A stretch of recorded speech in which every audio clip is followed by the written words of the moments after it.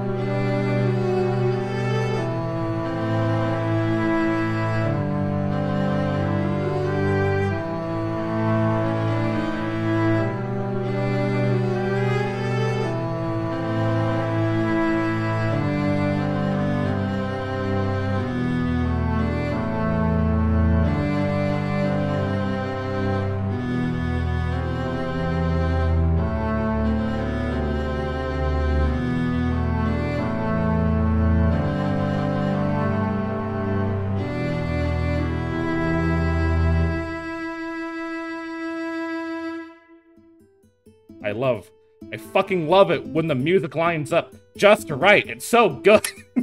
Choice. Absolutely clutch. Oh, Christ. Welcome on in, everyone, and welcome on in. It is currently 6:12 p.m., 8/4/2023. I am joined by the amazing, stellar, galactic, infinitely renowned Moonbtch. Hello. Hi. Welcome to the 1-year anniversary of Bardic Inspiration that I totally didn't forget about until last night. Congrats! That's huge. It is. That's crazy. So you didn't know it until last night? You must have been rushing around this morning shopping for banners and streamers and balloons then. I totally didn't reuse them from, my birthday. Thank you. I appreciate the compliments, by the way, everyone. Thank you for the follows today, hardcover and on my hand VTuber. So, before we get into the interview, it is, again, the 1-year anniversary of Bardic Inspiration. So, if you look at our lovely redeems for 300 points each, you can enter a giveaway for either a Bardic hoodie or a Bardic coffee mug. Shipping's paid for, items paid for. All you gotta do is redeem it, and I will spin a wheel at the very end. I know there's add-ons and all that kind of stuff to make it easier, but I literally did not have time to go look for them. Get me in there. One of each. One of each. I know we're still in the middle of summer. Hello there. Hello there. I know we're still in the middle of summer, but, it's getting to the end of summer. You might want your coffee, you might want your hoodies, at some point. Throw some things to follow from around. Christ, Moon, how are you today? I'm doing great. My tummy ache is slowly going away. Slowly. All it takes is friendship. You know, laughter is the best medicine. All it took was taking a fat shit with my chat last night, and I feel so much better. yeah, we had a community shitting session. Is that what happened last night? We did. Everyone got we held hands. Everyone got on their phones, walked to the bathroom. Fuck, what was that old thing? And like, if everyone in school flushes the toilet at the same time, we'll blow up the school or something. I've never heard this before. So, old TV show. I think it was on Nickelodeon. I think something School Survival Guide. One of the episodes was them trying to arrange flushing every toilet in the school to blow up the school to see if it would work. Oh my god. Hey V, welcome on in. Big lappy. Hey, Ned's declassified. Okay, okay. That's so funny. I don't know why I remember that episode specifically, but it wasn't that great of a show. It's weird what'll stick with you. I just realized I need to fix my layering ever so slightly. Don't mind me. Do not mind me. I am but a fool and a coward. We do it live. We do it live. We do it live. So, for those of you who is your first episode, Bardic Inspiration is our something talk show. I want to say regular, but it's not really that regular anymore. Where we highlight community members who I believe are excellent role models within our little circle of the internet. I think it's fun. When we first started this, you know, I was the brand new kid on the block. I had just gotten into this, you know, overlapping circles. And I'm like, well, shit, I need a way to talk to people, but I really don't have the money. I really don't have the money to keep buying video games to do collabs and all that kind of stuff. What can I do? We'll talk about Dungeons and Dragons. That's what we'll do. Perfect. And that's how we started off. Faye Graves was our first guest. Guest. Oh, I love Faye. Faye's so sweet. But I quickly ran into a problem. I only have so many D&D stories to tell about. And yeah. Going weekly at the time, every week we had a brand new. Oh my gosh, that's a lot of work. Every week we had a talk show collab about talking about D&D and highlighting the content creator from August all the way to December. Every fucking week we had someone. And then I said, okay. The scheduling alone is making my head spin. The idea of that. Oh my god. And I said, okay, we have to stop. I can't do this anymore. Let's roll it back, maybe every 2 weeks, maybe once a month. And now it is purely based on highlighting the community members, even though we fall into the D&D talk quite frequently because we have a lot of D&D nerds. As one does. Yeah, can you imagine a bunch of folks playing like animated versions of their OCs on the internet would maybe be interested in role-playing games? The logic just doesn't track. You don't need to call me out like that. I'm just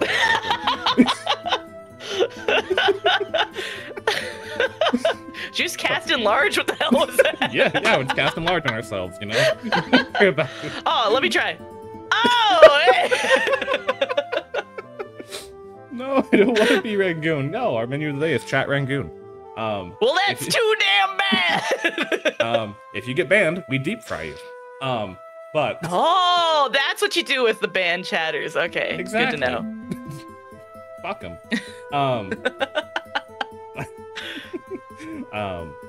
But we bring on Moon today because Moon is one of... And I keep saying this, but I swear it's not because it's a space pun. One of the most stellar content creators we have around here. They are a skilled and talented artist. They're incredibly fucking funny. They are a huge mentor to a lot of people.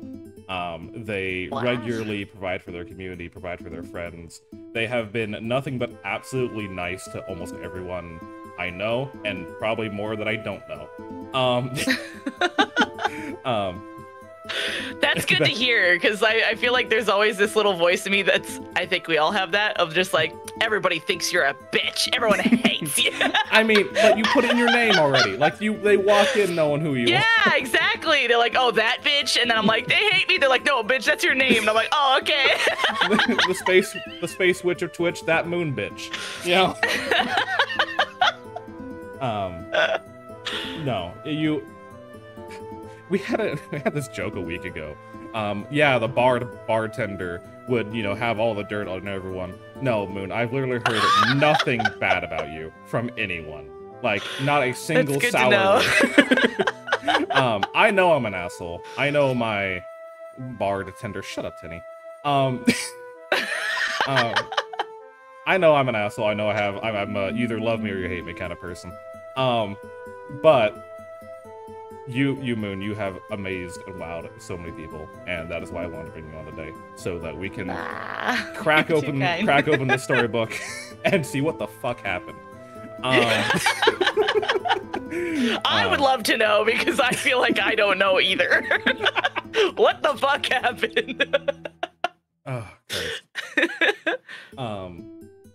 So, I guess we'll go to the start of your VTubing days, right?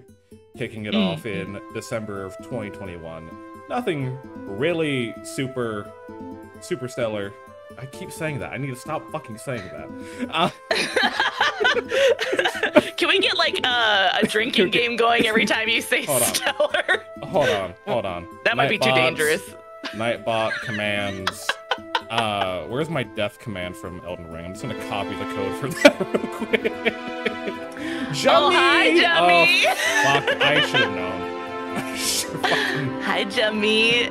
I'm louder than Bard. Hi, Jummy.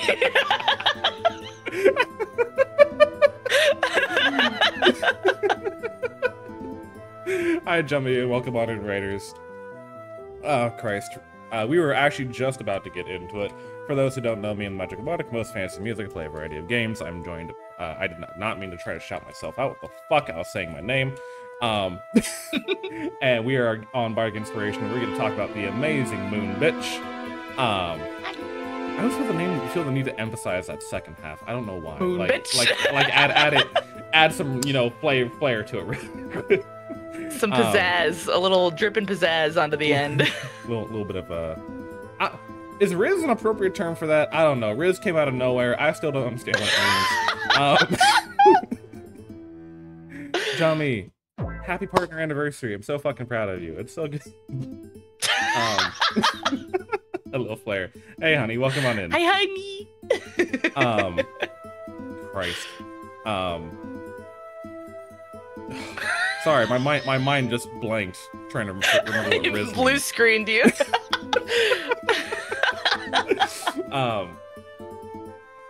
As we were just going over Bardic Inspiration, we highlight amazing community members and role models of the community, and we just got done gushing over Moon, and we're about to get into their lovely story.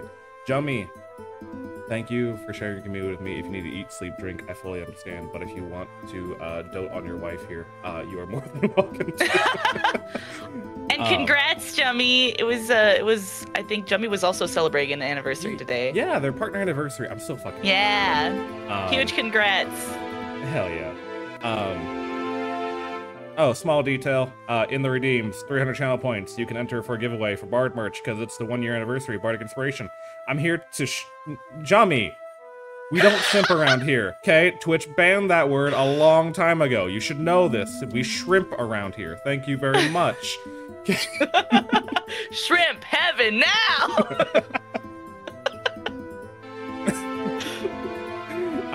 Michael, Marksman, and Inferno. Thank you for the follows. Welcome into the road. They banned that word? Yeah, I was like, they didn't actually ban the word. It's it was a silly thing. Yeah, but I think they basically, like, a streamer can't, or technically is not supposed to call anybody in the chat a simp. Yeah, like in a mean way. It's considered a term of harassment if used in certain contexts.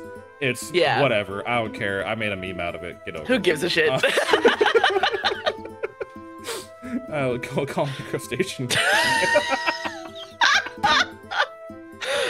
Oh my god, they're here, Chat Rangoon. The Chat Rangoon? Oh my god. With a side of shrimp. Side of shrimp. I could go with some shrimp. Fuck, man, now I'm hungry again. I forgot to eat today. Fuck! Moon! We're good. I was like, why my tummy hurts so bad? Oops. If they pay you to call them a simp degradingly, would that streamer get in trouble? I don't think so. No. Call me bread? No. Bread's my husband. They're saying to call bread. Oh, I thought you said call me bread. I'm like, oh my bad. Everyone point at Moon. Shame, ring the shame bell. Shame. Here, Why my tummy hurt? Doesn't fucking eat for 3 days straight. Doesn't fucking eat all the. I had breakfast. I just haven't eaten since breakfast, and I just realized it's like 6:30 p.m. Oopsie. You're so silly. I love you. Shame. Not one to talk. Justa, go eat.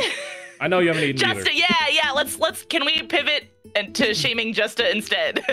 Yeah, we'll pin that message real quick. It's fine. Yeah. Point and shame, Justa. How could you? How could you not eat? Sick and twisted. We're all terrible to each other, and I love it. Point vaguely at the crowd. Oh my god. I'll have all. That's of a lot you of know, pointing. I'll have all of you know the past 23 minutes have been nothing but laughter. And I appreciate that greatly. It's already a good day for me already. Bart said I had to stop being funny before stream. It was awful. I'm sorry. Moon literally made me spit my rogue energy, not sponsored, all over my fucking desk. Because they said, I don't remember what the fuck they said, but it made me laugh while I was drinking. Not sponsored yet. No, yeah. Fuck road energy. When's the bard energy? When's the fighter energy? When's the wizard energy? Come on. Fuck. This is one for every class. Why rogues get energy? First of all, okay. Yeah. What the hell? Moon energy. What's it taste like? Dark and brooding? Like, come on. Does it taste like dead parents? Fuck.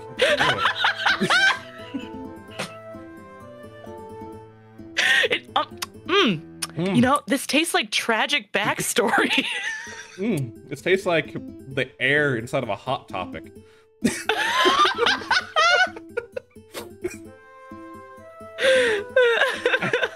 Okay, real talk. I have thought about, like, if I had my own energy drink, what it would taste like. And I decided on it would be cherry and cinnamon. Interesting combo. Called it delayed blast fireball. Wait a damn minute. Is that Dr. Pepper reference? Is that a fucking Dr. Pepper reference? No, Dr. Pepper doesn't have cinnamon in it. Cinnamon is not one of the 23 flavors. Yeah. Warlock tastes like daddy issues and need a validation.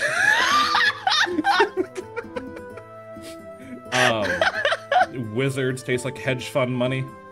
Get it? Fighters taste like sweat and testosterone. Barbarians. Give me some of that. Order up. Barbarians taste like what? Rage, just pure unbridled rage. It's like like Carolina Reaper extract. Like there's no flavor. It's just pure spice and white hot fury. Like everyone else who drinks it is just like they just explode, but when a barbarian drinks it, it's like smooth like butter that just goes down with no light work, no reaction, you know? And everyone else is like, ooh, it's got a little kick. Okay. I need to talk to my friend Tia and Verndell, and we need to get together, and we need to make like a mixed drink for each of the D&D classes now. Yes! And then add that to the menu. Oh, that'd be so fun! Yes! Wizard's energy drink would taste like Fireball! In the Heroes Feast cookbook that Wizards Ghost put out, they actually have Delayed Blast Fireball as like a mixed drink. It's like crushed red peppers, cinnamon sticks, whiskey, and I can't remember what else. That's awesome. I love D&D so goddamn much. But enough about that. Thank you, everyone, for stopping by today. I appreciate all of you. Christ. As we were saying, started your VTubing career back in December of 2021. What made you decide to make that terrible choice? Damn, just coming out swinging with What made you decide to be rejected from the rest of society forever? It was it's funny. So like I'd done like streaming on and off just with friends. Obviously, it was just like little like we were just messing around in like PUBG and like wanting to record our shenanigans because we were just having fun times. We were like, I wish I would record it, because I started to get this this feeling that like, because me and my friends spent more time like online and not like IRL, and you know being long distance from friends that I had made in college and stuff, it was one of those things where I'm like, I want to have home movies. Like I feel like I always watch, I love like home movies of like friends from like the 90s, you know, like we're losing that, right? Home videos, you know. Literally. But you know what I mean? Like just like fun little photos of like hanging out together and like videos and stuff. Like that is something that has always been really precious to me, especially like, you know, not to get dark and sad, but like, you know, after losing my dad, I missed having you know, stuff with him, like having memories and stuff. Obviously that was a little more recent, but it ties into that feeling for me of like preserving memories. Preserving memories is so important. And so that's why I started streaming, was just to preserve memories. I had no illusions of ever doing it for like potentially a career or any of that. And the reason I stepped into VTubing specifically was because of Pren. It was like, Pren was my gateway VTuber. I don't know if you're familiar with Pren. I'm aware of Pren. I love their content. Yeah, we love Pren in this house. Yeah, she's, you know, a succubus VTuber. I remember when she first came on my like For You page on TikTok. Like TikTok's to blame, first of all. TikTok's 100% to blame for my entry. That TikTok's gonna get brought up a lot today, I guarantee you. Yeah, probably. I was like very into TikTok because I was a Vine bitch, like big time. I loved Vine. And when it died, when that app died, there was a giant short form content shaped hole in my heart. And so I was a very early adopter of TikTok. Like back when everybody were like, it's just cringe dance videos. Like who even, you're cringe if you use TikTok. It's just Musically or whatever. Like it was like that early. Like it just switched over from Musically. And I was like, no, this is Vine too. Mark my words. You could ask any of my friends. I was trying to convince them all. It was like, pick up TikTok. I'm telling you, it's Vine too. Vine is so back. And I got really into watching TikToks. We're so fucking back. It's not Jover. We're so back. And Pren started popping up on my For You page. I think before that, my experience with VTubing, I was like very vaguely familiar with like VShojo. And I'd heard the word Hololive, but even to this day, I don't think I can name a single Hololive person. I don't know anything about them. There's one I care about, and they're a rapper, so fuck it. Yeah, I don't watch them for their VTubing. I watch them for their music. I learned about them much later. I literally didn't know about like any. I had known Neanners was probably the person I had seen the most. I knew of Iron Mouse. Like those were the only two like I had known about, and I didn't really. I was like, I don't think it's really for me. But then I got like Pren on my For You page, and one, her model looked so different from like what I was used to seeing, which was, you know, the like live 2D anime models, like what, you know, they were all using at the time. She had a 3D model, and it had some of the best mouth tracking I'd ever seen in my life. Like, that was what made me suddenly interested in VTubing, because it went from being like, oh, I'm not really interested in like the content, to like, now I'm interested in the technology. Yeah. Now I'm like, whoa, how did they do that? Like, that was what originally drew me into Pren, was like, damn, the mouth tracking is really cool. But then the more I watched her content on TikTok, the more I was like, she's funny as hell. I relate to her so heavily. Like, same sense of humor. I think, you know what actually sucked me in? she said a lot of references to things that I understood, a lot of Game Grumps references, a lot of McElroy Brothers references. I think she literally quoted, one of the first things I remember being sucked in by Pren's content was her making a reference to, I think it was Adventure Zone or Bim Bam, but she said, a witch kissed me and trapped me in a computer, and that's how I became like a VTuber or something. I think it was something along those lines. And I just remember commenting and going, was that a Bim Bam reference? And she responded and was like, yeah, I love the McElroys. And I was like, I gotta start watching her live because I'm loving these videos. Now you have to go. Now you have to go. Yeah, I relate so heavily. I wasn't even a Twitch watcher, despite the fact that I had streamed on Twitch. I was a VOD watcher on YouTube, or I was watching, you know, like Let's Play style stuff, like edited YouTube content. I was not a live video participant. And then I started watching Pren's content live and actually showing up. And it was funny too, because like I've got friends who are my IRL friends who I was also sending like these like TikToks, these Pren TikToks to back and forth, like Lord of Decay. If you've ever seen Lord of Decay hanging around in chat, that's one of my. Occasionally. I fucking love Decay. He's like one of my best friends in the whole world. Hell yeah. And now he mods for me and has mods for a lot of other people now too, because he's just really enjoyed, you know, the VTubing space. But like he and I were like, that was our gateway for both of us. It was like we were sending Pren TikToks back and forth to each other. and that was where it started. And now you get to hang out with Pren. Actually crazy. Like, actually, like, I still nerd out about that. And it's so funny because, like, I adore her and we're friends. But it's just like, oh my God. Wow. Remember, you too can meet your idols one day. Yeah, being parasocial works, everybody. It works, I promise. It's a great plan. 100% of the time. It will. You can make friends with your favorite streamer. It won't go wrong ever. I promise. Yeah. Oh my God. Yeah. And it's so funny because like I obviously like I'd been commenting on her content and I became like a member of her community before I was a VTuber. I remember posting this model, like the art for it, like in her art channel, being like, guys, I'm making a VTuber, you know, like I mean like that was like how far back this goes. And kind of it evolving from like me just, I think she had originally followed me on TikTok back, but it was before I had any VTubing stuff. I just had art on there and she just liked my art. And so she had followed me back and I remember just fucking fangirling like crazy. It's like, oh my God, Brent followed me. Also, hi day. Second point, don't be parasocial. We're joking. Don't be parasocial. Please. I see that note. I can't be clear enough. I was so afraid of Pren thinking that I was parasocial that like, I waited, she started commenting on my stuff and like approaching me, and I was so afraid to even like comment back and make her feel like I was so afraid to like approach her and make her think I was like, hey, I've been doing all of this to get close to you actually. You know, like I was so afraid of that. We'd been interacting for probably like over a year before we ever like actually hopped into VC together. Like over a year. So friendships will build naturally over time.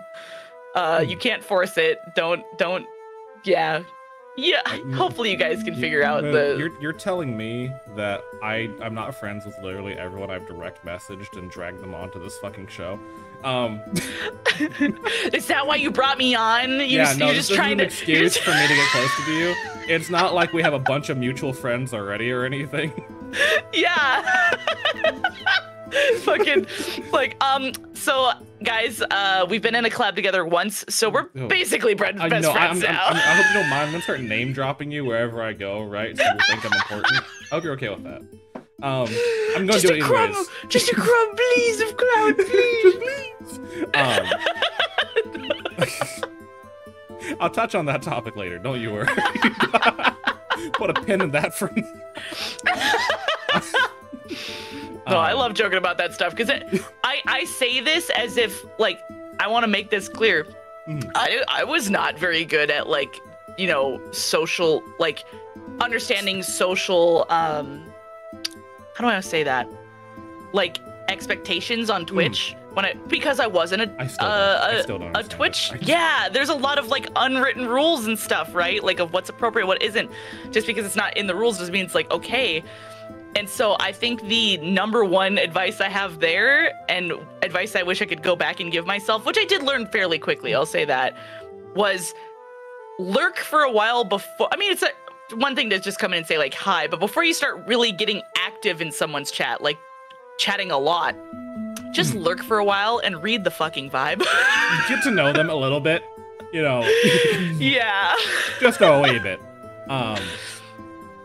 There are a lot of like just general content creation stuff that's weird. It's hard to get to talk to people. Either it's a case of like you don't want to seem clout chasey or parasocial, you know, depending on you know, if you're a creator or a fan. You don't want to like come off too strong, but you also want to be confident, but you also want it's just oh my god, it's so hard. And the worst part is like most of us are neurodivergent too, so on top of that we already struggle with socializing. We're all bad at it. It's like yeah. What was that fucking Twitter post? It wasn't like, hey, so we appreciate you applying for the job, however, we don't really take AI applications. And the response is like, it's not AI, I'm just autistic. I'm autistic, yeah. Oh my god. Like I have to DM people for the first time, sounding friendly, but also kind of professional, but not too professional. Yeah. I hate it. I think one of the worst parts is too, like, obviously there's like a lot of like social weird lines and stuff, but like being autistic not only makes you bad at socializing outwardly, but it can also, I don't know, like for me, I have very like black and white thinking, and it also makes me afraid of confrontation. So this is one of my character flaws, is sometimes if you rub me the wrong way once, I never want to fucking talk to you again, and I don't want to tell you why. And it's bad, right? Like people are like, if something's wrong, you have to tell me, and I'm just like, I don't want to. I don't have to. Exactly, and I feel bad sometimes, but like there's been a couple times, like one of my weird little pet peeves, I don't think this is that weird, but I've had where people have, and they're, you know, VTubers that like, you know, are friends with a lot of other people and like mutual connections and stuff, but I've had people that'll just send me a friend request even though we've never like directly talked, or they don't have an opening conversation, they just send me a friend request, and I'm like, you are making my social anxiety go through the fucking roof right now. Like, what do you want to talk to me about on Discord? Why are you friending me? Why like, are you trying? Why are you trying? Have an at least be like, hey, I'm blah, blah, I don't know if you've seen me around, but I was hoping to talk to you about XYZ. And then if I respond to it, and then you send me a friend request, cool, awesome. But the people who will just fling spaghetti at the wall with a friend request, I'm like, now I'm like, it's a pet peeve.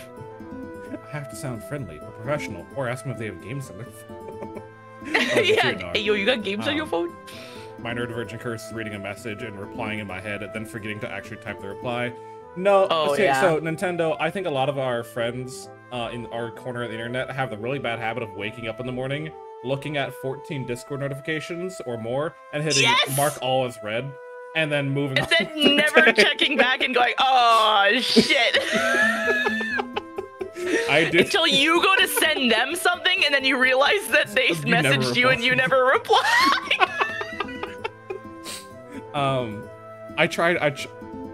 That is why I take the time and swipe through every notification, just in case it's something actually important. Yeah. 5 minutes out of your day helps a lot. I can't relate. My anxiety goes up if I think. I think I might have. Sorry, I just finish it if I think. Someone else read. I wish I had that anxiety. Here's the problem. I think I do have the anxiety, but the ADHD is stronger. They're battling, they're fighting wars in my head, and the ADHD is winning. But I used to just send people friend requests, and that used to be my way of like asking permission to DM you. And I realized that doesn't work as often as I think it should. Because not everyone like thinks that same way. Like it's hard to have like unspoken communication of like, okay, because there might be someone else who has a complete opposite view on that. Their take might be like, hey, send me your friend request before you talk to me or something. But like, it's just like, it was just my thing that I'm like, I don't know you. What do you want to talk about? Because like I've actually had friends, like actual friends that I have had to like establish my weird little communication quirks with, where I've basically said like they've sent like a message that just said hey, and I sent back like I am so sorry, but if you're gonna be friends and you're gonna communicate with me, one of my needs is I need you to tell me what we're talking about up front. I cannot deal with small talk. I can't deal with like, and this is just because this is how I am in real life too. I'm like, if you're trying to just be like, hi, hello, hey, how's the weather? Going? Like, fuck that. Just dive in. Are you hyperfixating on something and want to gush about it? Cool. Send me a paragraph. I would prefer that to a one word hey in my DMs. I really would. Okay, from now on, send you walls of text. I need something to talk about, because if you're gonna rely on me to like engage and start the conversation, it's not gonna happen because it stops me in my tracks. I'm so bad at communication. I just need like the door to be opened for me, right? Like don't come and knock, just like open the door and say, hey, this is what I'm here to talk about. I'll be like, cool, let's talk. That's amazing. The main meme or to the point, honestly. Damn, Bard, you have brain. No, like, here's the thing. We are all content creators and, you know, enjoyers of this medium, right? In a small cluster, and, you know, opposites attract, but particles tend to drift together if they have the same charge. Right? Yep. So we're all kind of just the same in a very small way. We are all just bad at this.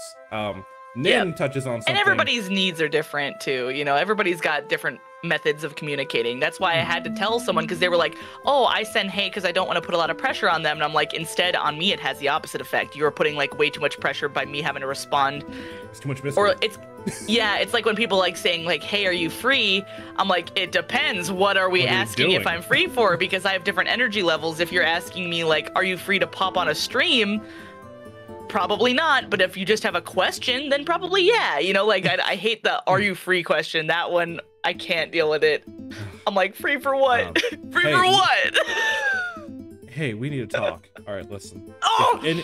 If anyone ever fucking DMs me, hey, we need to talk, you are rolling a 50% die to get blocked immediately. Because whatever is not good news, and I'm not going to deal with it. It's one thing if what we talked about afterwards was in fact something that was of that weight, of that seriousness, but you need to at least say, we need to talk about X. Like, please, God, that was one of my things where I did get the ick on someone who I was previously friends with, because they pulled that on me once, and I felt really bad. But I was like, now every encounter I have with you, I am stressed and worried. I'm stressed and worried about communicating with you. Yeah, like something's wrong. Question, like I couldn't deal with it. Question: no context messages, just saying, hey, hope you're having a day as awesome as you. Actually, there's people who pop into my head, but I never have a follow-up topic. I just during like telling people I'm thinking about them and hope they are good. I mean, yeah, it's. I don't think that's so bad. I think it's different from just being like, hey, with like nothing. Because I'm like, here's the problem is like, it's meant, think about like, people have talked about this in like the mental load, right? Like when you are saying something, what mental load does that then put on the other person, right? Like if I just say, hey, someone could go, are they about to ask me something? Are they just checking in? Are they doing X, Y? Like saying, hey, I'm just hoping you're having an awesome day. You have stated what your purpose was. You have said, hey, this is the point of me messaging you. This is a check-in. Cool. The mental load is not wait, what is this conversation could be about? Like that's where the mental load comes from of like, I get overwhelmed, right? Like that's like, you told me what's up? Perfect. I don't have any weird like anxieties that are gonna pop in my head and make me wonder like what's going on, and you know. We talking real shit. Yeah, Leshy, how you doing? We always talk real shit on Bardic Inspiration. What the fuck you mean? We never meme around here. We are a 100% serious channel that never memes. We never joke. We never do the he-who's. Never. You should know that by now. Yeah. Come on. Fucking fake fan. SMH. Nin, how dare you?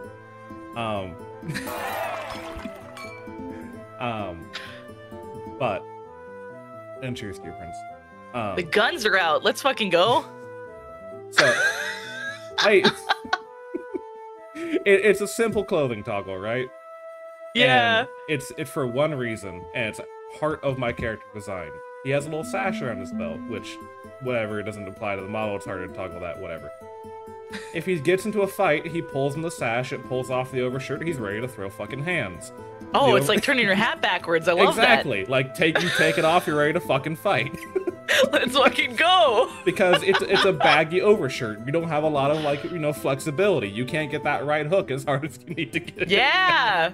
It's not as aerodynamic, you know, the shirt fabric's gonna get caught in the wind and slow your swing down. Yeah, you can grab me with that. Like, no, we're not giving you the opportunity.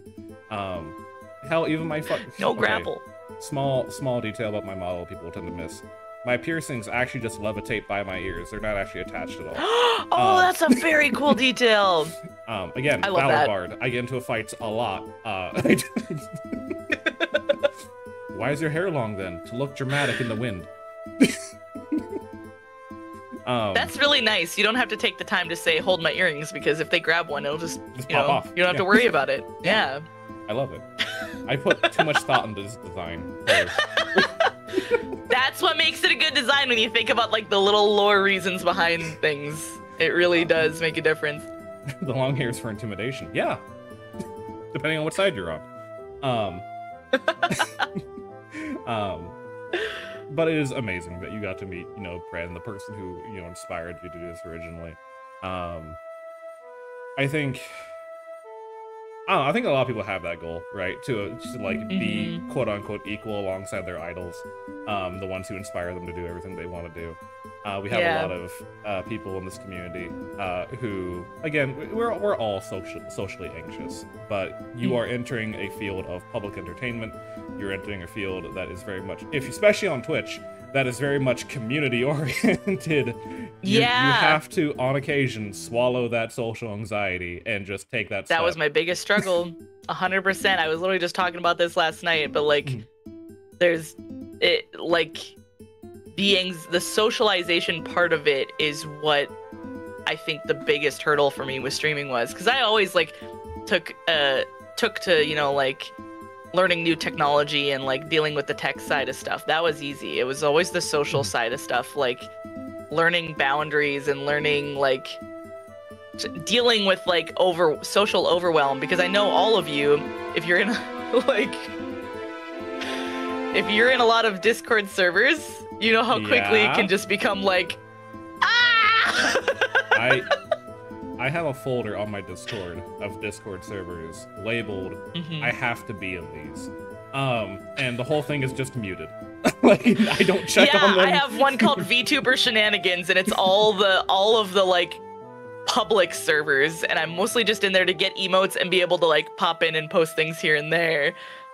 But yeah, no, I think that was a weird expectation I had of myself when I was getting started, was like, I have to be active in other people's servers, like, are they gonna think I'm like not supportive if I'm not in their servers? And it's like, almost no one thinks that. No, that the servers are for viewers and the content creator to plan things together. It is not for content creators to work together. Like, you do not have to be active in other people's servers. It is a quick contact method, so we don't gotta go looking for you. That is it. Yep. Now, it still could be helpful to like build, if you feel a connection to that and you want to be a part of that, it's like fine. But I think a lot of people think like it's part of the networking, and I'm like, no, just join it if you really want like the emotes, or if they're doing, you know, notifications, etc. Yeah, like today, like I hopped into your server specifically so we can, you know, I'm gonna stay so I can steal your emotes, but what the fuck? Steal my fucking emotes.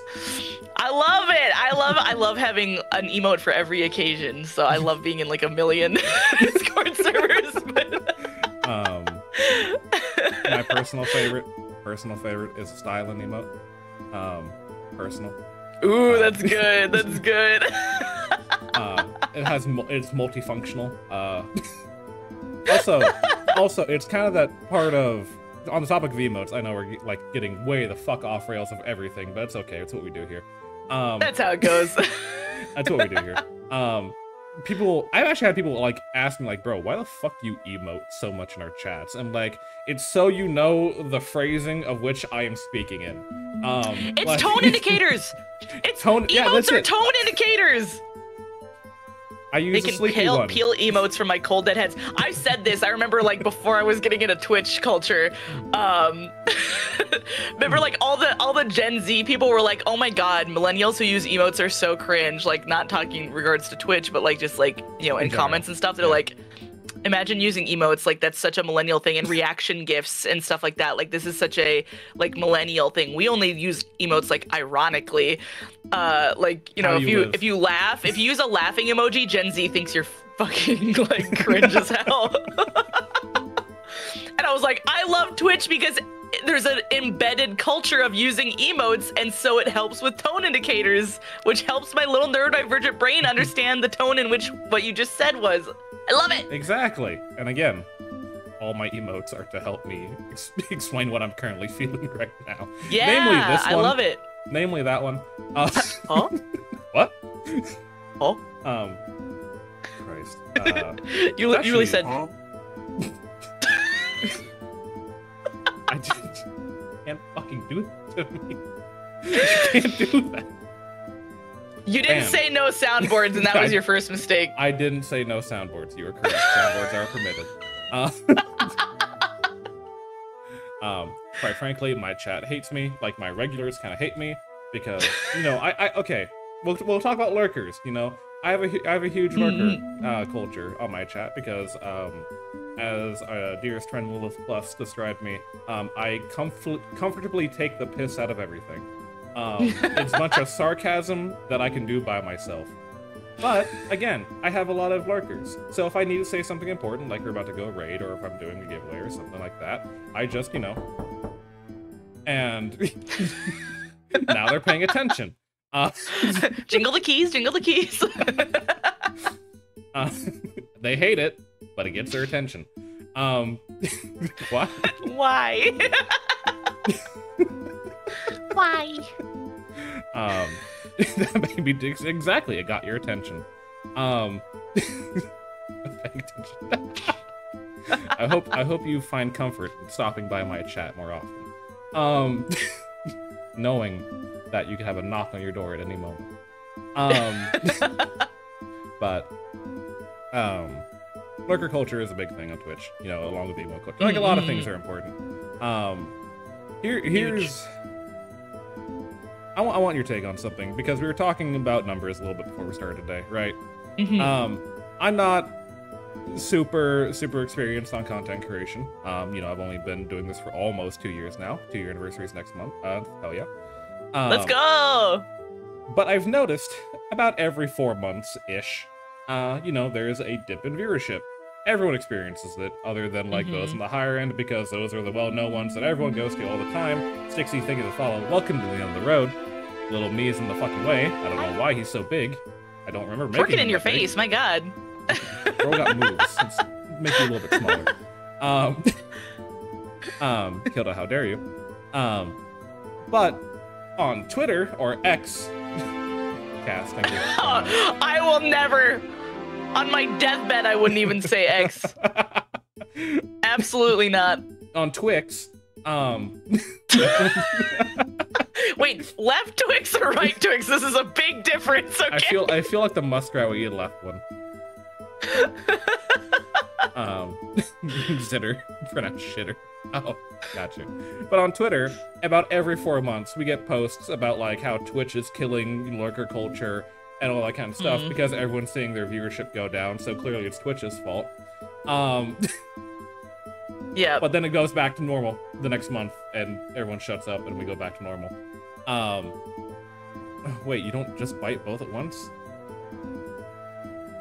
Sorry. You animal. One Justa, second. you absolute beast. He can sit out for like 10 minutes. He also DM'd me, hey, we need to talk. So he can just go sit for a Oh little my bit. God, you little shit. Don't make us bring back hashtag invite Justa. Oh my God. Don't do it, I swear to God. I've never heard that story, so I might ask you about that later. Yes, please. It's a great story. Why is it you think it's following the road? But how to put it? people seem to misunderstand a lot about lurker culture, and some people, you know, we do occasionally get the people who think, I have to say this, like, as truthfully, I don't think they're actually upset. I think they're just going for the clicks at this point. That lurkers are, you know, like, not producing to the stream at all. But most people do just pop in and lurk. Hell, I fucking do it almost all the goddamn time. I'll come in, do some, you know, fucking scream emotes, call you little bitch, and then lurk for the rest of the fucking stream. Yeah, lurk most. I lurk and I don't even chat. I'm like a real lurker where I don't even use a lurk command or nothing because I'm too easily distracted. But I want to support my friends, so I always am lurking. I have a lot of channel points in a lot of people's channels because I genuinely enjoy being there. But I am so goddamn busy that if I sit and chat in everybody's chat, there goes my day. And I have lost many, many days to this where I am just like chatting in Twitch chat all day, and all of a sudden I'm like, oh no! You're like, I get needing background noise, but you have to control yourself. Unless it's like something you really need to put your input on, just gotta resist the urge. But I think a lot of people misunderstand lurker culture, mainly in that, you know, how to put. There was a term that was given to me like way back when I first started streaming, and I kind of recognize it's like second screen streamer. You know what I mean? Not that they aren't enjoying your content, but they're not watching you like a TV show. Right, yeah. You don't have to be partying all the time. You don't always have to be like super active and, you know, super loud. In fact, most people fucking hate it when you're super loud all the goddamn time. Shut up, please. I'm trying to watch the game, streamer. Come on. We like a healthy balance. Healthy balance of chaos and cozy, yeah. But it comes from, there's one advice that's given to a lot of streamers, and I want your take on it. You always should be talking.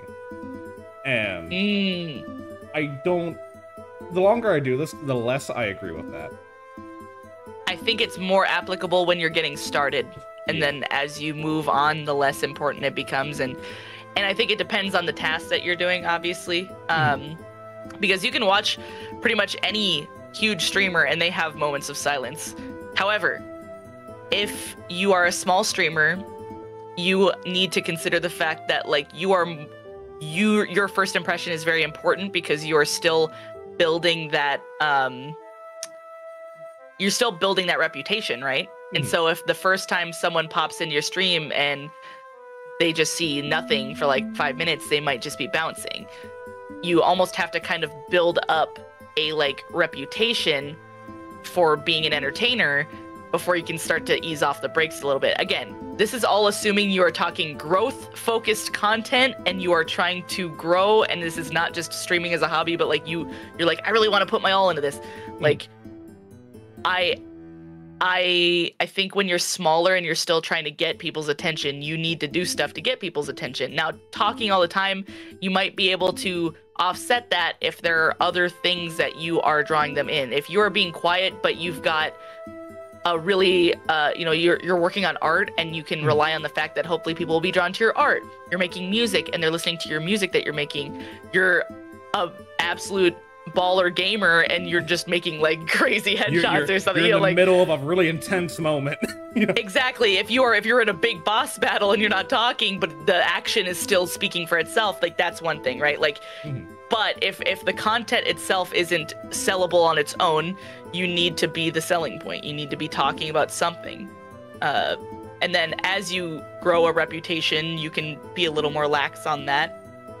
But when you're just getting started, I think if you're having more than like 30 seconds of silence at a time, you're giving the opportunity for people to pop into your channel, give you a chance, and then hear nothing and leave. Yeah. And the earlier you are in your journey, the less chance people are going to give you. I know that kind of sucks to hear, but like you need to build the reputation. It ironically gets easier it actually the bigger does. you get.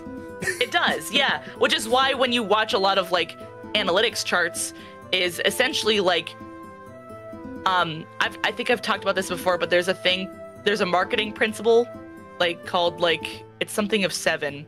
It's like this. I don't remember. It's the rule of 7. 1 in 7. The rule of people. 7. Exactly. Yeah. So if their first impression with you, they've never seen you on TikTok, they've never seen you on Twitter, they've never seen you in other people's chats, they've never seen you anywhere. You're sitting with like, you know, you just happen to get rated into or something, and there's your complete silence. You don't have the reputation built up for them to stick around and give you their time. You haven't earned their time yet. You haven't made a big enough impression yet. Now, sometimes you can earn viewers by just being that entertaining on that first try, but more than likely, when someone raids into you, there's a reason that a bunch of people drop off. It's because you haven't reached that rule of 7 yet, or you haven't built up that reputation, or that you haven't given enough investment for them to stick around yet. Yeah. And it takes a long time to build that up. Very long. And that's time. why it's super important to do other platforms.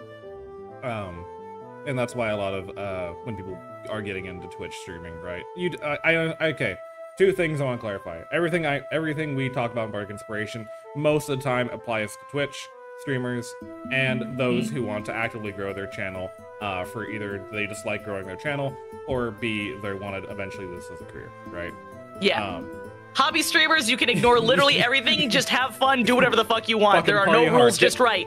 Get banned party 3 hard, times. yeah. I don't care. You know. Literally, just have fun. But if you are actively wanting to, if you're interested in the growth things, it is not a just have fun and chill moment.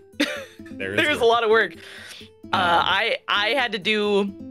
I've talked about this before, but like to get to partner. A lot of people are like, oh my god, you like blew up so fast. Like I worked my ass off and I was so stressed out in my journey to partner in those like 3 months that it took for me to get the partner badge of applying. I started losing my hair. Same. And yeah, that's like no joke. I have some pieces of hair in my front. I noticed my hair was thinning, and I have a section in the front of my hair now. It's grown back because I'm no longer that stressed out over it. But I have like some section of hair in the front that's like little baby bangs that I can tell how long it's been since I got partner and how long my hair's grown because that's where my hair started growing back from. It is not easy. It'd be hard to ask what content someone can make to start growth. Honestly, Maro, whatever you are good at. Like, don't go doing stuff just because everyone else is already doing it. If you're doing something because everyone else is already doing it, well, everyone else is already doing it. So why are you doing it? Exactly. You need to have something new to bring to it if you're going to do that. Otherwise, just do what you are drawn to anyway. Yeah. Hey, Gary, welcome on in. Hi, Gary. I love you. Big benefit to hobby streaming is that you already got the good, have fun vibe with no stress. Yeah. And ironically, those who do this as a hobby typically find success faster than those trying to get good at it because they're enjoying themselves on the way.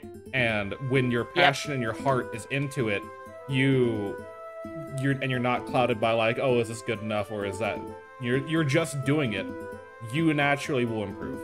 I think a pretty common thread you'll see with a lot of people who grew and became big streamers is they started as a hobby streamer, then there came this point where they realized, hey, wait a minute, like I could do this, and it switched from hobby streaming to potentially becoming a career and stuff. And I don't think it's as often that people just jump in and go, I'm gonna get into streaming to make money and succeed. I don't think like if that's your very first thing, I think you're gonna struggle a lot harder because people can feel it. You can feel it in the vibe. Not to brag, but since listening to Bardic Inspirations, I'm now at double-digit viewer average. Now please give her Where's my gold medal? I mean, that proves that what I set out to do with this show. Well, good advice, yeah. Is actually good advice and actually does help people. That actually does make me very happy, Kilda. Thank you. That's awesome. But that is actually awesome. God damn it! Hold on. Now I need a drink before I start saying shit. Drink check. We're drinking Black Cherry Rogue Energy, not sponsored. Dr. Pepper, please sponsor me. And I'm being so good in drinking water right now, you guys. Are you proud of me? I am so proud of you, honestly, especially for your upset tummy. That's pretty much why I'm drinking water. I'm like, I don't think I can handle anything else right now. This is the longest I've consistently watched a stream without focusing on something else. You know what? Again, doing our job. I love talking content and content advice and shop. I Um, love it because I have a background in marketing, so like that's just my nature is to like look at that stuff. I actually tried to get a marketing job, and I had to quit. I studied marketing and studied quote unquote marketing in high school. They had an elective for it, pretty much. Oh, okay. And That's cool. I didn't have that. Oh, that would have been nice. the school I went to was one of the top 100 high schools in America, so we got that great education. Yeah, I was at a little backwater town in the Midwest, so didn't have that fun stuff. But I suck at marketing because marketing in and of itself, and I'm not saying this as like if you market to anyone you're a terrible person, but marketing is preying on the habitual instincts of people that they're not even aware of, or if they are aware of it, they can't control it. And I felt like shit doing it. So God, yeah, there is a very dark side to it, and you don't really see it until you're like in it, and you're like, oh, wow, it's just manipulation, is what it is. It's just it's manipulation by companies. Literally, almost all marketing. The first marketing job I got was trying to sell security cameras to people around where I live. And literally, the script is you trying to scare them into the fact that their family fears. might be murdered in the middle of the night. Email headers was one that I had to do a lot of. Was like email opening lines, and if you're wondering why like everything is so clickbaity and stuff, it's because unfortunately it works. It works. Like Vtubers, clickbait work. Yeah. But there's a lot of marketing that goes into anything you do, right? You know, we talked about TikTok a little bit, and I mentioned TikTok's gonna come back a lot, and TikTok has played a huge role in, you know, well, apparently your start and in your growth as a YouTuber. 100%. My first time doing TikTok, I got death threats immediately out of the gate. Through Sounds Twitter, like through Twitch, through TikTok. Like they took the time to go find my other social platforms, which hey, it means it worked. But you're like, why are you so obsessed with me? Oh my god. But then I stopped afterwards because I'm like, okay, this isn't worth it right now. But I suck at video editing so much. I'm kind of glad Twitch lets you take your clips and immediately convert them into a little thing. I'm very excited about the featured clip stuff. I saw you had that set up on your page, and I was like, I gotta do that. That's probably gonna be like my project this week. Yeah, I got a few good ones just posted there that I personally enjoy. They're not my most popular ones. My most popular one is me telling people to give me their PP right now. Well, that's the beauty of the featured clips is you don't have to rely on most popular. You can go like, this is actually what I want to represent me, because sometimes it's just your chat clipping you talking about size difference with somebody. It's not necessarily like what you normally do. The penultimate piece of your content. Live in their heads rent free. Exactly. If you get people to hate you, they will keep coming back to you. Don't do that, by the way. Don't fucking do that. Not a good way to build. I mean, it's a quick way. Don't get me wrong. It's not a good way. Yeah. But how to put it? You mentioned it. You know, you did blow up. You had a hard time. I will say this kind of brings up the main reason why I brought you on here today. Is that you stole my fucking debut day, and I fucking hate you for it. Wait, really? When? What? Like in October? In October. We had the same fucking day. No, I could have been partner by now, Moon, if it wasn't for fucking... No, I'm joking. I am so sorry. You know, it's because I got tits. That's the problem. You should try having tits, and then maybe you'd get views. Honestly, if I wasn't a cisgendered male, I'd be partner already.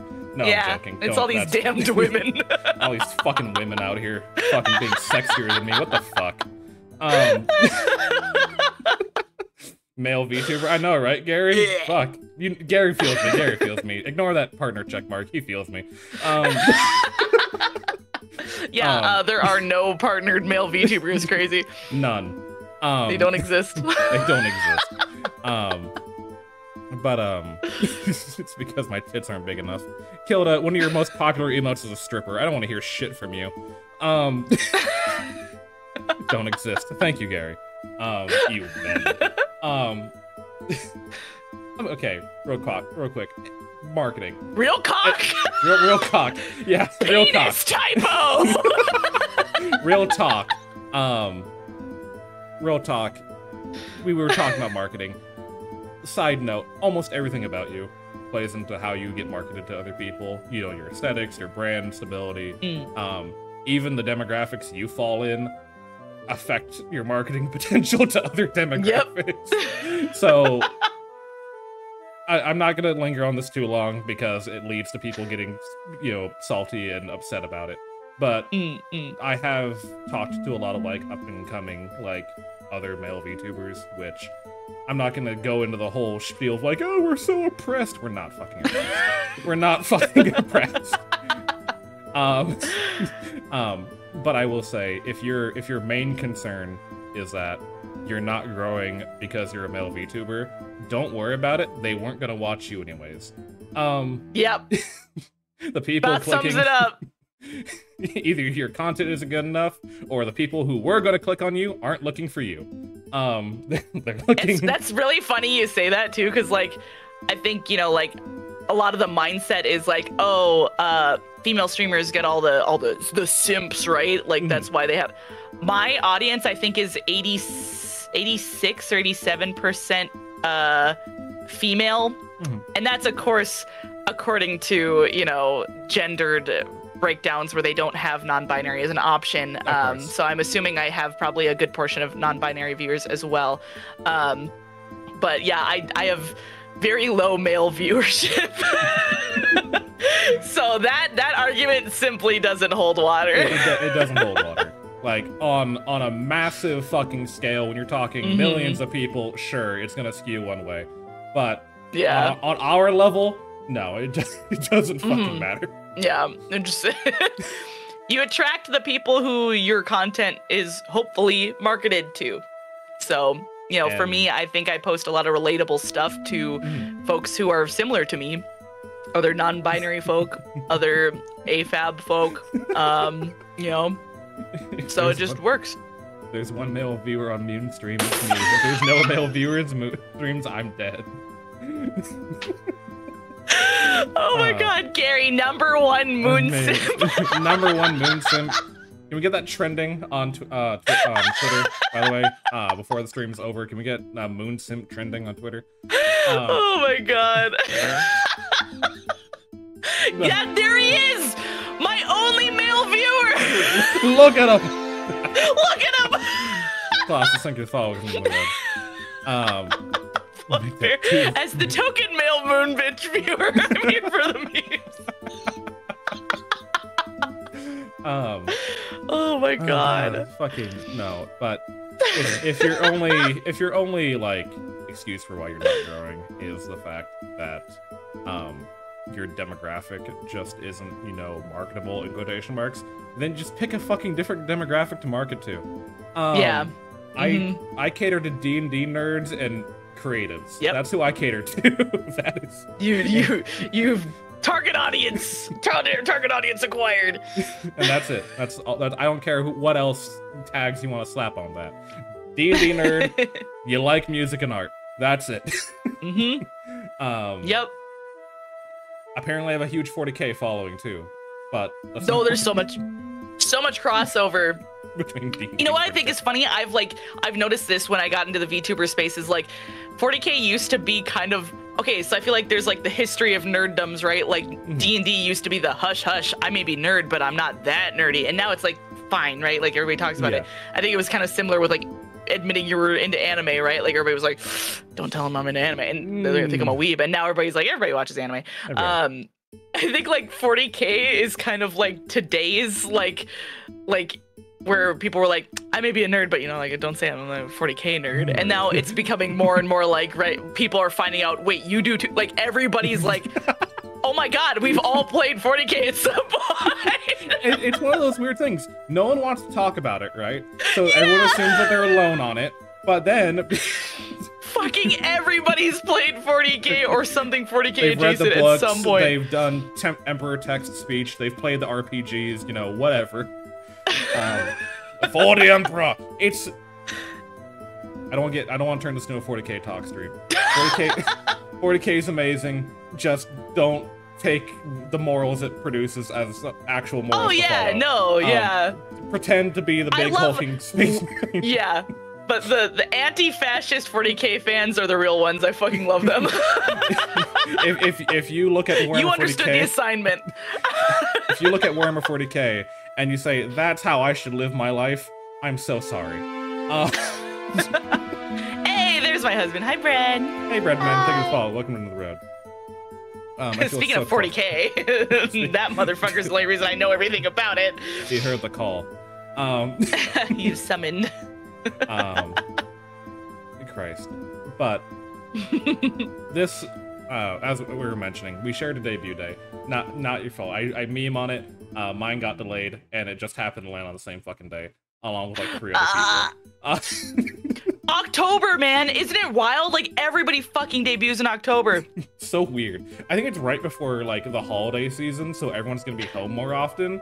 Yep. And you know what is marketing? Hey, marketing hats. Put marketing hats on real quick. Yep. I planned mine, knowing if you push any longer than October, you are now competing with Christmas spending money. Yep. Not to sound like really like numbers, but like if you're planning an event, if you're going in November, December, you're not gonna see as much support from it because of the fact that people's budgets are a little tighter. It's so Thanksgiving, it's Christmas dinner, Christmas gifts. So it's everybody trying to squeeze everything in October because November and December are out, and then January people start spending all their gift cards and stuff. It comes back from like a marketing perspective. Like when I worked in retail, basically that was like the cycle of spending. It was, you know, there's the other thing that you have to think about is like back to school spending, like was like August, right? So like the other like support competing things are going to be like when people are going back to school, because that's the other big shopping thing in retail. Yep. But weird, but any kind of holiday, any kind of like, holiday that involves buying gifts essentially. But like, mostly Christmas. That's the big one. Everybody's stuff gets tight. Yeah. Drop $1,000 just cause. Because corporate overlords demand that we spend our entire annual salary on one day. Don't worry about it. Yep. Spend. But your debut was, I didn't get to catch most of it. I had to watch the VOD because obviously I was doing mine at the exact same fucking time. But it is definitely where we see the biggest spike in your growth. Right? Yeah. Almost 1,000 followers. You're too shy of 1,000 followers in 1 month. Yeah. And then from there on out, you're almost always above 100 viewer average. Recently, you're at 225. Again, you've only streamed once this month. I'm not going to count that too deeply. But in last month alone, 1,300 followers in 1 month is fucking absurd to me. I know exactly where it's from too. It was from 2 back-to-back well-timed bits. The Grimace meme shake, I capitalized on that. And then I capitalized on the bit rate, like the Twitter nonsense. I did a bit related to that. So I did 2 bits that did well on Twitter because they rode the news cycle. They actually didn't even do that well on TikTok. That pretty much all my growth in the past few months actually has been very little from TikTok, almost none. It's been almost all Twitter, which is why I'm like, please don't die. I worked so hard, Twitter, please. Or at least hope Blue Sky. I don't want to go to Blue Sky. Well, they'll figure it out. Hey, look, they'll figure it out. I promise they'll figure it out eventually. The muskrat will get bored with his new toy. Then the adults will step in, take care of it. But debut culture is a huge thing with VTubers, right? You don't really see it out with the flesh tubers. You don't really see with them. Flesh-tubers. What? It's so funny how normalized that phrase has become. Like, I don't blink an eye at it, and I've said it, and I've had people who aren't in the VTuber space be like, what the hell did you just say? And I'm like, oh, that's right. You're normal people. I can't say these words around you. But it debuts do play into a little bit, right? It is a VTuber's chance to show off what they're about, talk about what they want to do, show off all the fancy bits and baubles, you know, like hitting every single one of their toggles at the exact same time, and you know, watching the horrific monstrosity that gets born of it.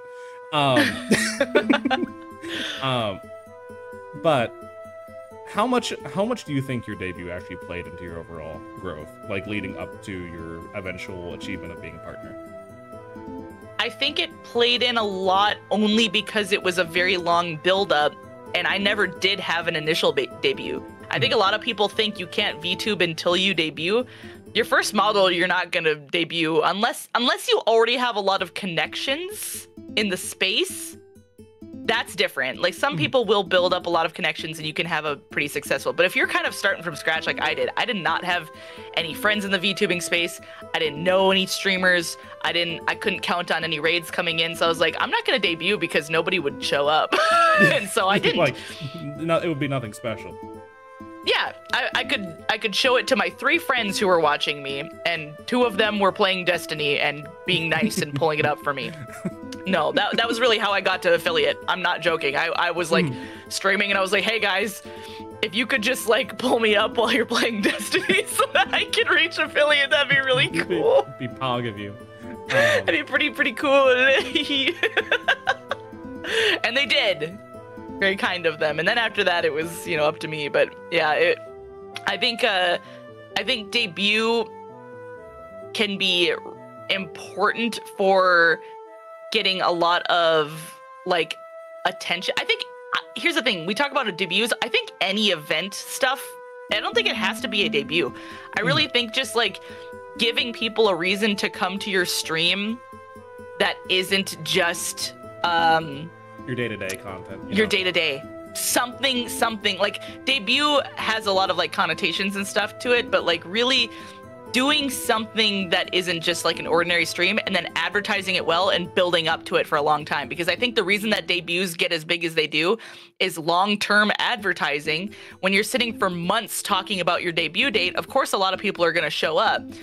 Like it's been hyped up so much that is why. If you just debut and you didn't talk about it at all, nobody's going to really like, it's not going to be that big of a deal. Yeah, it's marketing. It's all marketing. It's just all marketing. We all go back to fucking marketing.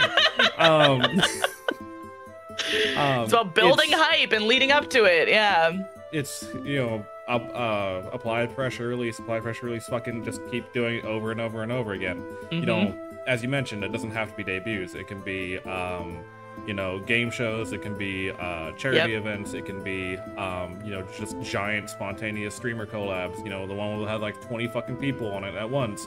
How the fuck you schedule that? I don't know. Every subathon, I see like there's so many people that I see, like the type of subathons where you have like a ton of people in there. I did my charge-a-thon back in January, and that was a huge spike for me too. Aside from my debut, like it was my charge-a-thon. That was, I think, personally, I think more so a turning point even than the debut was, because that was a community building event, and I was streaming for 5 days straight, 24/7, with over 100 average, and that I rarely had 100 before that. I'd hit it, but not regularly.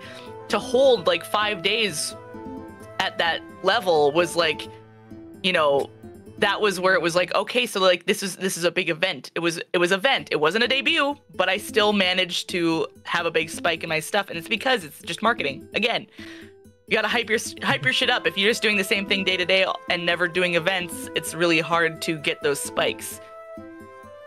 Especially for raids, like getting raids from people. Like I think that's where you can get like, you know, people will try to raid in when there's something special going on, more so when then there isn't. And so that's where you can grow a following from within Twitch with a hyped up event like a debut or whatever, because people will be like, hey, they got something going on, so I'm gonna give them my love today instead of just picking somebody random from the list. Yeah, especially if you have like that network of friends And the Yes. streamer rating into the event is also excited for the event. Well, that gets their community excited because they trust their favorite streamer to fucking know what's good and what's not.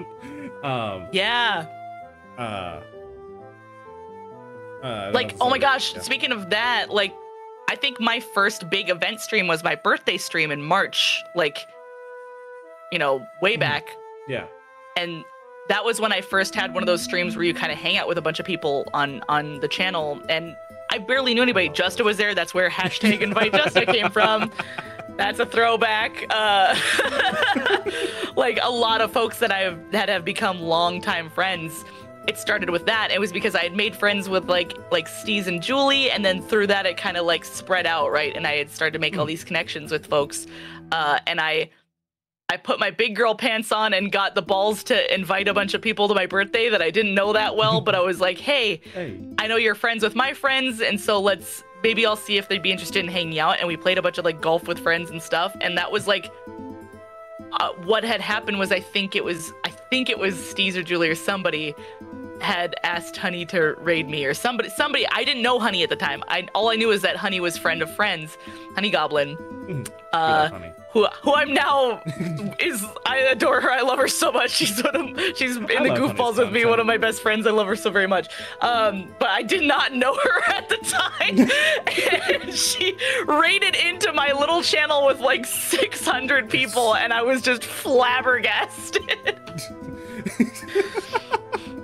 And I think I handled it well. I had my but here's the funny part. Like, I remember in my head having this moment of like, okay, I need to introduce myself. And the entertainer in me took over, and I remember thinking, no, drag it out for the bit, drag out the shock.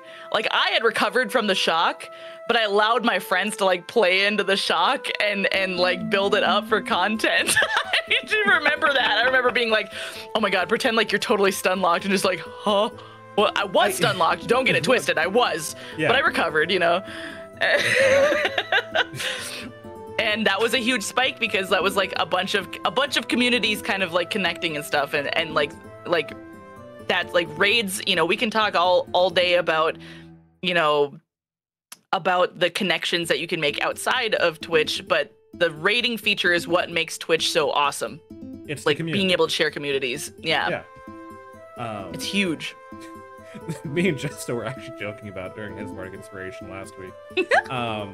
Of the fact that he had gone for 12 hours and then raided we had done his show, I raided into him, and then he wanted me to start up stream the next morning so that he could raid back into me, and then I keep going until he goes live, and then raiding back and forth forever.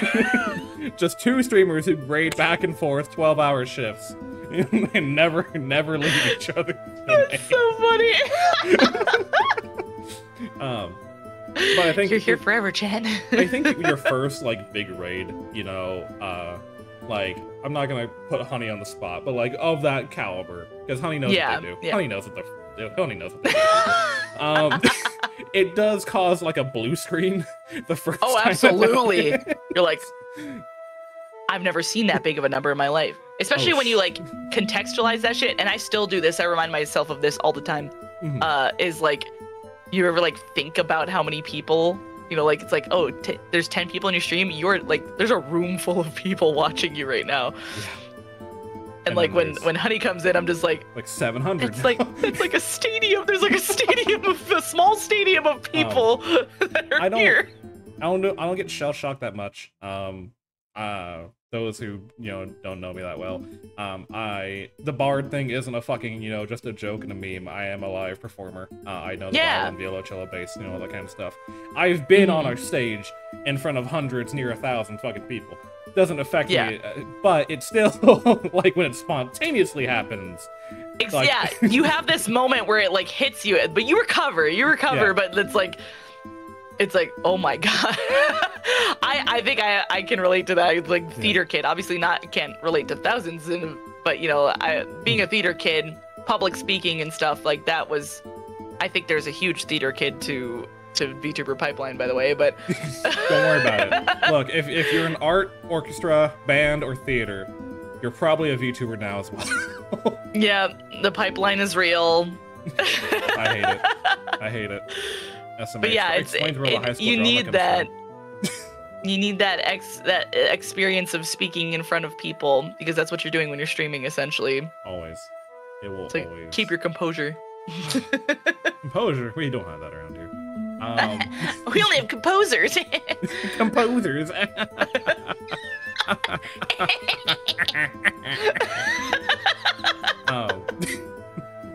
Don't worry, I was looking for my composing emo.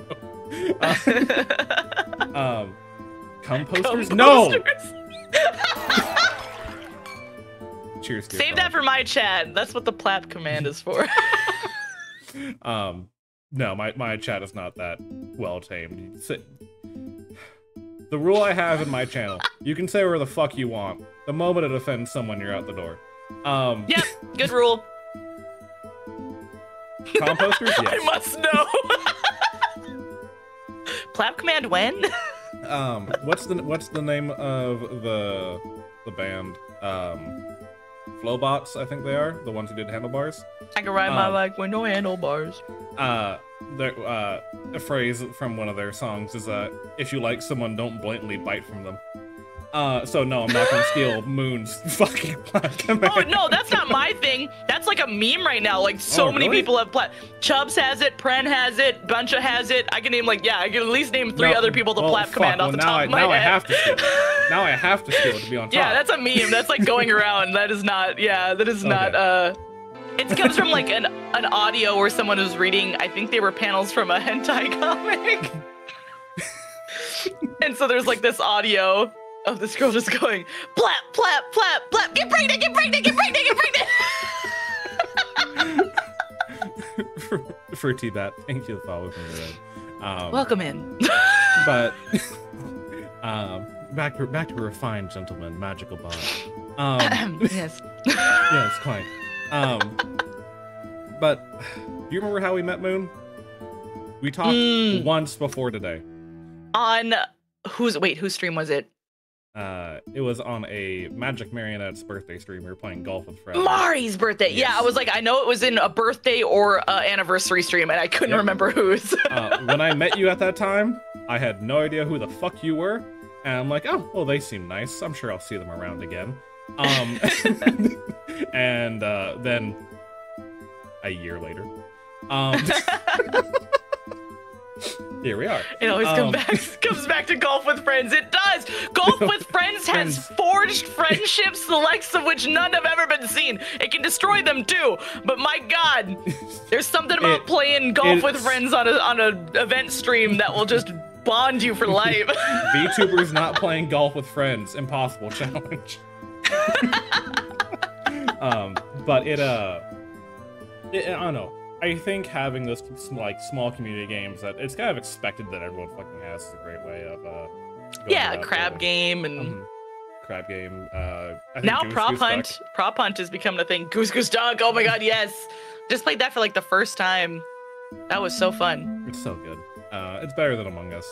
I know. It is, yeah. But also at the you talked about how you on your birthday stream, it was your first time inviting random people and in quotations random. Yeah. Like there's connections, but we hadn't like really talked personally yet. Yeah.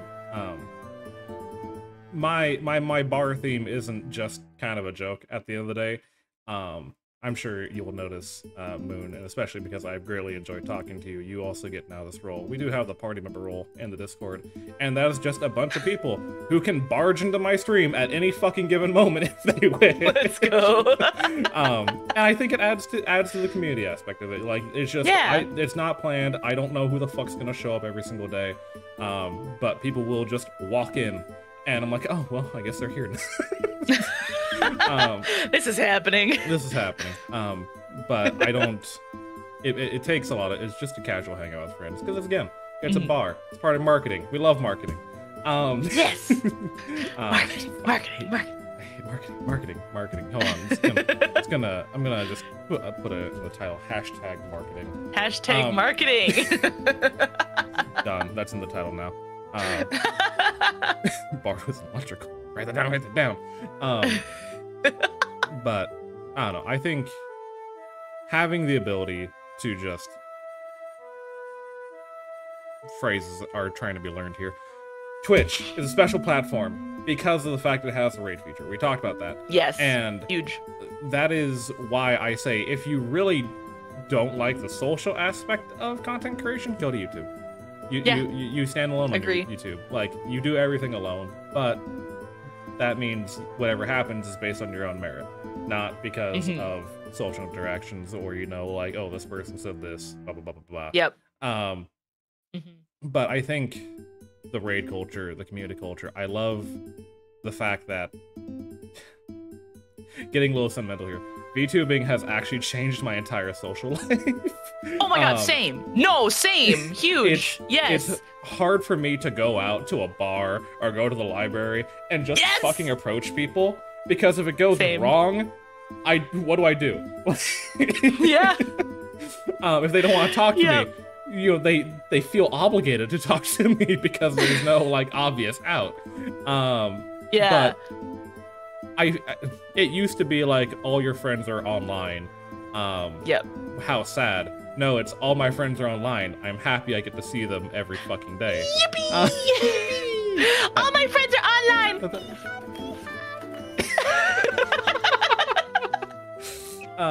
Not following Bard or Ernest's Discord yet. Get support, you big fucking nerd. Well, plug, hit the follow button, you fucking nerd. Let's go. Fucking stop talking shit. Do it. Come on. Fucking. What are you waiting for? Hurry the fuck up. Your follows, hand them over right now. This is a stick up. This is a stick up. Everybody right now, follow Bard. If you haven't followed Bard yet, follow Bard right now. This is a stick up. All right, do it. Do it. I want to see. I haven't seen any alerts going off. Hello? Hello? No, apparently Plugbear's already followed.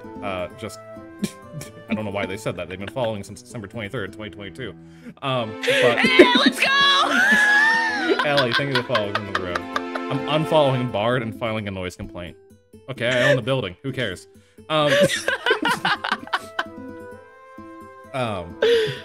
Discord join a shame. No. You own the building? Okay, let me rephrase that. Soph, the CCO of Blue Goblins Incorporated, bought the bar. And I'm technically a part of LGI. Interesting. Which Justin will never do anything with. It's not for any meme or anything like that. Is this where everybody goes to get after work drinks? I'm the cafeteria, yeah. I love that. Oh cool, I was about to call her. Do it, I bite you, I bite you, I bite you. But I enjoy it. I don't know. The community of Twitch is, I'm not, how to put it?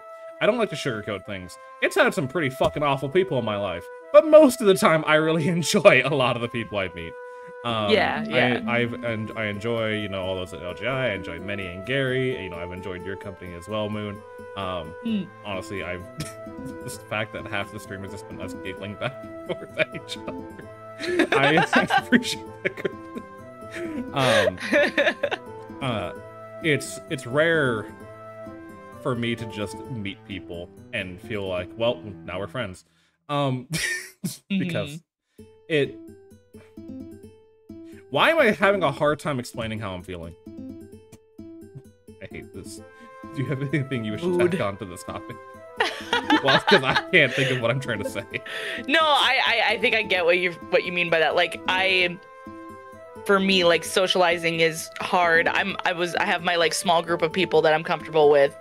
I think there's a nice thing with Twitch where it's like casual socialization, and there's this understanding of like, yeah, maybe there's a potential that like friendship will happen, but if it doesn't, that's okay, and we can all just kind of be like in each other's spaces and circles and like just enjoy each other's like the time we spend together. And I think it's like it allows for a very like low-key level of socialization that I think is easier to ease into than like the pressure of like in real life, like meeting someone at a bar or something like that. And then you have to follow up immediately, otherwise you're never gonna see them again. Exactly. Like there's something nice about, I think, especially like from a streaming perspective, I've talked about this a lot of like, I like hanging out with my community, but I like that it's kind of like I just get to talk and we hang out, and then vice versa when I'm in a chat and they're talking and stuff. It is like it is a very low. I compare it to like when you're running versus on an elliptical, right? Like low impact exercise. It's low impact socialization. We don't. You don't have to worry. You don't have to worry about it. Like you just if you got to dip and go nonverbal, you're fine because you're in chat. You don't have to be verbal if you don't want to. If there's a a conversation topic like a chat message that you don't want to address, you can skip that one and move on to the next, or just talk about what you want to talk about, or say, hey, I think I'm gonna move on to the next topic. Like you get to control the space when you're the streamer, and when you're not the streamer, there's not pressure for you to hold up that end of the conversation. So for both parties, it allows, a little breathing room. A lot of breathing room. I came to Twitch to laugh at bad gameplay, and now I'm stuck with some of the best friends I ever had. Right? Yes. Oh my god. The friendships that do form are great because they it might start as just like being together in chat or like watching a streamer that you like Jummy is like one of my best friends in the world now. And it started from me just like watching her channel and being like, holy shit, she's funny as hell. And like, when I started chatting and we would start riffing off of each other as a chatter and stuff, and like it would kind of just had this moment of like, I clicked with her. I just clicked with her. There was really no I don't know, like way of getting around that. It's to like, there's no explanation of like why some friendships happen and when some don't, but like Twitch has formed those, like all the goofballs has formed those friendships for me that I would have never met them otherwise. And it reminds me the last time that I had socialization like this was when I was in art college. I made a lot of art friends in art college, and it feels like college again. And I guess what I mean by that is like you're already in this space hanging out and you already have something in common. You already have like the base level of like all of us are creative in some way. Whether you're an art streamer or not does not mean you're not creative. All of us, by nature of being VTubers, are creative at heart and appreciate other creative things. And that alone is a baseline to build off of for, friendship and being drawn to each other. So it reminds me of like going to art college and being like, all of us here are like involved in the arts in some way, and being kind of forced into this little space together, whether we like it or not, for better or worse. And in the heat of that, that kiln, these, friendships are fired and turned into beautiful little friendship ceramic pieces. Little pots and little glass murals and. Yeah. I can draw a tomato sometimes, just as you've never drawn me.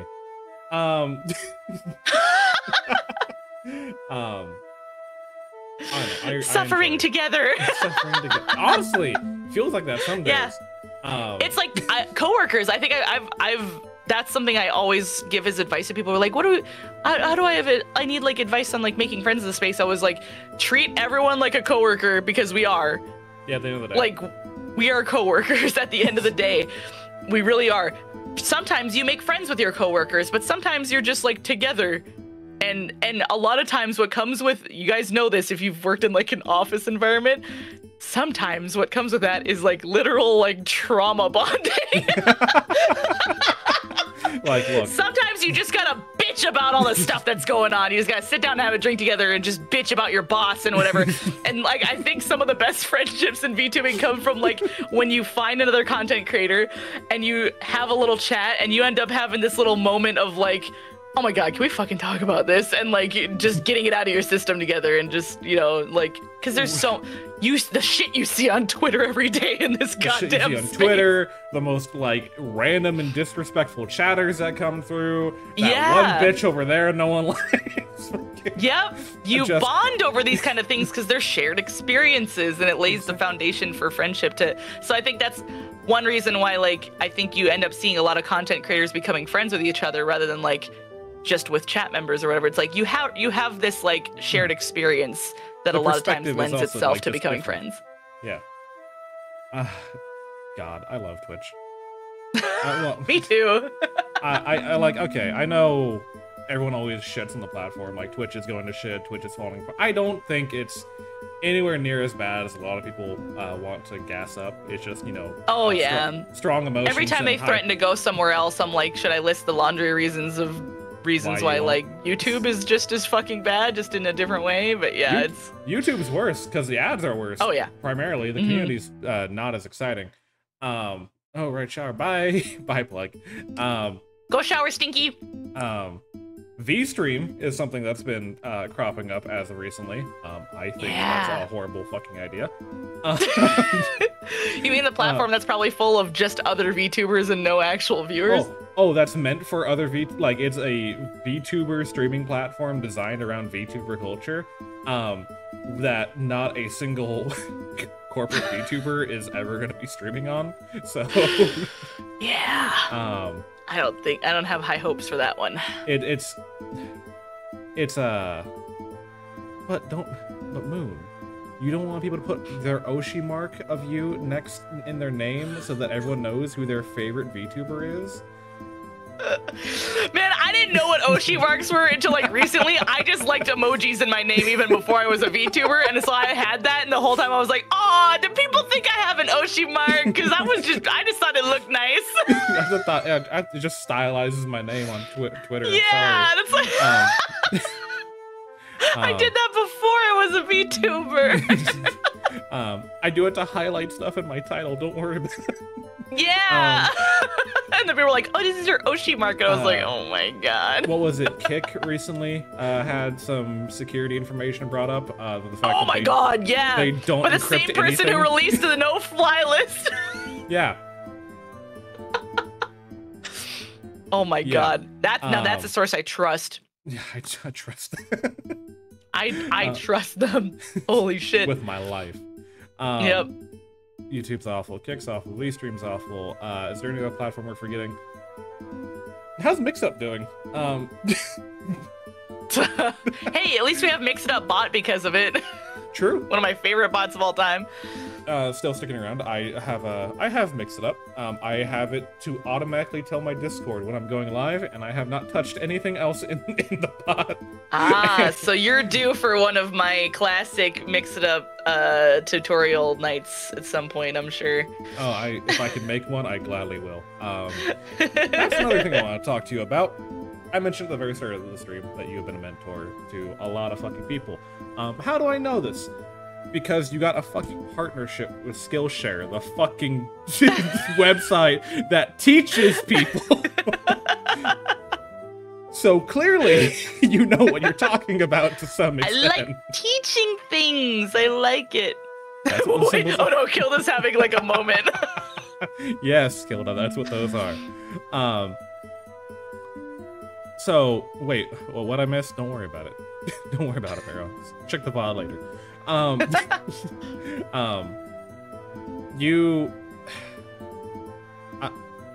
don't like TikTok. I'll be honest. I don't fucking like TikTok. I want to put as little effort into the platform as I can. Very fair. I still have to, because #marketing. Yep. But I didn't know TikTok had an analytics page that told you the exact times your viewers are live until I watched your video about TikTok. I scream at friends who post TikToks at night. I'm like, what are you doing? Wait! You have to wait till the morning! Unless your viewership is at like 2 a.m. Yeah, exactly. I guess if you like live, abroad and you have your main focus of your audience is not local, but aside from that, they tell you right in there when the most people are active, and that's when you gotta post. Yeah, I had no idea. I had zero fucking You can't schedule posts. You know what I do, Eli? I literally, I make the draft the night before. I make the draft, so I still get my little dopamine hit of like getting it all set up, right? And then I hold off, I don't hit the post button. I set an alarm because I stay up late and I usually am not up. Well, lately I've been up at 11:30, but a lot of times I'm not waking up until like 1 o'clock in the afternoon. So if you see me posting at like 11:30, a lot of times I have set an alarm, sleepily grabbed my phone, hit post, and then went right back to sleep. Because that's healthy for you. Hey, it works, and then I post during my time that I'm supposed to.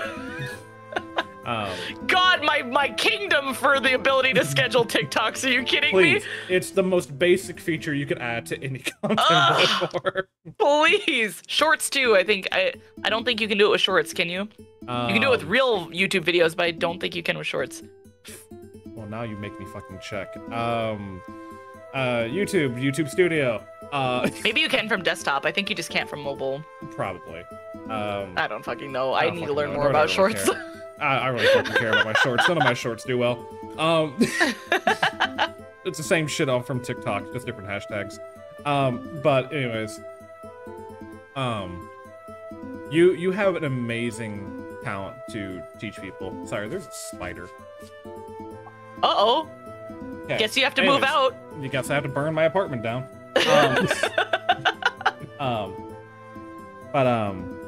You have an amazing ability to teach people. Your TikTok is great. I watched your Skillshare partnership as well.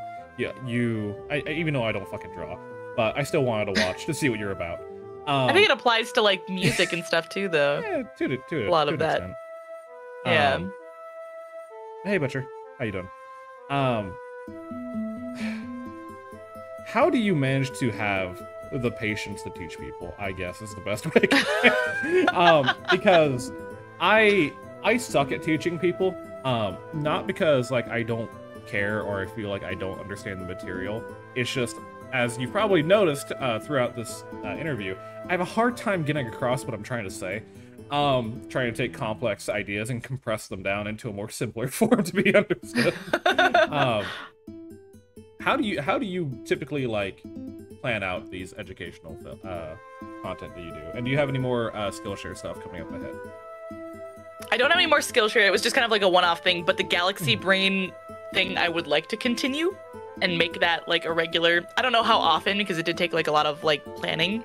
But I do want like that to be a series. Like you've got Bardic Inspiration. I want Galaxy Brain to be like a stream series where it's like, hey guys, this is not the normal like pee pee poo poo fart jokes. We're gonna actually sit down and like take this seriously today. But aside from that, like I try to plan them ahead with like an outline so that I don't get distracted and I can make sure I cover all of my points. I don't know if I know like how how to answer like how are you so patient with it. I guess I think I just get a positive brain reaction from like teaching. Like I like teaching.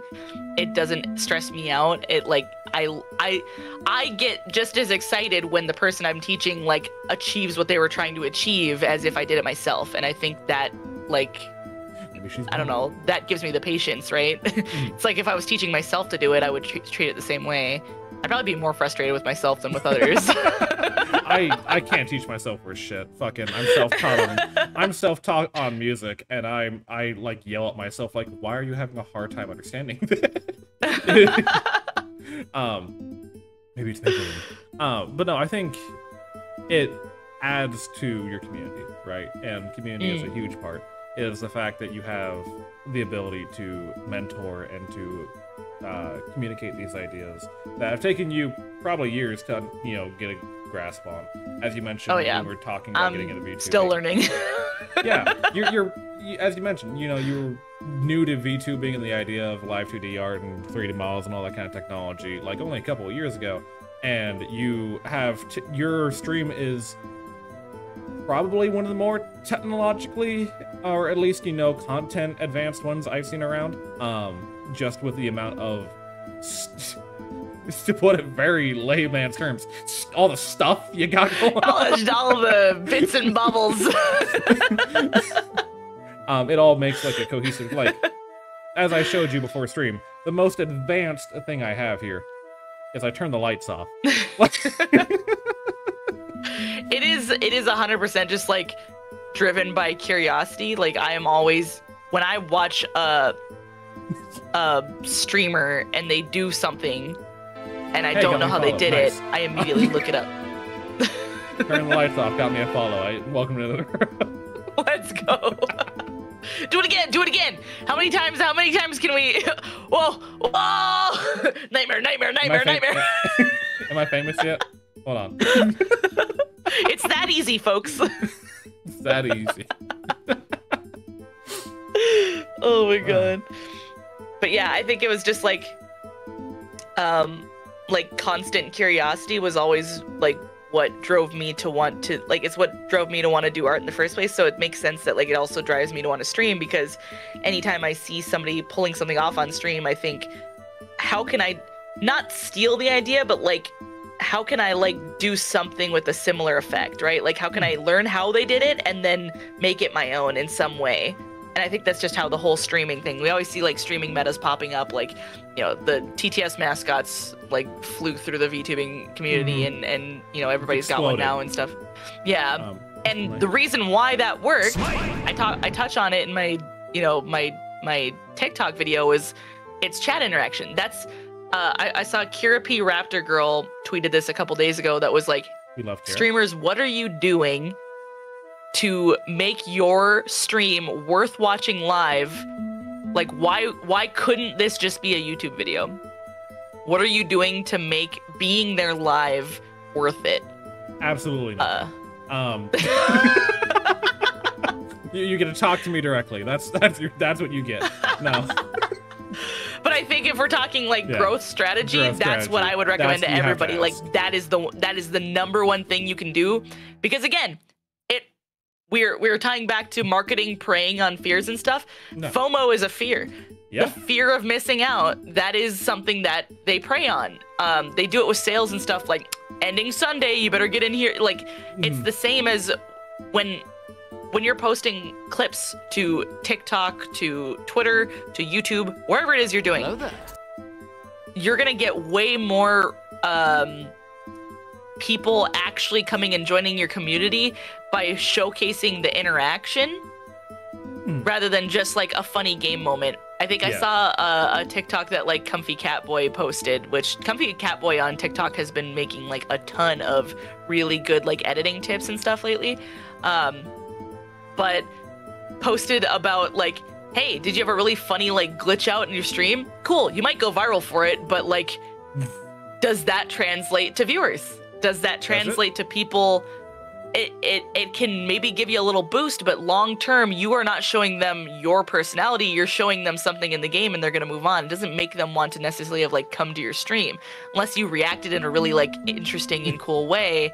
Like if you're just showing gameplay and not anything that you are contributing to it, it's not going to translate to conversion is the term, like audience conversion from one platform to the next.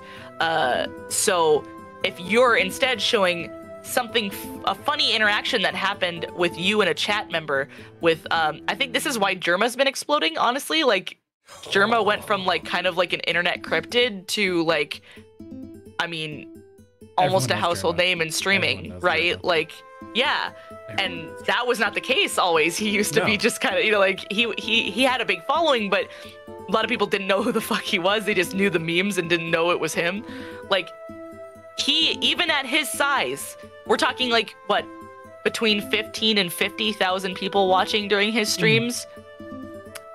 Even at his size, he has constant chat interaction. He reads chat and responds to it. Yeah, as best he can, that's obviously why he grows. Yeah. People have dreams of being the one guy that derails the stream, right? Like they they want to one guy the stream, and everybody's got their, you know, like, hell, I clipped one time when he read one of my chat messages out, and I got the biggest dopamine hit off that shit. Goddamn. I was like, oh my god, he noticed me. Hey Jazz, welcome on in. Bard's appeal is interaction, getting sassed by Bard. I mean, as I always say, Vision Spockery is spoken by both me and my chat fluently. But I get what you mean. Like, I post shit to TikTok, but it's mainly just, you know, highlights from the stream. But because I cater mainly to lurker culture, there's not a whole lot of chat interaction. I've gotten a few follows from TikTok, but it's not really what I'm about. Is the Twitch streamer not about chat interaction? What the fuck? Pay attention to me, streamer. Pay attention. Fucking streamer, you didn't read my chat message. Oh no. Everyone wants to be the next Moog moment. True. One time I accidentally derailed Moon for 40 minutes about whether or not chat would have relations with Jar Jar Binks. It's true! That happened like last week! I hate that. I hate that. It became the alien. And you know what's funny? That also led to us talking about aliens, which led to us talking about Jorbos, which made me go from like having Jorbos as a light idea to like that's all I can think about and focus on right now. I'm obsessed. And I'm like planning the debut of the little dudes because of that fucking Jar Jar Binks stream. Hell fucking yeah. God, Germa though fucking popped off like at some point. Huge. At some point in my streaming time, he popped off, and his emotes were flooding my fucking chat. Like I wouldn't see any VTuber emotes. I would just see Germa emotes. It got to the point where I considered going to Germa's page for the first time to get the name of all of his emotes and make them blocked terms on my fucking chat. Oh my god. Almost. No. I know Mara would be upset by that. But... Honestly, yeah, Mara would be banned instantly. Mara just right off the bat.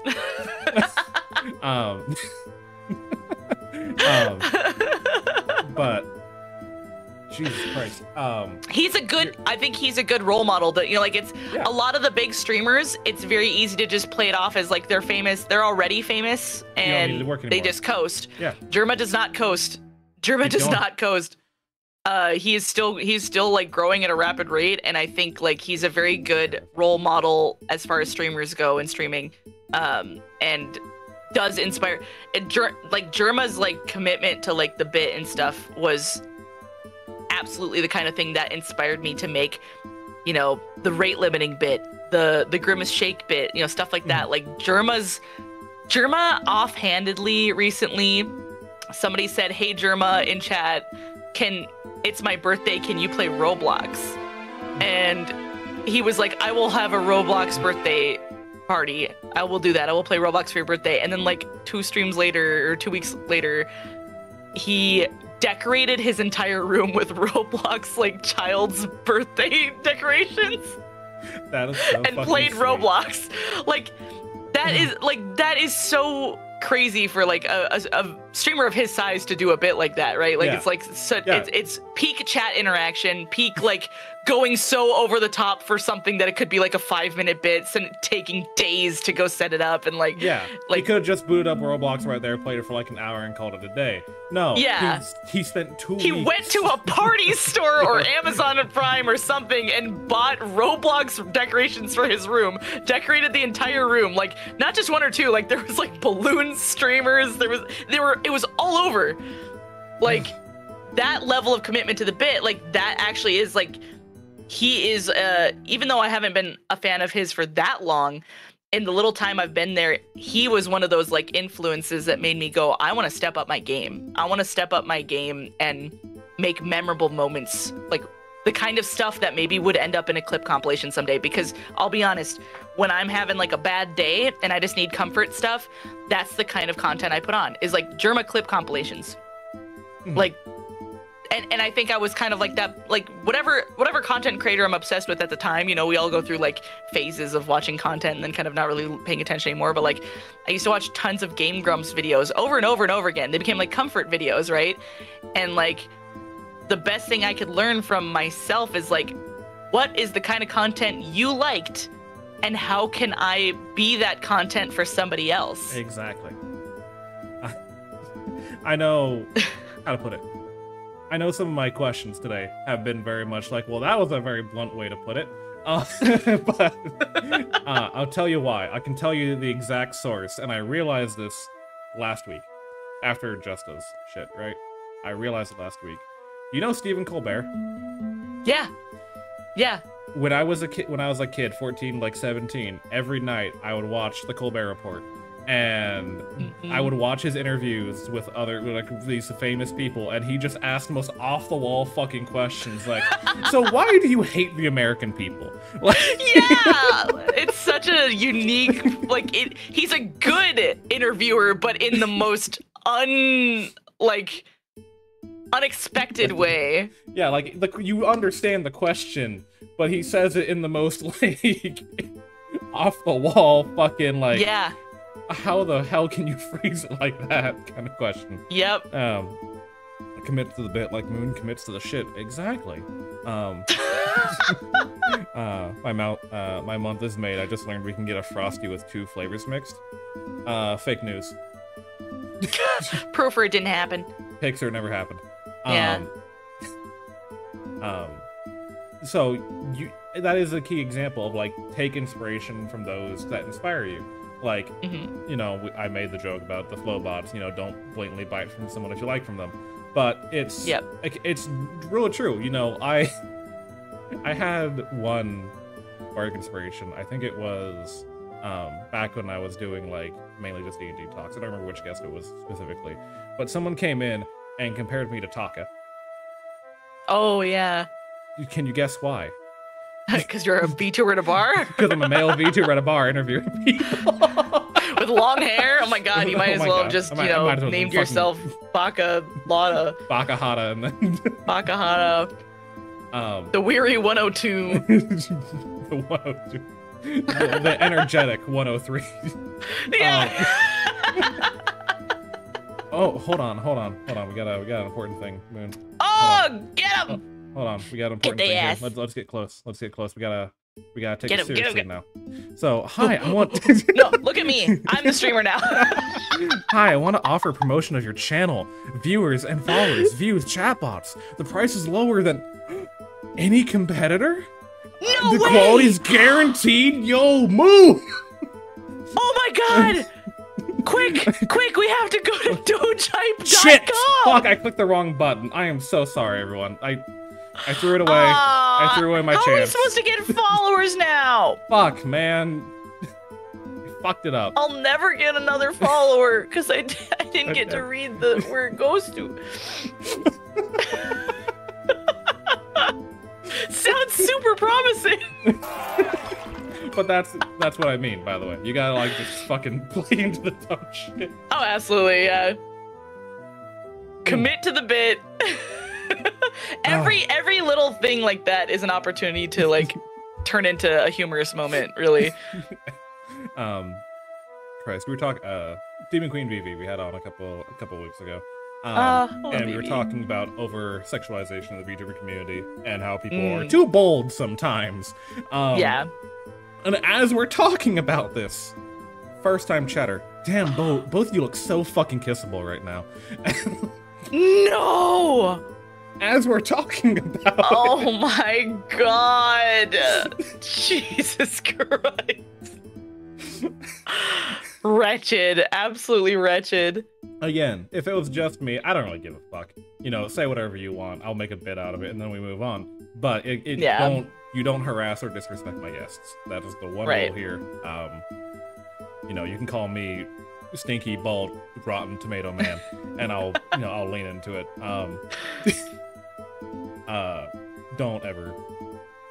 Don't disrespect people.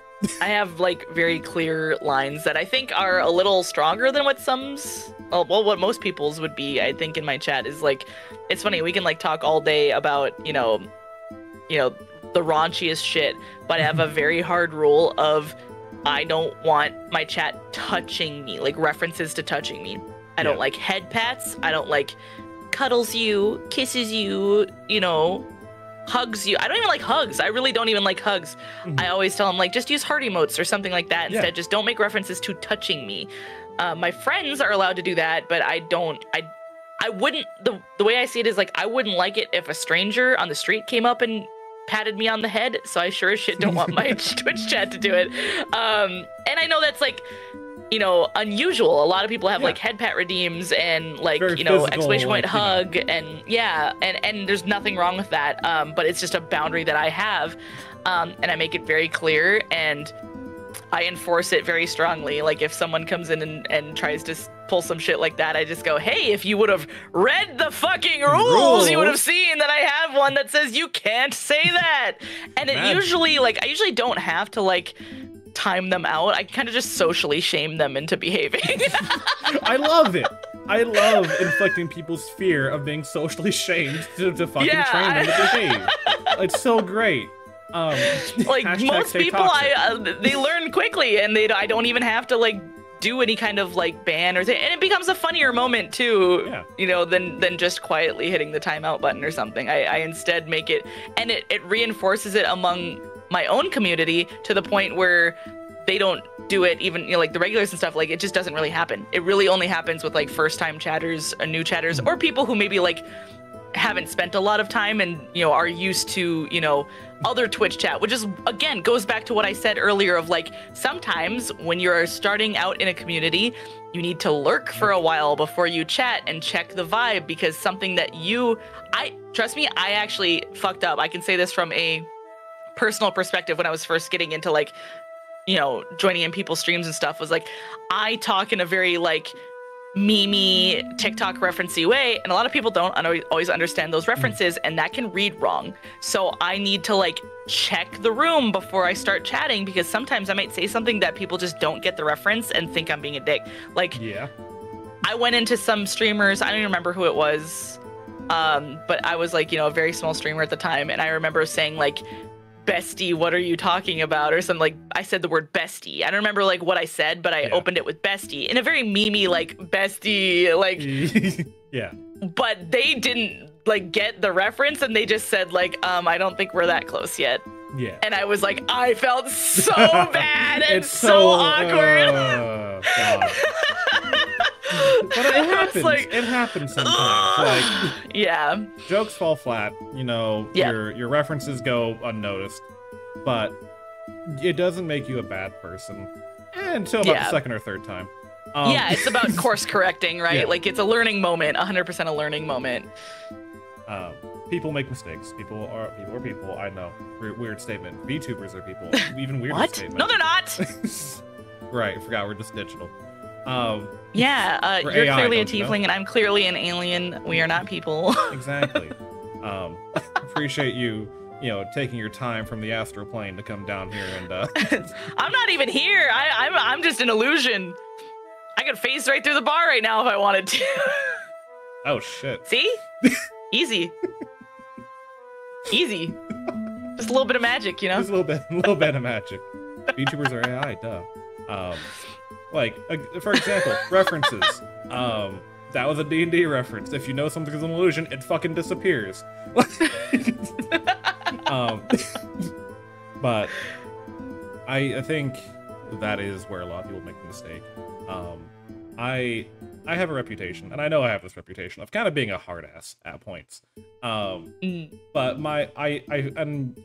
going to give you a chance to judge me as hard as you want. All right.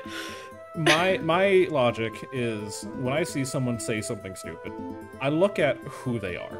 If they just made a Twitch account, or they're brand new to Twitter, or whatever, I'm going to assume they're kind of new to the internet. They don't really understand a lot. They don't know the ropes yet. I'm a lot nicer. If I see another streamer, and I know you know me, and I know you've been around a lot of people, there is no, like, wiggle room on anything. Yeah. And I will block and ban immediately. It's proportional. Yeah. I feel like we are in the age of the internet that you should kind of know at least basic expectations. You know, references can go flat, jokes can fall flat, that's whatever. But there are some things that just are unacceptable. And if you are still making that mistake this many years into the internet, no, you're just... There are some very large VTubers who've made some very choice words that I preemptively ban in my chat just in case they ever were to swing by, because I'm like, I don't want to deal with having to pretend to be nice to you. I really don't want to deal with it. I just don't want to deal with it. I block them on Twitter and I ban them in my chat just in case they happen to come in through the recommended or through a raid or something. Not that I have any like expectations that they ever would, but like just in case they do, I avoid the situation entirely. We don't even tempt fate on that regard. Yep, I'm not about to. Okay, we are getting a bit late in the stream, so I'm going to do one thing real quick. Hey chat. Hey, oh, sorry, I forgot my habit for lurkers. Hold on, just 1 second. Okay, hey lurkers, real quick. If you wish to ask Moon questions yourself in a more organized and, you know, formatted way rather than us pulling shit from chat, you can go ahead and See, it works. Ooh, how about, here, I got one for them too. Hey, lurkers. Hey, wake up. Hello, pay attention to the stream. Come here. Mayor. All right. Appreciate it. I'm gonna put this as, I don't know, we'll do 40 minutes. Fuck it. Hopefully that works. It's 3 a.m. Well, just go look at the door. It's 3 a.m. Do you know where the Hat Man is? That Google link right there at the very top in the chat will allow you to do a long-form, free-form text if you want to ask me any questions. And once that thing is unpinned, I think we will start transitioning into chat-specific questions. Sure. Just because any duplicates are going to be skipped over, anything I deem inappropriate will be skipped over.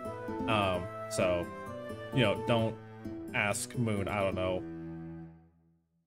how long is your finger in centimeters? Don't ask that. What's the hex code of your clit?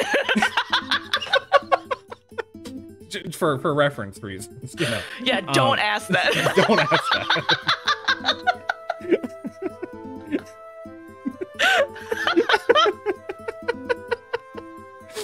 Those are the most wretched fucking TikTok comments. Do you ever see those? I don't read TikTok. Oh my comments. god, they're awful. They're like, Pantone, please.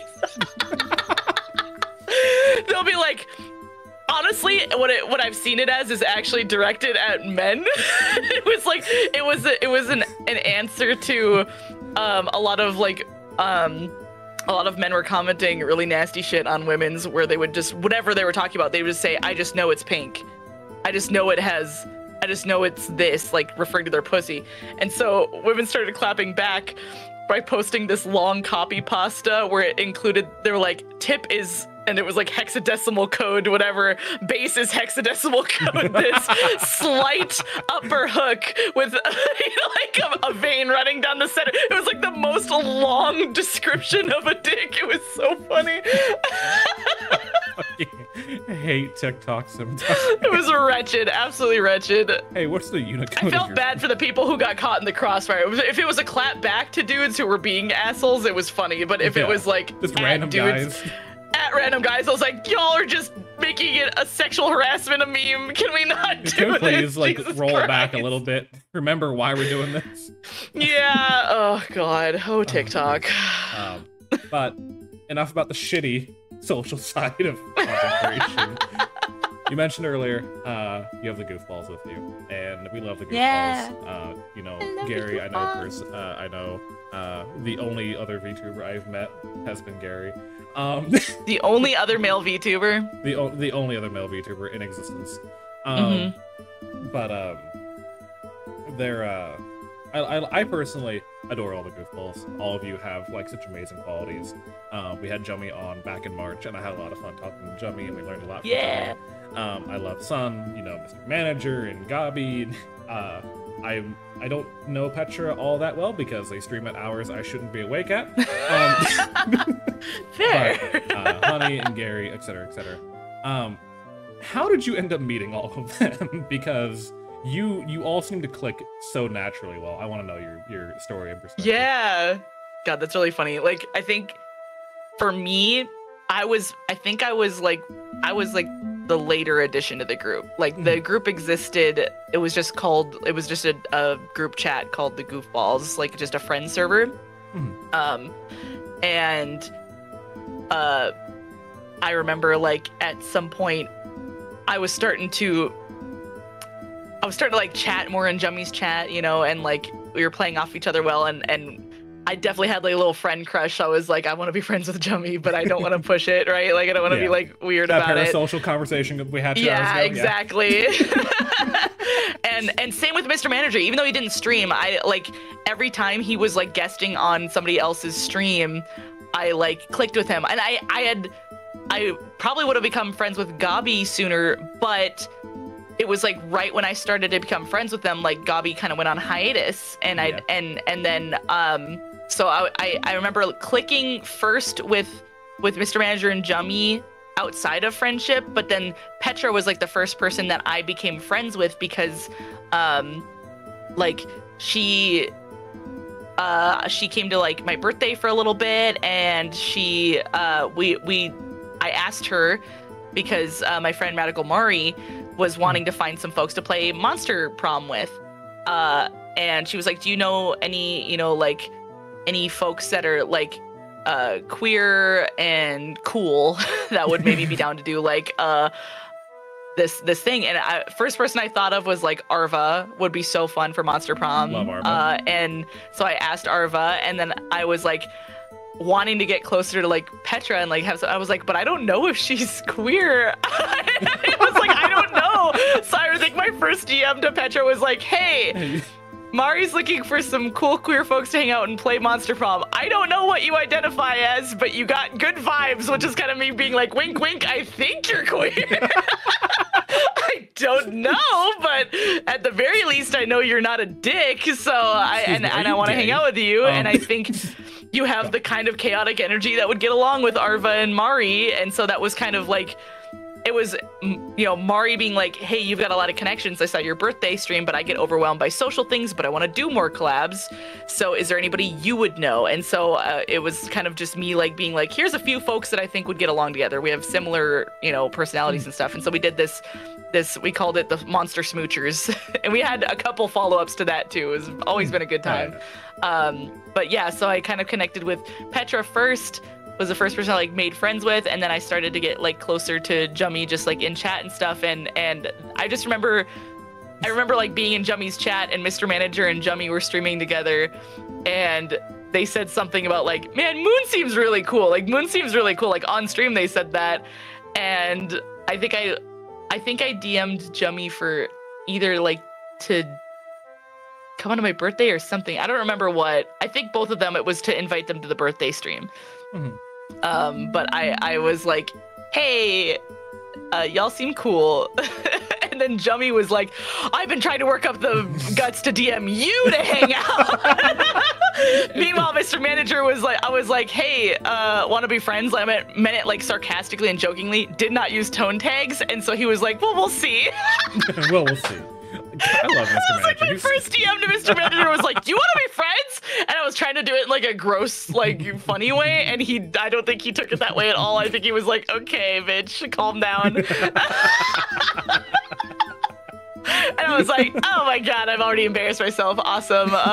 But then, after I became closer friends with them and stuff, then they eventually invited me into the goofballs because I guess they just thought I was already like individually messaging these other folks as friends. And so then that was like I didn't really know Honey very well before joining the goofballs. Like we became friends like through the process of that. Like same with Gabi, because she had been on a hiatus. I didn't really know her that well, but by joining in the goofballs, I got to know her better. And she had raided into me like once, and then like I never got to like raid back and like get to know her better because she went on her hiatus. Yeah. But I guess it was Gabi who had been telling Petra like, you would like Moon, like you would like her, you would get along with her. So yeah, and now you just, time goes on, you get closer and closer, and now they're like some of my best friends in the whole world. Hell yeah. I love them all dearly. We've met twice IRL. We have done Camp Goofballs where we fly out, and Jummy came to America and got to meet up with each other, and it was awesome. I remember one of my most successful Twitter posts ever was the fact that all of your SawCon posts happened to just be unbroken so and chained with me. And I'm like, I understand there's something else going on here. I have, for the sake of archival purposes, I have to do this. That, I think, might have been one of the first interactions I had with you, because I remember reading your comment on stream and just being like, this is so funny, because I remember specifically you said, I love environmental storytelling. And I was like, that's fucking hilarious. I'm a big Soul, like, I love the Soulsborne games, right? And the biggest thing is environmental storytelling. So whenever I see something vaguely, like, just stupid, like, I love environmental storytelling. God, that's so fun. I think that was, like, a big part of why I was, like, drawn to those folks, is because they were all folks who were, like, obviously everybody's got their strengths and stuff, but, like, all the members of DEM are in Goofballs, like Deus Ex Monstrum, and I remember watching a Deus Ex Monstrum stream, like, I think it was on Gabi's channel, and it was a dating sim, and it was one of the most incredible experiences I've ever seen on Twitch to this day. I still think the dating sim streams that they've done were like some of the funniest, most incredible like group storytelling things I've ever seen, and the funny bits they had planned and stuff. It just showed me like, damn, these are folks who like are very good at their craft, right? Like very good at what they do. And so I'd already like admired them a lot, and then just being thrown into a friend group with them, I was like, oh my god, there's so many cool people here. I hope they like me. I hope they like me. Yeah. And then, you know, the more we hung out and chat, the more it was like, it was funny because like it's the late night VCs that turn into a Twitter bit that is like the most iconic bullshit that we get up to. Like we'll just be in VC and one of those motherfuckers will be like, hold on, I gotta make a Twitter post real quick, and then like it just snowballs from there. And I think one time I was telling them how when I was in college, like to this day, one of my best friends in the whole world, Frank, when we were in college together, he was very involved in the horse roleplay community on like DeviantArt. I know what you're thinking is like you just play as a horse. It was basically just like any other roleplay community except the characters were horses, right? Like we're talking like they're just characters that happen to look like horses. Like My Little Pony horses, or like horse OCs. Like they were like badass, like had armor in some cases, or like cool designs. Like just it's just like there's a whole. It's just like there would be role-playing communities of humanoid characters, except for everybody was like all the characters were horses. It's okay, a thing. Sure. Look at the photo manipulation category of DeviantArt was so full of horses because of horse RPers. Like they got really into photo manipulation and stuff. Anyway, my friend was deeply involved in this, so I have a lot of obscure knowledge about the horse RP community on DeviantArt. I didn't know it was a thing, so you've already opened my eyes. It's not on DeviantArt anymore. Obviously, that site fucking died. But you know, like back in the day, we're talking like 2012-ish. And so I was talking about my obscure knowledge, and they all were like, what? Like, you're like, you go to the pasture, do you eat grass? You know, just like fucking like role-playing as like a farm horse. And then immediately Mr. Manager, being the brilliant DM that he is, starts a Twitter thread about horse role playing, and we all jump on there, and he's like finishing, like we're like, he's like, you know, this happens, what do you do? Like full on like D&D type scenarios with horse role play, and we're all answering these, and then of course it spreads outside of our circle, and a bunch of people, and then he had to spend the whole night role playing, like being a GM to like a one-shot horse role play on Twitter. I hate that for him, honestly. It's so funny. Or like Pass the Juice. Blah's talking about the Pass the Juice. That was from my Charge-a-thon. We were talking about, it was very meta. We were talking about the fact that we would hop in a VC and make a Twitter meme happen. And so Jummy just goes, all right, let's do one right now. Like brute forced it, just went, I think I had, I mean, this was like, for my time, this was a lot of viewership because like Honey had tagged your community and a lot of them were coming in. So I think I had like 200 people in my chat, which is a lot more than I was used to. Yeah. So it's all the goofballs hanging out in a pool. And Jummy's like, let's brute force a meme right now. Here's a picture of a Capri Sun pouch. And we're just going to say, pass the juice. And it was like a picture of the Capri Sun pouch that had the transparent black, like gray fake PNG on the back. PNG, yeah. Fucking, yeah. And we all just posted, we're like, everybody right now, go on Twitter, post, everybody in the audience, like we were not just talking about like just the goofballs, like everybody in the audience, go post this picture and just say pass the juice, all lowercase, nothing. Don't add anything, don't do anything. We're gonna trick people into thinking this is like a meme. And so many people went on Twitter and did it that it like very much went outside of my sphere. And like people just started like retweeting and stuff. And I remember this is like one of the first like funny interactions I had with Buncha, who I now consider a friend. People started making like memes of Buncha drinking the juice because she just posted pass the juice with that. And then Sylvie, who like, he made an edit like in real time. He's like, hey guys, can you all respond to this video? Or or like respond to my post. I gotta do something real quick. And so he had posted the pass the juice, and then we all went and responded, "You did it!" Like everybody went on this post and just responded, "You did it!" And he just made this video of just scrolling through all the, "You did it! You did it! You did it! You did it!" You. And yeah, we made it like an emote and stuff. It's just like that kind of like random shit. Fucking. I hate you now. I hate you and Jummy. I hate all of you now. That's where it came from. Because that's what all was on my fucking Twitter thread for one whole day was. We brute forced a meme. We fucking brute forced a meme. Pass the juice, smile. Fuck you, Gary. I hate that. Now that I have context behind what happened, the context is there is no context.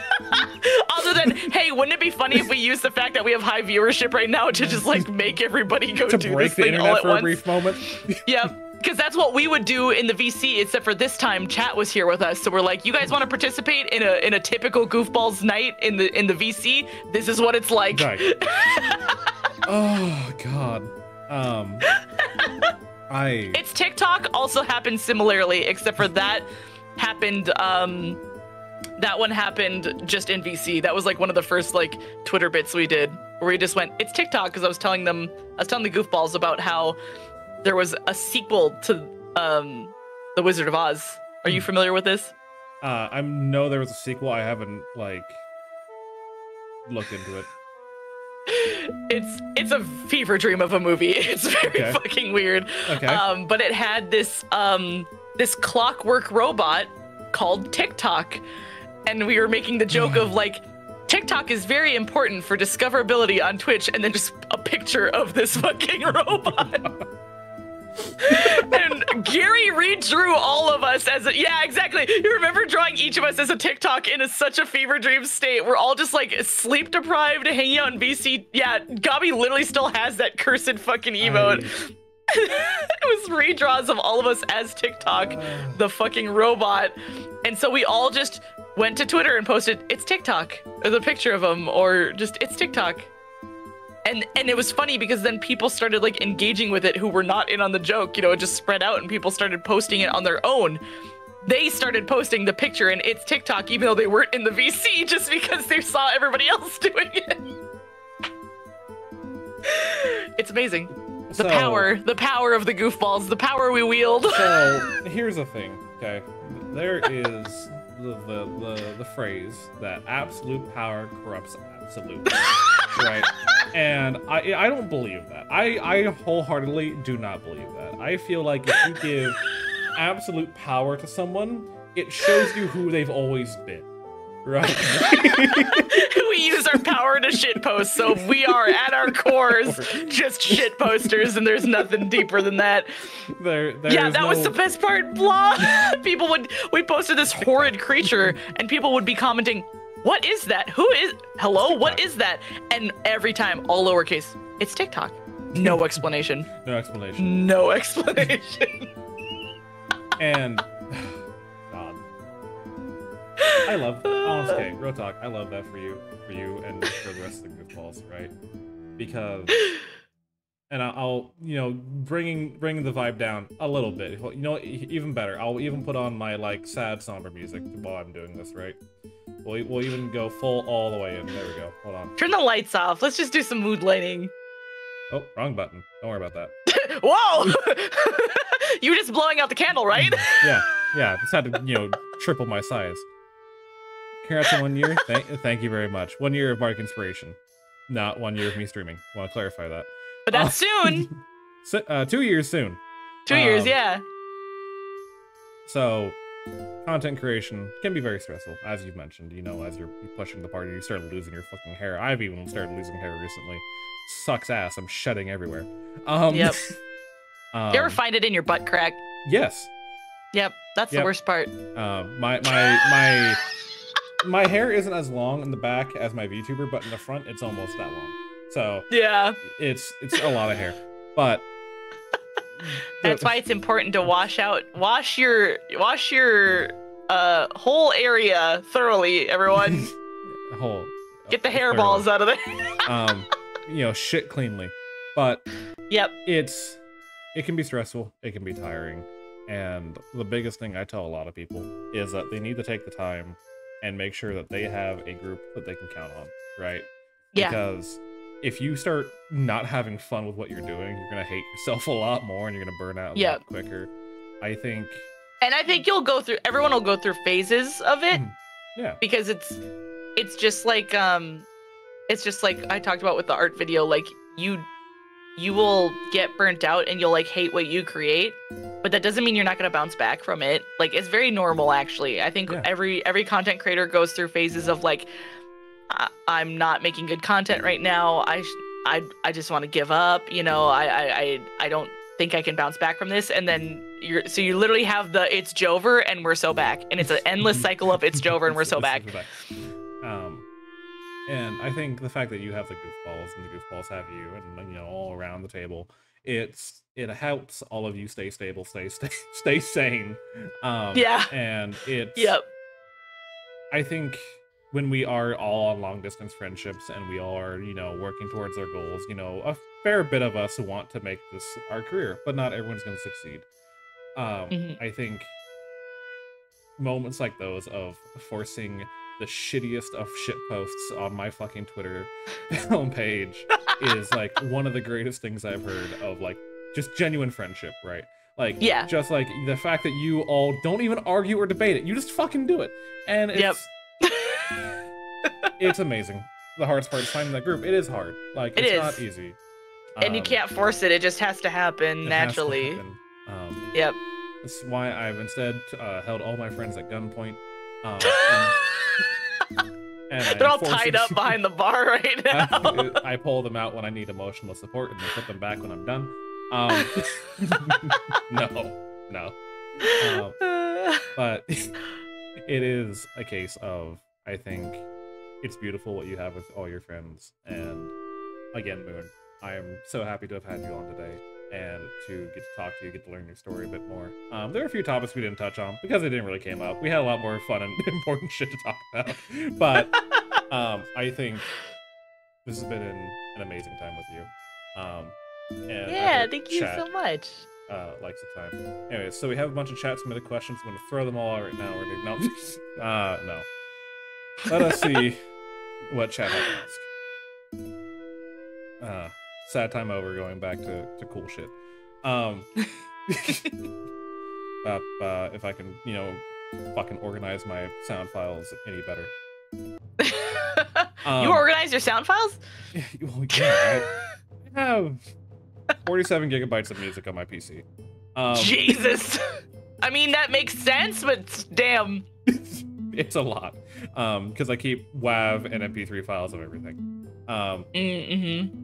And that's not including Cubase and, Is it WAV? I've been saying wave. Is it WAV? I've always pronounced it WAV, and because I'm the professional, that's how I'm going to say it. Yeah, I guess you're right. Who am I to talk? I don't know if that's the right way, but that's how I'm going to say it. We didn't get a lot of chat questions today, but that's funny, because we talked a lot. We bounced over a lot of categories. If there's any of the ones that you missed from earlier or whatever, too, feel free. I don't mind. I don't have anything going on. Wow. I mean, I'm not gonna run away from the bar like I gotta go right now. Like, if you've got other questions, I'm happy to stay. Hell yeah. Let's see here. Question number 1. Bard pronounces it Jif too. I might ban you just for that slander, but Gobby does. I'll consider it after stream. Stay tuned. Question number 1. We talked about your biggest inspiration. Pren, was like your first exposure to VTubing and all that kind of cool stuff. But what was the main inspiration for the theming of your model? Yeah, I think it was one, just like I loved witchy aesthetics. I've always loved witchy aesthetics, but I don't practice like, I don't actually do like tarot card readings or like any of that. I don't like, I'm not involved. I just 100% like the aesthetics of it. And I've always been drawn to like starry stuff and like kind of like alt and goth aesthetics and stuff like that. And so I leaned into that at first, like the more fantasy side of which I think the more traditional. My very first model did not have really any sci-fi elements on it. It was just straight up like a witch with some, you know, space in her hat. Do not bang me. Yeah, she does pronounce it just. No, here's what you do. You start calling her Jobby. Jobby? Okay.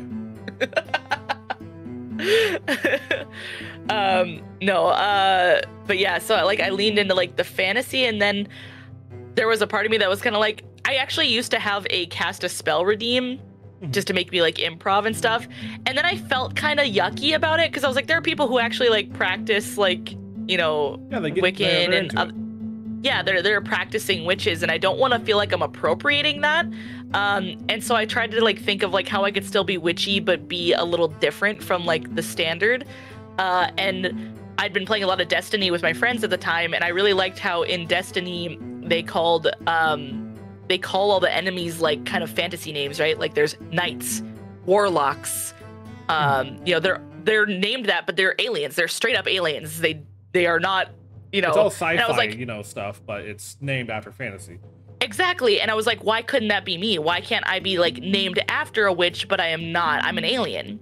And then I could lean more into the sci-fi aesthetic. In hopes of maybe doing like a true form alien design someday. That was kind of like where I leaned into the sci-fi stuff. One, because I just didn't, I think it was, I've always liked the combination of sci-fi fantasy. I think like it's just a unique aesthetic.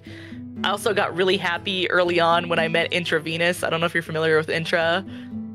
I've heard of them. I don't. Yeah, they're a vampire alien, and so we made fast friends because I was like, we have like such similar aesthetics. Like Intra is like the vampire version of me in green. Like we have the same aesthetic, right? Of just like fantasy, but make it alien and sci-fi. I fucking love Intra. Holy shit. And also made their own model and stuff. So like we bonded very quickly over like we have a very similar like aesthetic.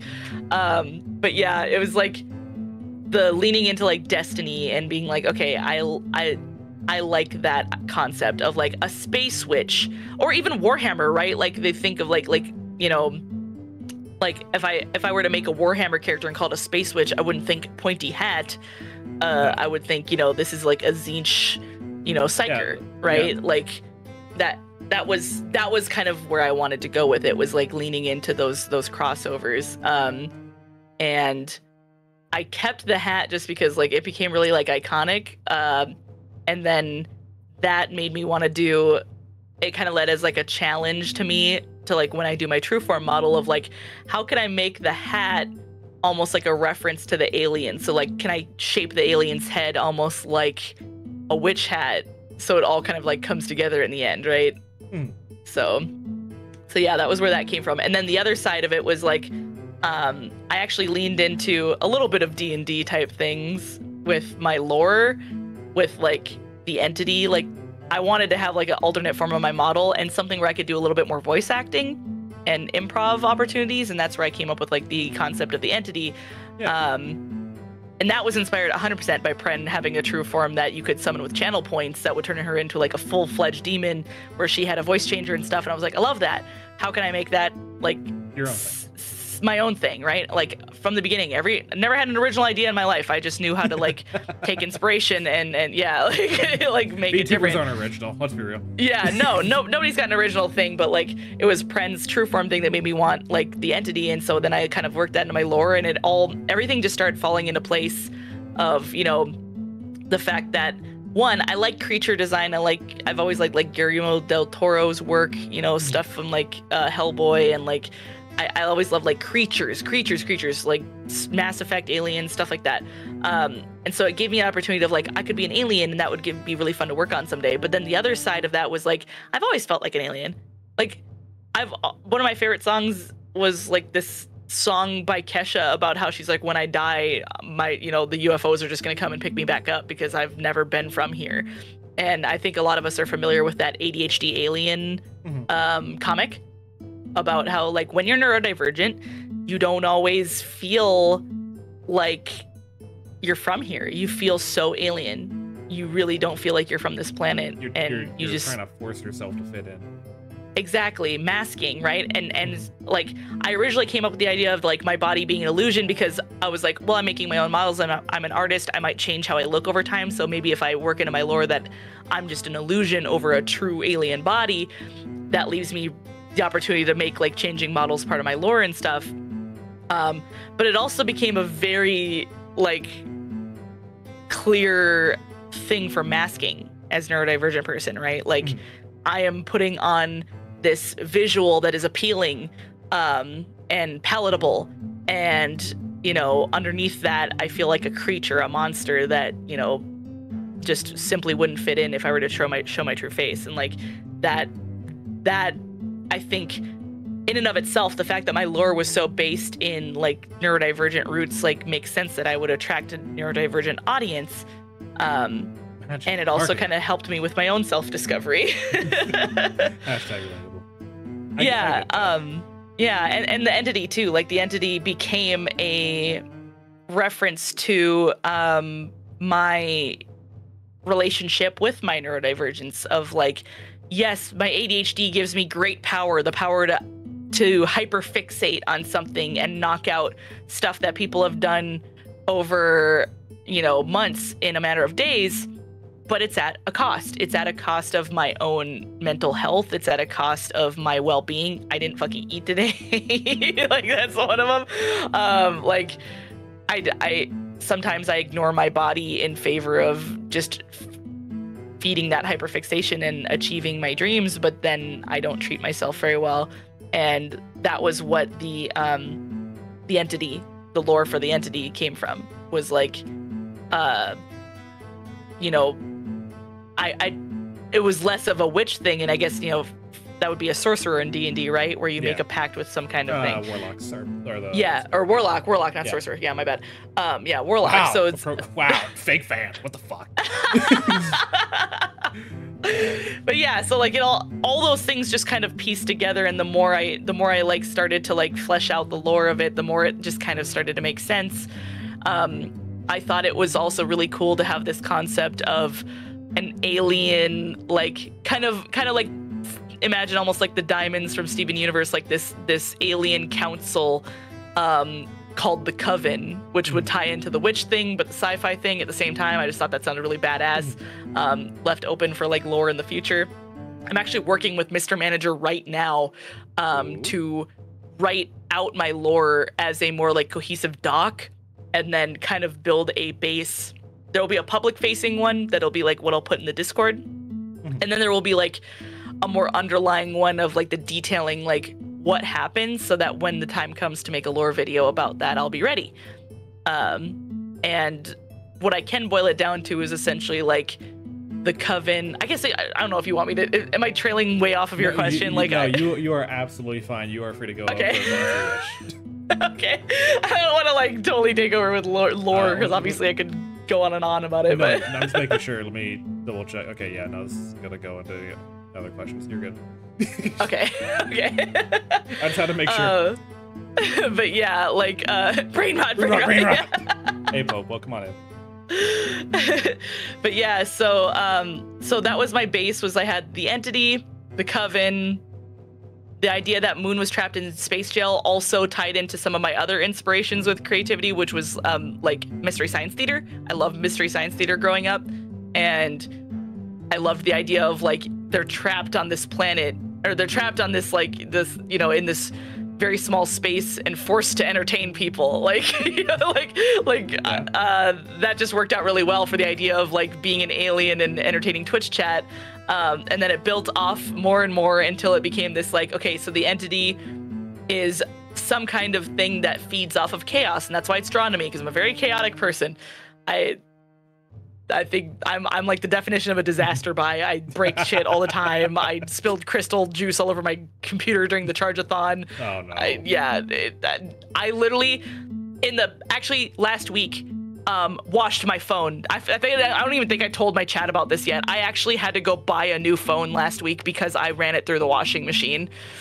How did you put your phone in the washing machine? I think it was in my hoodie pocket, and when I bent over the Okay. laundry basket. It fell out into the laundry basket, and then I washed it, and I didn't even like look for it. Okay, I know that sounded aggressive. That's my fault. I heard dishwasher. I'm like, why? Oh, sorry, no, yeah, like washing machine, like Okay, laundry, washing like machine. laundry. My bad. Okay, that's a bit more understandable. I don't have a social security card anymore because I got thrown in the washing machine. Oh no! I need to go get that replaced at some point. Oh. But that's a pain in the ass. I don't feel like dealing with. Yeah. So I literally just had to buy a new phone because I'm just a disaster buy. It happens to me all the time. My audio shit exploded like last month, and my community was really kind and helped me pay for it because I spilled like a drink on it. And anyway, getting off topic. You know, the entity feeds on chaos, and so of course it's drawn to me, to Moon, and so the idea with the lore was that like it then turned into I was like, what other euphemisms for my life can I work into this, right? How can we make this the most heavy-handed self-insert OC of all time? I feel that. I feel like a lot of VTubers, you know, do just make their themselves self-inserts, right? Yep. I'm a huge D&D nerd. I know, shocker, but what? Huh? every character I leaving. make. Okay. Well, guys, that's been Bardic Inspiration. We're gonna put Baldur's Gate in a little bit.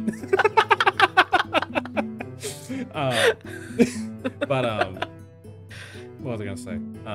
Every character I made, right? You know, no matter how much I try to distance myself from the idea, there's a part of me in like every character I've ever made.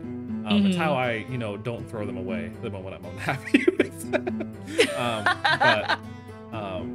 You know, my current VTuber is a character I've played, and you know, I'm not gonna go into too deep of, you know, all that kind of shit, but there is a piece of me that I am projecting through my VTuber and through the lore and through all that kind of stuff. I don't really do a lot of on-stream roleplay. Same, yeah. Like I like writing it, but I don't really perform it. I just figured maybe I'll do a lore video someday with all of it. On occasion, I'll like, you know, I'll do, you know, like a little tidbits here and there, but I'm not gonna. Yeah, like it's good bit fodder is what it is. But I fully get what you meant, and had to take a moment to breathe when you started talking about, you know, the masking and all that kind of stuff, because it sucks at times. It really does. Yeah. But, honestly, that's fucking beautiful. I have no other words for that. Just sorry, I got nothing else to say on that.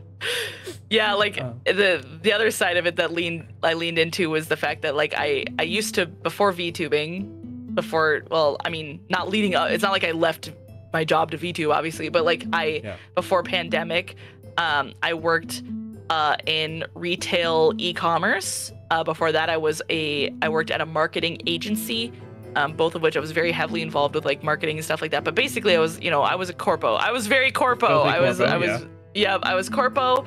And growing up, you know, not with like a lot of like influences on, you know, like kind of like growing up in the middle of the Midwest and stuff, like I definitely like drank the corpo Kool-Aid for a long time before I like woke up to the horrors of capitalism, right? And so my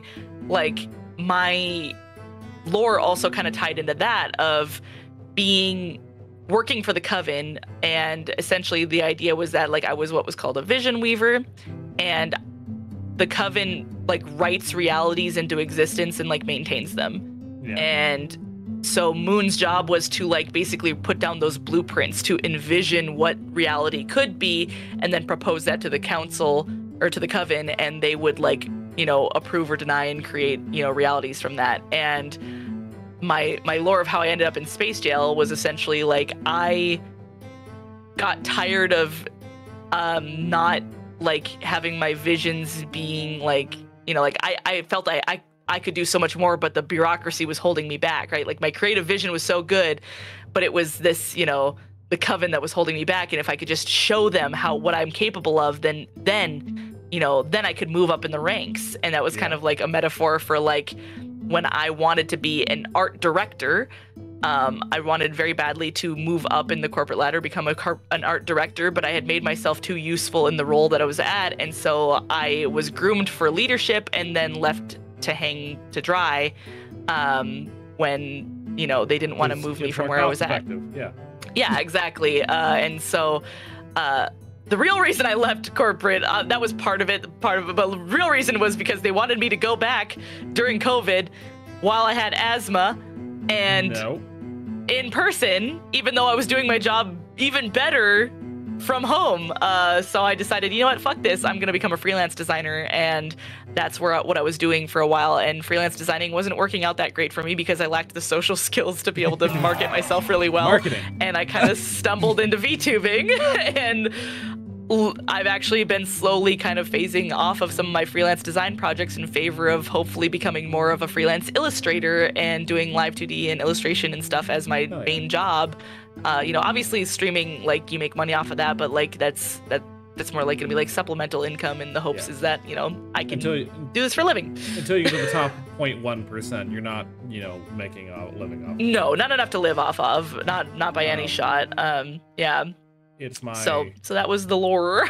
it's my personal goal by the end of the year, that I can make enough off of Twitch and music and all that kind of stuff that I can quit my full-time job and go work a part-time job that pays for rent, you know, and all that kind of stuff. Yeah, like something to pay the baseline that's consistent, and then the extra that you can hopefully, you know, keep growing. Yeah, because then if I have more time to put into this, I'm not as fucking tired all the time. I can grow faster. Yes. I want to make that very clear. Like, I've grown at the rate I have because I had a support system in the form of my husband.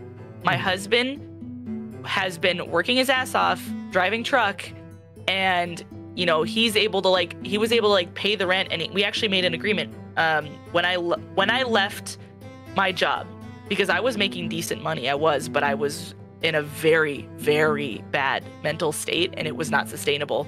And then I was also scared for my physical health because of COVID. And I basically said, like, what if I made it on my own? What if I didn't work for a company? What if I tried to do freelance or whatever? And he was like, you know, he had recently listened to a podcast by Rhett and Link where they talked about when, you know, I mean, now they're the kings of YouTube, right? Yeah. But like, you know, when they first were getting started in content creation, they each talked to their wives and said, like, hey, this is what we want to do. We think we can make this happen. And their wives basically gave them, like, you have 2 years. You have 2 years. And if you can't be making, like, enough decent amount of money, you need to just go back to the grind, right? Go back to the 9-to-5 grind. Yep. And he said, I'm willing to give you the same, like, deal that Rhett and Link's wives gave them. Like, you've got 2 years to see if you can build a career out of, you know, whatever it is you want to do, whether it's freelance or whatever. Like, you know, you've got 2 years, and then if you can't make it work, then you got to go back to work so that, you know, it's not all on me. And I was like, that's a very fair deal, and I will take you up on it. And so he supported me. And so I've basically been a full-time VTuber. Even though I was doing like other work and stuff, I've slowly been able to transition to I am essentially a full-time VTuber right now. Which is why I want to add like a third stream day to my schedule. But, you know, like I'm essentially full time, but only because I had the support of him. And I think a lot of people will compare themselves to me and say, well, I can't get as much done as she can.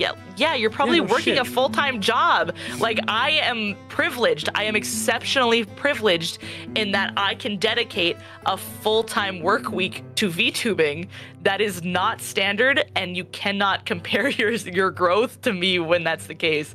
You know, like that is, I'm very privileged to have somebody who could pay the bills for me while I got there. And, you know, we've talked about it since, you know, like I kind of checked in at about a year, and then checked in, you know, when I hit 2 years, and I was like, do you think I got what it takes? Like, obviously I'm not making what I was making, but I'm making money.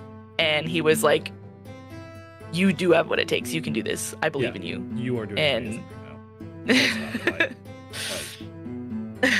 I'm not gonna say what I'm about to say as like a woe is me moment, right? But I want to, you know, give that side-by-side comparison of, like, you know, someone who has a significant other who is willing to shoulder a hefty burden of keeping the house afloat on their own while you pursue your dream. I live alone. I don't have any IRL relationships. I have no friends who are close by. I haven't seen my family in 7 years. So everything, I'm alone. I am here. I work 40 hours a week at a nuclear bomb factory. Making that was... when you said that in my chat last night, everybody was like, wait, what? I make decisions almost every night that determine the fate of 10 million people. Yeah. Whether the bomb went off because it was told to, or it didn't go off because it wasn't told to. To give it a bit of idea, like, not going to classified stuff, there was an incident, I think it was in Michigan, back in the 80s, where they were, and also a gynecologist, thank you, Astro, and there was an incident where... Oh yeah, name the hexadecimal code! There was an incident where they were working on a nuclear silo, and they were fixing the AC system. That's all they were doing. A guy dropped a wrench, and it popped a fuel line. Oh my god. When they turned on the AC to test it, it sparked and blew up the entire silo and sent a live nuclear warhead 5,000 feet into the air. And it crashed in a cornfield, and it didn't go off. And that's why they put them out in the middle of nowhere in the Midwest, folks. But that's why you see the silos there. Even then, the estimated casualties would have been 75,000 people. Yeah, holy shit. But the work I do is that kind of work that stops that from happening. Yeah, that's stressful as hell. That's 40 hours a week. I come home, I try to compose music, try is the emphasis on that. Stream 4 times a week. I still have to do up TikTok content. I'm trying to record YouTube content. I'm still trying to maintain all my friendships. And I'm almost to 2K by my 2 year. I'm tired. Which is wildly impressive. I'm tired. I don't want to die now.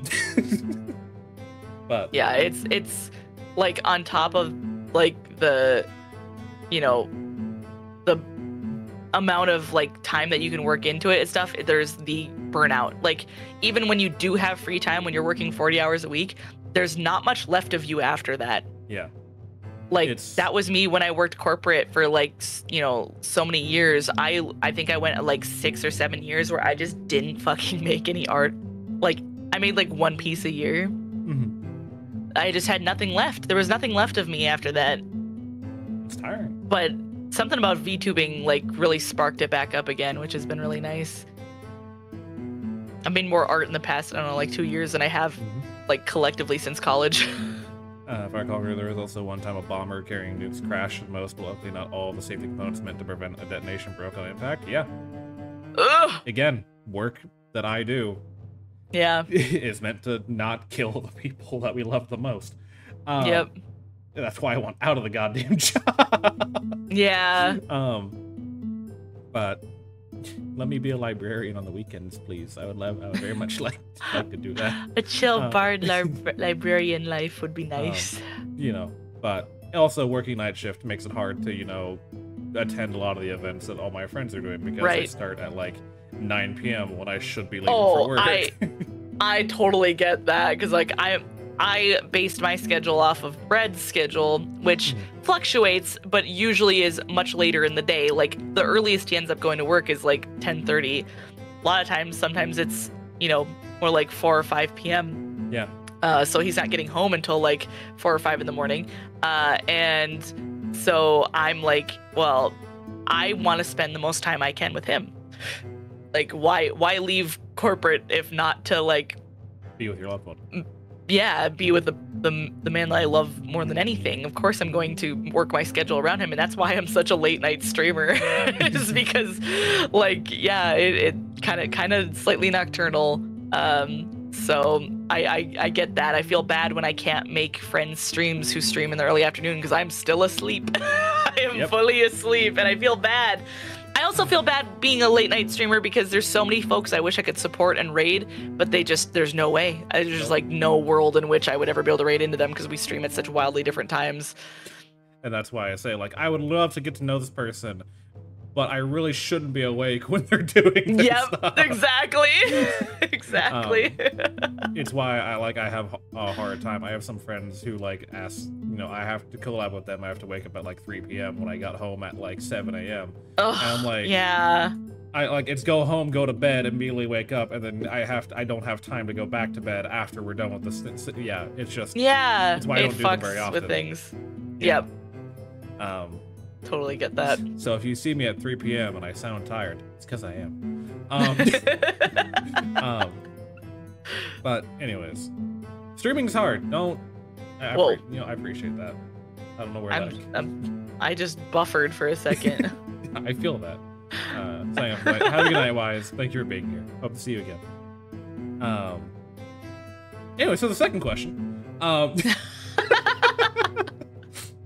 would be your advice for a streamer with anxiety issues who's trying to get into streaming? Any of the baby streamers out there? Anxiety issues. Yeah. I think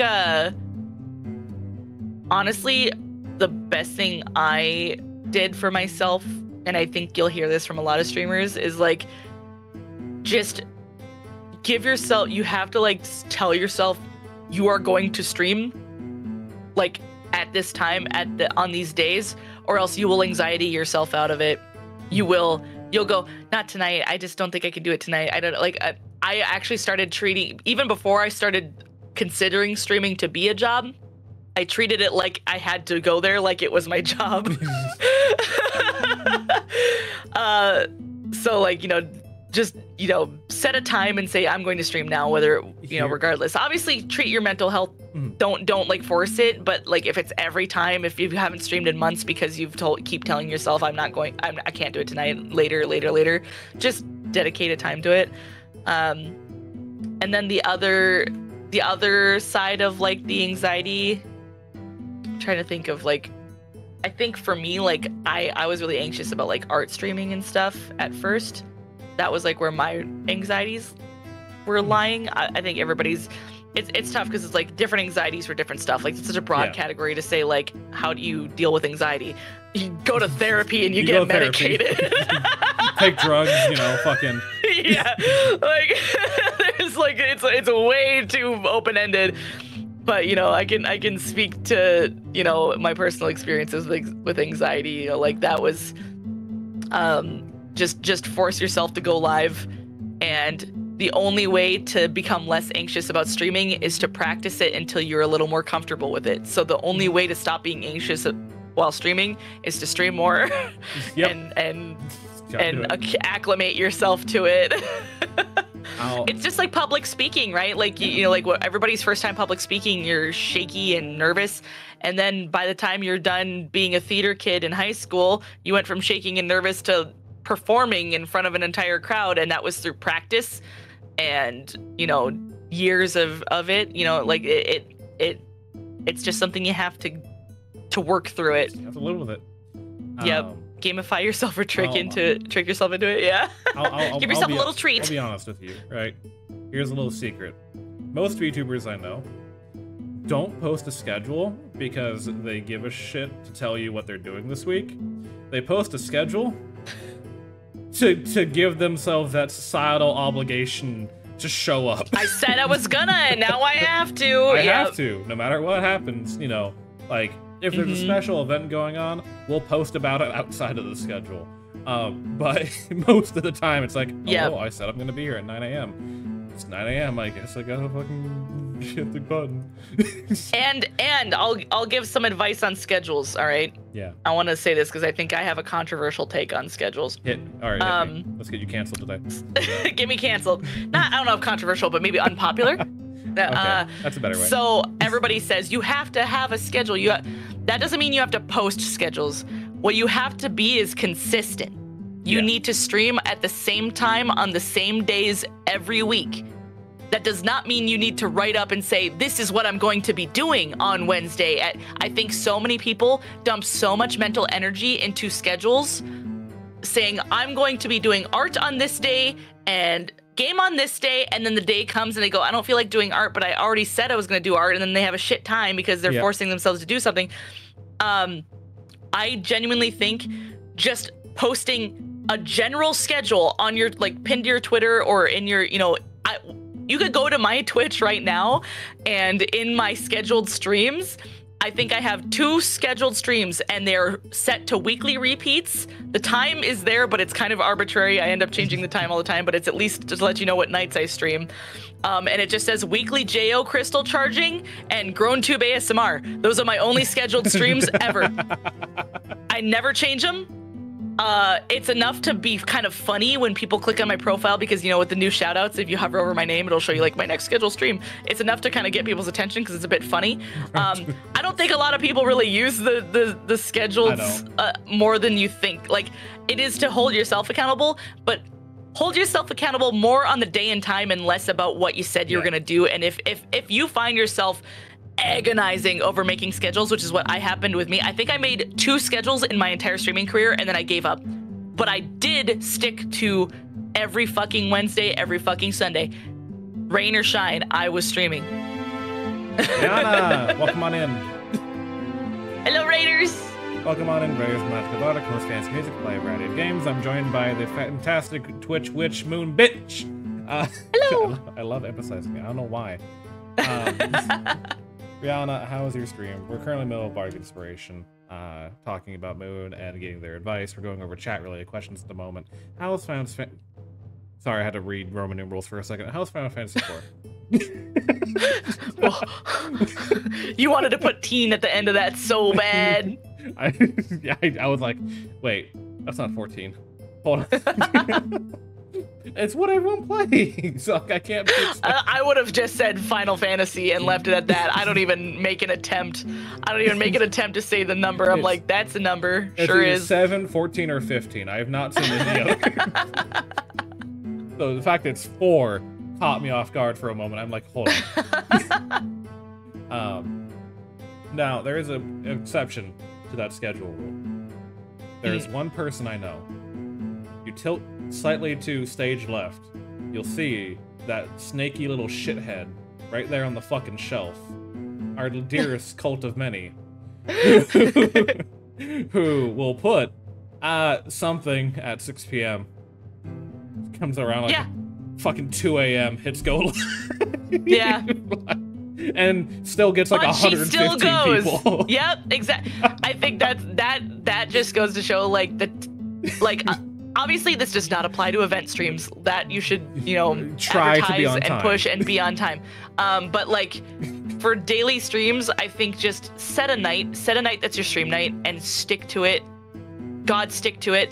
If you're really, really sick, skip, but otherwise like the best thing you can do is be consistent.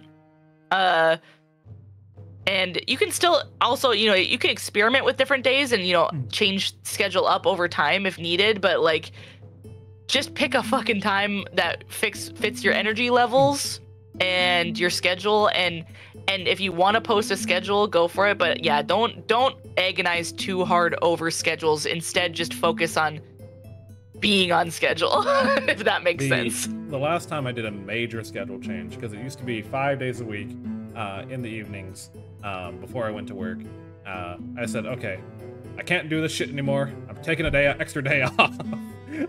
Yeah. And also, most of my early week streams aren't doing that great because who the fuck tunes into Twitch at 5 p.m. on a Tuesday? Right. So I've gone from that to like 9 a.m. on Tuesday and Wednesday, which apparently I've been doing very well. Apparently morning streams are great. If you want to, you know, touch a new audience, go into morning streams. Yeah, honestly, just finding an area of streaming where there isn't as much other folks streaming has been kind of nice. Yeah. Because there's just like a lot of the traffic ends up funneling to you. Yeah. As raids go on and everybody goes to bed. Doesn't matter if the content's good or not. They don't got a fucking choice. It gets new eyes on you. It's kind of nice because there's just like, let's go discover this new person together. Yeah, your morning cartoons. Morning cartoons, I love that. Also Europeans, but yeah, that's huge. I mean, hell, like for her time, Jummy streams at very late, but you know, because she ended up with an American audience, it works for her. Just works out. Yeah. I say Europeans as if like half my friends aren't fucking European. Right.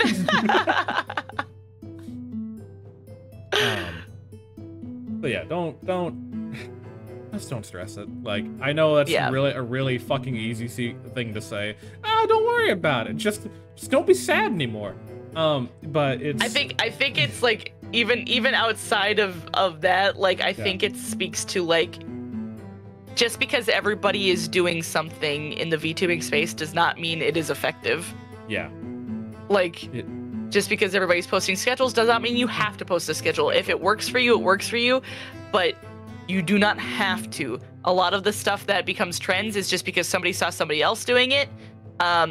Ultimately, I always look upward. I always look upward. What are people who are doing better viewership than me doing? And what can I learn from that? And I'm like, some of the biggest streamers do not post schedules on their Twitter. So I was like, so why should I? And I stopped. Asterisk to that. Don't look too far ahead, because that's a different. Oh yeah, don't be going like, Germa doesn't have to post a schedule, so I don't have to. Like, no. We're straight to. I think always like looking at like kind of the next kind of like tier in quotation marks. Tier. Yeah, maybe tier is a good word for it. Like people who are in your range, but at the upper end of your range, start to study what are they doing right? How are they growing? What can I learn from what they're doing? Like that's been me that my entire career in VTubing is going, okay, who's at similar viewership to me and who's above, and who can I like. I know that sounds bad to talk about numbers, but it's really not. It's just like, that's just marketing, right? Like you need to learn from what's going on. Yeah. That word's been brought up a lot today. Marketing, take a shot. Have you tried not being anxious? I know that's what my advice boils down to, but it's kind of just how I went through it. The thing is, the anxiety doesn't go away. You just gotta do it with it. You don't let the anxiety win. Yeah, here's the thing, right? I still get fucking pre-stream anxiety. Like, same. Not on my day-to-day stuff. It's more on like on Bardic Inspiration or event streams or debuts or like the big stuff that I have like put pressure on top of. I'm like, I have that like I need to go piss anxiety. Like, the more you hype it up, the more nervous you will be before it starts, and that's very normal. And then the moment I hit go live, okay, we're here, cool. It's like it just dissolves. Parasocial. Hey Arma, come on in. It's been a long time, but that's the first time chat, so I don't know if you got a new account or something. But thank you for the 100 videos, I appreciate it. But yeah, no, I always tell people, content creation takes a lot of mental fortitude and a lot of mental discipline to just kind of force your self to do shit. Like you just gotta do it at some point. Like, you gotta rip the band-aid off and just do it, and eventually it doesn't get as bad. Yeah, exactly. Eventually you get used to ripping the band-aid off, and you start ripping it off and like light work, no reaction. You become desensitized. Yeah. Don't worry about it. Right. Next question. Question number 3. You recently had an educational stream for neurodivergent folks looking to overcome artistic challenges. Do you have plans for a future stream directed towards neurodivergent folks looking to begin streaming and not getting burnt out, overstimulated, etc.? Ooh, that would be a good idea. I don't have plans for Galaxy Brain stuff, but like that's exactly the kind of, I'm literally gonna go and write that down right now. Just like, neurodivergent. Wherever you are, look, you've made tips. Content. Right, like neurodivergent content creation. Yeah. Writing it down. There we go. But yeah, that's like exactly the kind of stuff I would like to do. I don't have plans for when the next Galaxy Brain stream is going to be, just because I'm really caught up in like 5 different projects right now that I need to finish. But when the next one comes around, I think that would be a great topic. Because I think that's what made the Galaxy Brain stream different from any other kind of educational advice stream. Like anybody could stream and talk about, or any art streamer could talk about like how to improve your art and talk about the fundamentals and stuff like that. Yeah. But I think there was something unique about tying in specifically how to overcome those challenges when you're ADHD, when you're autistic, those extra hurdles that we face. That I think connected it to my community more so than like a typical like YouTube video about how to draw better would have done. So I would love to make more content like that. It was very special. The feedback I got from my community was so overwhelmingly positive, and I got so many messages from people saying that it like they were crying or like feeling so seen, and like how refreshing it was to hear stuff from that perspective. And so I would love to do more of that, because it made me cry in kind of like a weird bittersweet way of, you know, like it was like I was crying over the fact that I feel bad that so many of us have had to deal with that, right?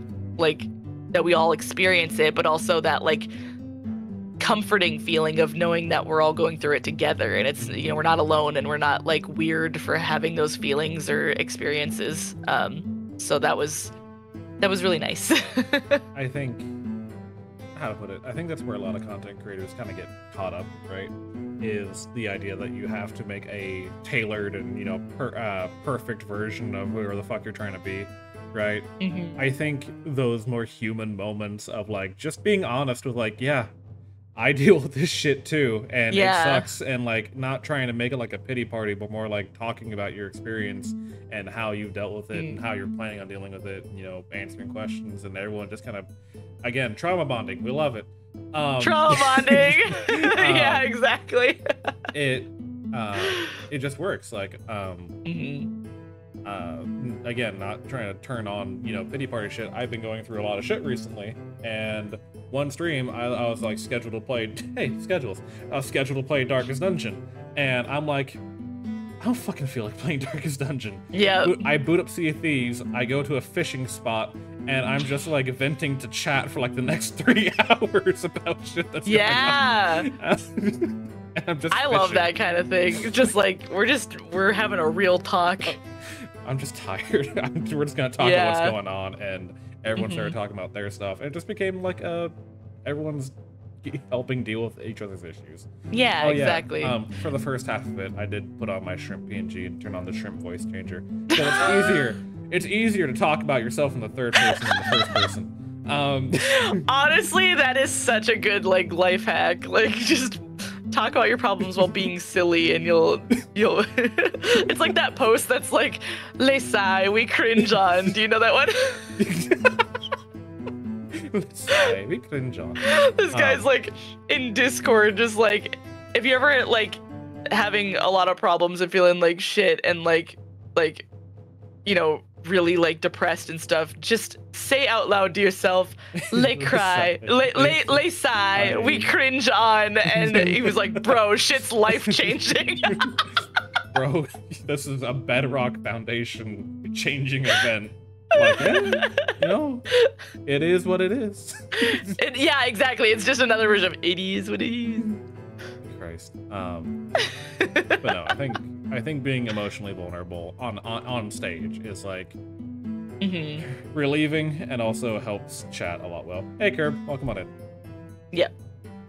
Being human, but then also you have to find a balance when you're a content creator of being professional and venting, because if your Twitter feed is just full of a bunch of personal venting, and then somebody who's trying to like learn who you are as a creator comes to your page and just sees that, you might have issues getting Twitter followers. Like, if you need to make a vent account, do it, or post to your Twitter circles, or, you know, have a friend group that you can go to in a Discord. And still, it's important to talk about that stuff, but you don't always want to do it in like a public facing way to that extent. I'm not saying bottle up all your feelings and don't talk about them on main, but like, balance. Be vulnerable, but know when to keep a professional. Yeah. Because I do see some people get really, really locked into drama on Twitter, and I'm just like, if I was a brand, I would not be like interested in sponsoring you. What I'm about to say sounds really fucking rude. But there have been people who have reached out to me recently, and, you know, they want to, you know, meet up and they want to do collabs and kind of stuff. I'm like, okay, well, let me see what you're about. And I go to their Twitter, and it's been like the past month of a lot of, you know, venting, and most of it being like, I don't feel like my content's good enough. I don't feel like I'm, you know, doing any of this kind of stuff. I'm like, I can understand having your weak moments. I have my own, and you've had your own. Everyone has them.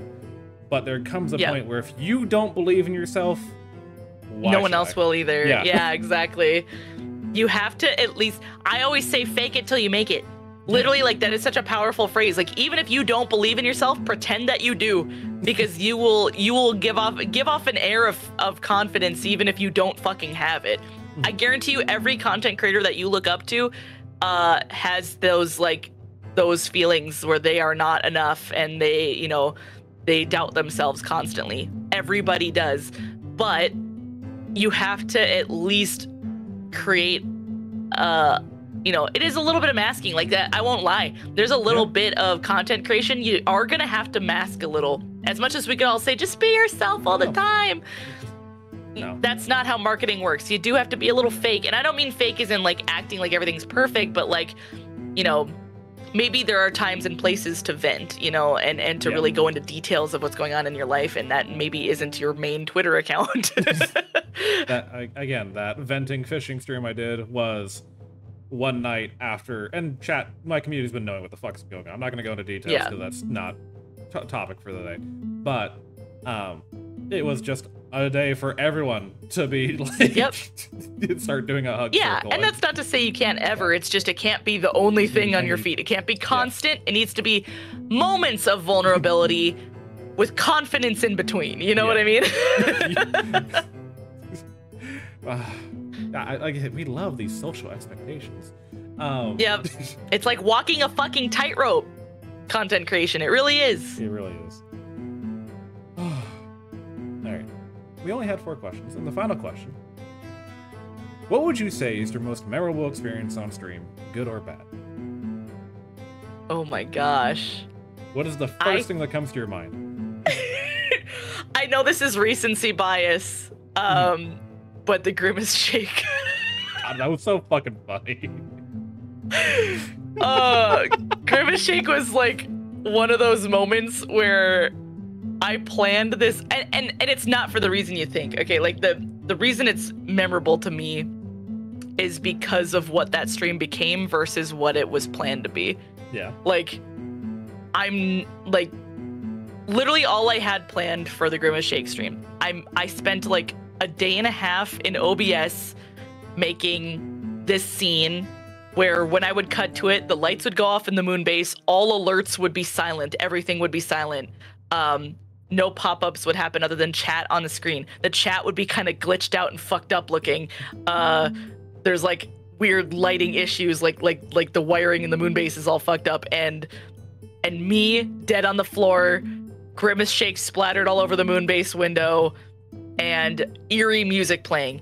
And that was it. Like, that was the meme, right? Like, that wasn't really unique to me. It was, I did also retexture, because I used to have an Advanced GG sponsorship. I retextured my Advanced GG toggle to look like a Grimace Shake. So I was like literally holding it in my hands. I was like, that was the only bit I had planned. And my plan was that I remember sending this to several friends. I was like, hey guys, I'm gonna pretend like it's a totally normal stream, and then at the very end, I'm gonna go, oh my god, I was gonna lie just through my teeth and go, oh my god, Brett just brought me McDonald's. He got us the Grimace Shake. Oh my god. Wow, guys, I'm gonna try it live on stream. What do you think? And act like it was like just, like like out of fucking nowhere, just absolute whiplash them and end the stream and raid out from there. That was my planned portion. What I could never have anticipated was the collaborative improv session that entire stream would turn into. Like, it started off with me just in passing mentioning while drawing, oh yeah, I think Bread might bring me some McDonald's later, so if he can get some McDonald's shake, if he can get the Grimace Shake, I'll try it with you guys. I think it'd be cool. Just fucking lying through my teeth, setting up this bit. Yeah. And some people were shocked to find that out later. They're like, that was a lie? I was like, yeah, no, we didn't get McDonald's. Who the fuck? I was just setting up the bit. And I literally was gonna just draw, and it was gonna be a normal stream up until the very end. Instead, what happened is chat started playing into this idea that like Grimace was trying to infiltrate the Moonbtch and like it was like Grimace is rapidly approaching type shit. They started having Grandma Moon came out, which is like another dumb stream, a non-canon stream character that comes out, which is just like a really shittily drawn thing that Mr. Manager drew in like MS Paint that I rigged, and we use this like awful TTS voice for her. Grandma Moon, chat started making Grandma Moon hit on Grimace. We then cut out a PNG and put it in the window of the Moonbase so it looked like Grimace was like stalking, like trying to get into the building. And then someone pointed out, wait, like, I mean, this is over hours. Like, over hours, we were building more and more anticipation towards Grimace, like, eventually breaking into the Moonbase and getting me. And I was like, nah, it's safe. You know, it's like space gel, right? Like, there's no way he could get in. Like, leaning into the fucking lore. And then they, like, they were like, wait, Moon, he's been outside for a really long time. Shouldn't he not be able to breathe out in space? And then somebody in chat said, it's a distraction. That's not the real Grimace. And then I hit this lighting toggle like this and had the like lights go out because I already had set up from like, I had like this like powering down noise. I was like, oh, the lights just went out. I'm just gonna go check on like the wires real quick. And then like, we slowly built up this thing where people said like, oh, like I have a thing where it's like level 5 hype train, the entity comes out, right? Yeah. Level 5 hype train. They do a level 5 hype train with the lore being that we're summoning the entity to come and save me from Grimace because he just chewed through the wires and he's getting in, right? Like he's about to get into the Moonbase. So there's this tension built up, right? Of like, oh my God, I'm about to die. Let's summon the entity and the entity will save me. And then as they were playing into this, half chat was split. Half of chat wanted the entity to let Grimace in, and the other half wanted to save me. And it became this interactive, like, role-play experience. We did a poll, and people were fighting with their channel points to, like, say... It was the most dead, like, neck-and-neck poll I've ever seen on Twitch. It stayed 50-50, 50-50, like the whole time people were fighting and channel points are being dumped into it back and forth until finally what won out was saving me. And I'm like, well, fuck me, man. I thought they were gonna kill me to be funny, right? Like, but in my head, I'm like, shit, I have to get to the bit, right? Like the end result is I die from the Grimace shake. So how do I get around this choice they've made to save me? And it was the perfect ending because then I just had the entity go, chat, you ask me to kill you and step on you all the time, and I always deny you because, you know, I would never do what you want. I am a chaos god.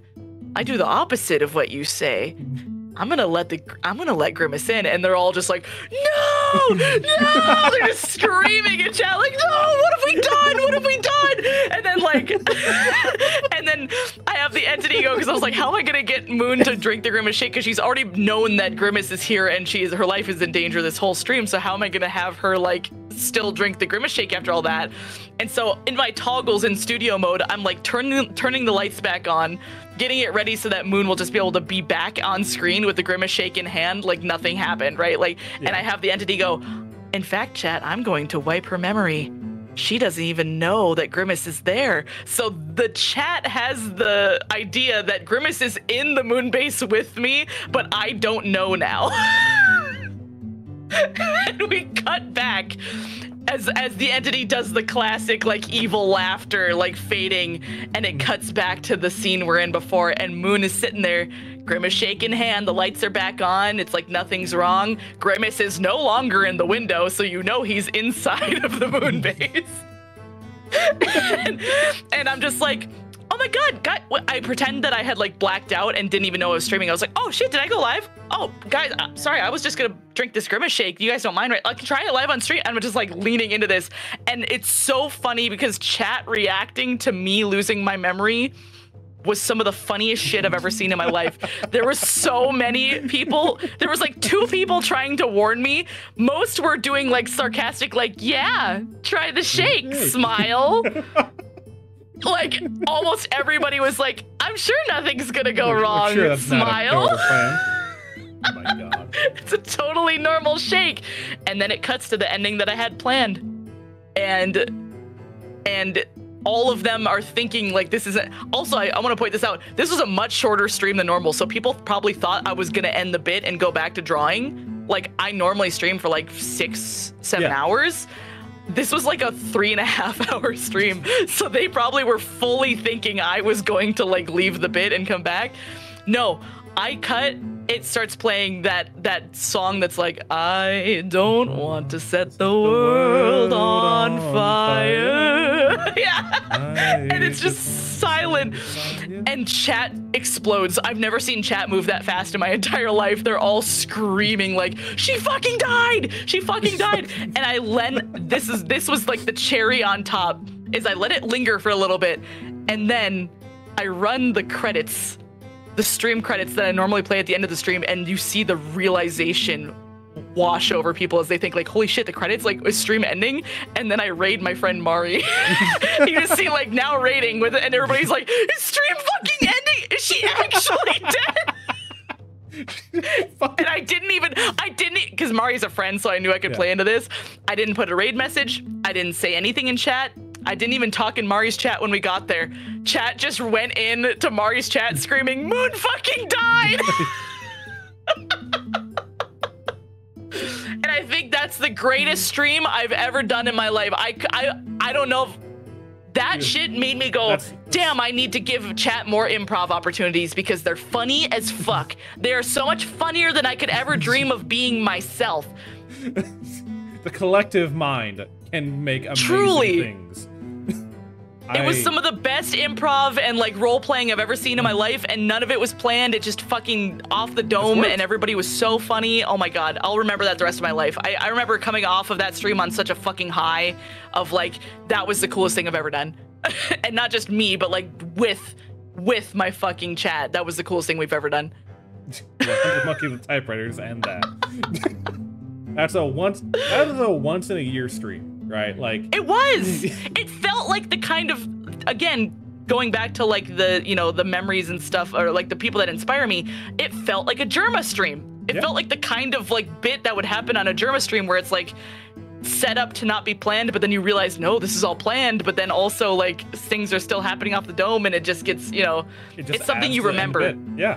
Yeah, it's something you remember. It's not just like an ordinary stream. That was like, and that was where a lot of my growth came from recently. Was I clipped it, I put it on. Obviously, I meant to do the bit to capitalize a little bit on the, you know, the social media wave of Grimace Shake, but I don't think I ever could have anticipated what it turned into. It was so much more than just a silly little, you know, meme.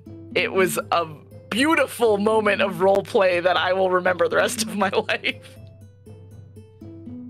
Such an amazing, so fun community, I swear to God. Yeah, I'm so lucky. I'm so lucky to have so many people that are like so funny and creative. Just willing to go with it.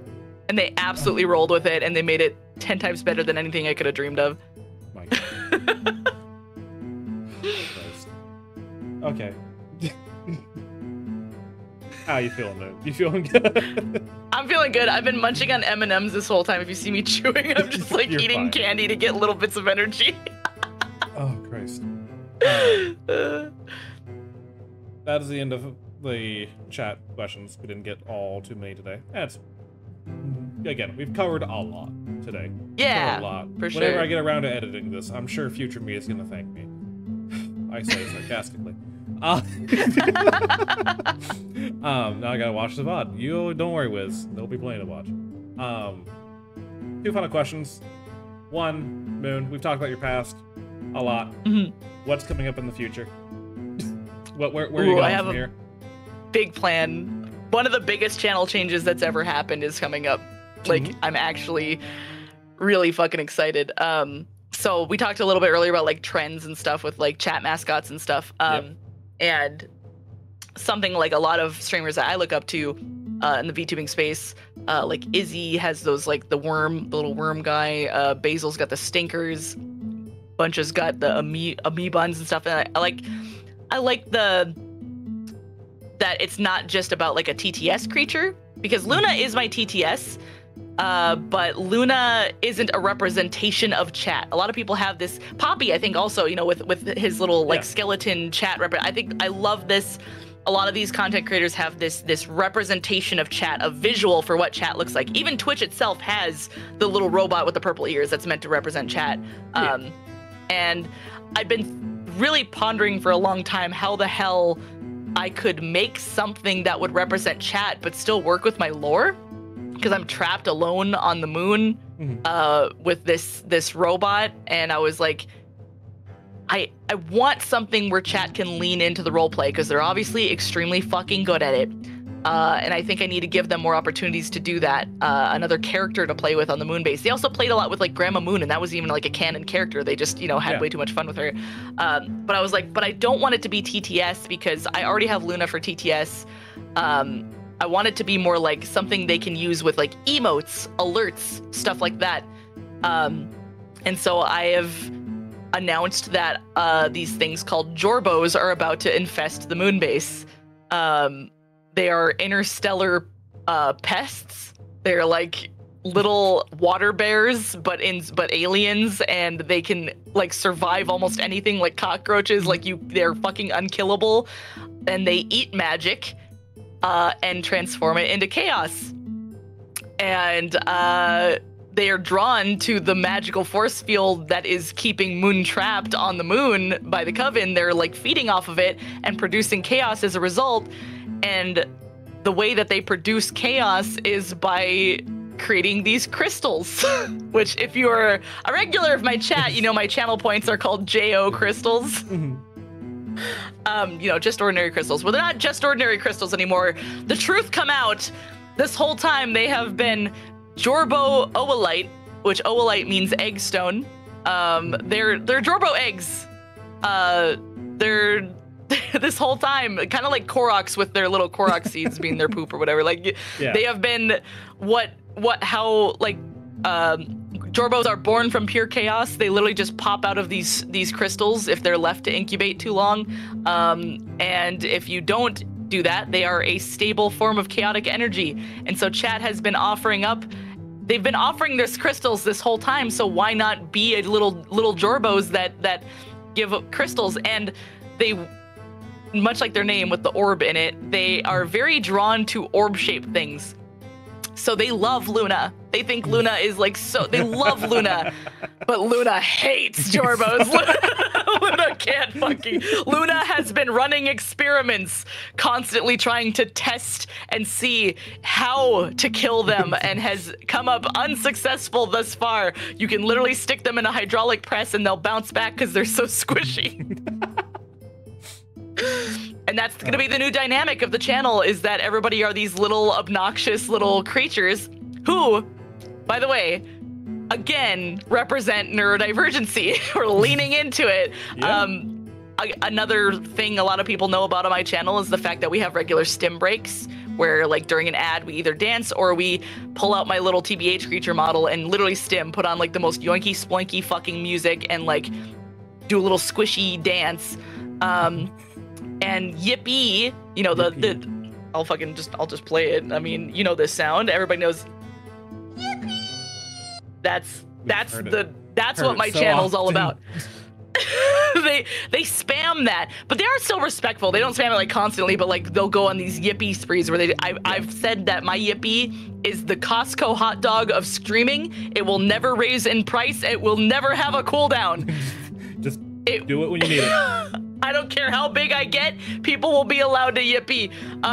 And so I wanted to keep leaning into that. And so the Jorbos have these little vents on their back that when they get overexcited, release excess energy from the conversion of magic to magic to chaos. And they literally like a guinea pig popcorning go yippee. And they let all the energy out. I fucking love this. Oh my god. It's gonna be fucking a mess. But I love it. So that's the big change. I was gonna say, and woe be to me to ever make improper suggestions. Luna is assigned to your prison, right? Yeah. What if, and I'm not saying you should do this, I'm saying as a possible idea, the mods and VIPs talk through Luna, but then chat, they do. But then chat just talk through Jorbo? Through Jorbos. I would, but I already have lore for the Jorbos that they can't speak. Gotcha. The lore for Jorbos is that they can only make soundboard noises. They speak through echolalia. They're just like us, being neurodivergent and repeating sounds we hear. They're kind of like what are the bird people in D&D? Kenku.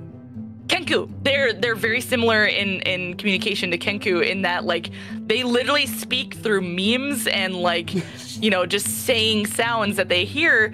They're mimics. They mimic sounds, and that's why I don't want them to be a TTS creature. Is canonically every time the soundboard has gone off on my channel or people have used sound alerts, that's been like a Jorbo in the walls making those noises. I hate that. That would drive me fucking insane. I'm not gonna lie to you, Chi.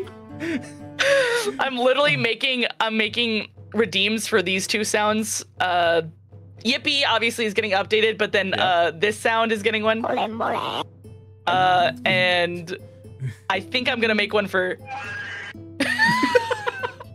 like that's just how Jorbos sound. They're just like little fucking Alvin and the Chipmunks ass noises, and they just they scream and they stim and they represent my Twitch chat so unbelievably well. The more I wrote the lore, the more everything just fucking made sense, and it was it worked so well, and I'm so excited. I'm literally working on a movie style cinematic trailer. Like I found like a template on like Envato Elements that is like straight up, it's gonna be like a horror sci-fi trailer, like super intense and over the top, and then you're just gonna hear like yippee reverb and me being like, the walls, they're in the fucking walls. I'm so excited, So that's the plan. That's the I'm hoping in the next week or two we're gonna have the Jorbo debut. As soon as I finish the trailer, I will set a date and I will be promoting that on Twitter and hyping it up. So that'll be my next big event stream. I'm so fucking excited for you. I'll try to be there. Thank you. And then the final question, I always offer this to every guest at the end of Bardic Inspiration, just give them a chance to not be in the hot seat. Is there anything you want to know about me, Moon? What kind of like music do you make like when you get the chance? Obviously you've got like the music you make for stream, but like what kind of music do you like enjoy and try to create off stream as well? The genre of music I create is often referred to as fancy orchestral. It just fits with the D&D theme a lot. I got into it because I got really tired of going to Roll20 and trying to find music for my D&D sessions and not finding what I need, so I just started making it instead. But then everyone's like, hey, this is really good shit, you know, maybe you could, you know, keep working on this. And as I started to make music for D&D Twitter on like some, you'll hear, if you listen very carefully, you might hear me in the background of some D&D videos on YouTube. Ooh. not anyone popular or big, but, you know, I'm out there. Still, that's cool. It is my dream to be a full-time composer one day. And I realized it takes a long time to make Scarlet! Yo! Tier 2! Let's fucking go! Thank you for the 10 Tier 2 subs to who'd you grab? Martian, love Martian, Bubble, Greed, Essentially Peppered, Maro, Ishi, Mira, Lucas, Baker, and Fire Destro, and I still forget to compress my alerts, so that's gonna play 10 times. Oh, once again showing perhaps I need to indoctrinate you to the cult of Mix It Up. Maybe, mayhaps. I should maybe listen to what people have to tell me someday. But those are all very good. Well, Scarlet, I greatly appreciate you. Scarlet's one of our bestest community and most active supporters. I love Scarlet dearly. They're always in the Discord. They're always showing off the minis they paint. They're a big 40K fan. Oh, that's awesome. I love Scarlet. Thank you very much. But what was funny is that my music actually got me into Twitch. Because the guy who inspired me to be a composer, right, was Shady Cicada, who is a Twitch streamer. But I didn't know he Twitch streamed. I loved his music for so long, and I looked in like the bottom of a YouTube description, and it had a Twitch link, and I never watched Twitch before that, so I click on the link, and he's playing Super Mario for the 64th fucking time, and he, you know, just does eventually a music stream, and I'm watching him make it. I'm like, wait, I thought you needed like a big studio and a bunch of instruments. you can just make fucking music, like as That's just a awesome. guy. And so then I started with MuseScore, which is a sheet music. A lot of my earlier music is made purely on sheet music. And then I still write on MuseScore, and then I export it to Cubase, where I then have an audio library that has a lot higher quality instrumentals. So all of this I wrote with sheet music, and then applied actual instrumental soundtracks on top of. For example, like every bit of song, unless I'm, you know, like playing a game and I like if I'm playing XCOM, I'm not gonna play my music during fucking XCOM. Right? Yeah. My Sea of Thieves shanties, but most of the time, music you hear on my channel will be of my own creation. That's so cool. My lore video at my debut had no animations whatsoever. It was a blurb of voice acting from my friend Midnight Crystal, and then I played a song that went with that bit of dialogue, and then we did that 12 times. That's awesome. There's nothing wrong with that. Like, people don't even have to do lore videos at all. I think any kind of lore video is awesome. If you go to my YouTube, it's still up there if you want to listen to, I think it's what, 23 minutes of music. Exclamation mark It's so cool. It's like a concept album. Yeah. Exclamation mark socials. You can go to my Spotify. It's all there. Yeah, that's so sick. 28 minutes and 26 seconds of lore and music. Nice. I love it. I'm just a D&D nerd. That's all I am. I can't draw. We're shit. There's nothing like it's not that And I can't do music worth shit, so we are shaking hands.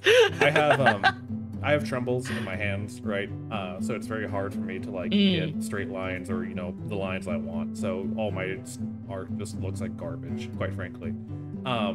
It's really good though when you're playing a viola, because then it adds texture to your music. It's not that's so interesting. You naturally vibrato everything you do. Yeah, I was gonna say that's awesome. Which I do hope to play a little bit of live music at my 2-year. If not, I will definitely probably be having a Christmas concert, which that's if everything goes according to plan, which nothing ever does. But if it does, Moonbtch collab project win, maybe. That's a very specific thing that needs to happen. So maybe it might happen, maybe it won't. We're not gonna make plans right now. I hope music is one of those things where it's like everybody's like, we should do this, and then we somehow never do, and I'm just like, I want to do more music this next year. I think it'd be fun. Oh yeah. Music is very cool. Oh, thank you for entering the giveaway. But yeah, so I have done electronic music. I have done rock music. I'm not as good with those. They're just not the style I am aware of or grew up with, so it's harder for me to connect with. I haven't been putting out a lot of music recently because all of my I'm not good enough as a composer to just do it. My heart and mind need to be into everything I am doing. It is very much I am absorbed into this, and now I haven't slept in 28 hours. But we're done. Hyperfixation, baby, let's go. I work on Cult of Many's music. Once I'm back in the proper mindset, I have stuff for Gary. I've worked on a little bit for Justa. I've done starting soon songs for a lot of other VTubers.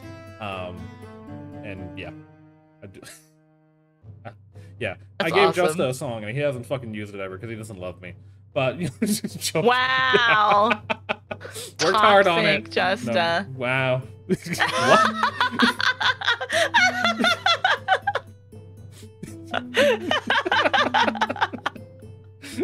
Hashtag stay toxic. Hashtag invite Justa. Hashtag invite Justa. Was there anything else you want to know about me? I'm an open book. There is no actual boundaries.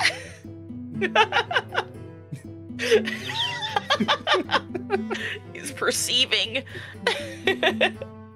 I guess you asked what like plans I have coming up. What do you have any like, I guess like dreams or concepts for your stream? You know, like obviously, you know, you're very busy and stuff, but like if you kind of just like had the time to do whatever you wanted to, like what direction would you lean into? What projects would you work on for stream? So how to put it. I do have one special thing I'm planning right now for the 2-year, which is going to be a big fuck off, Justin. Which is going to be a big like a sing-song collab I'm having with a bunch of friends.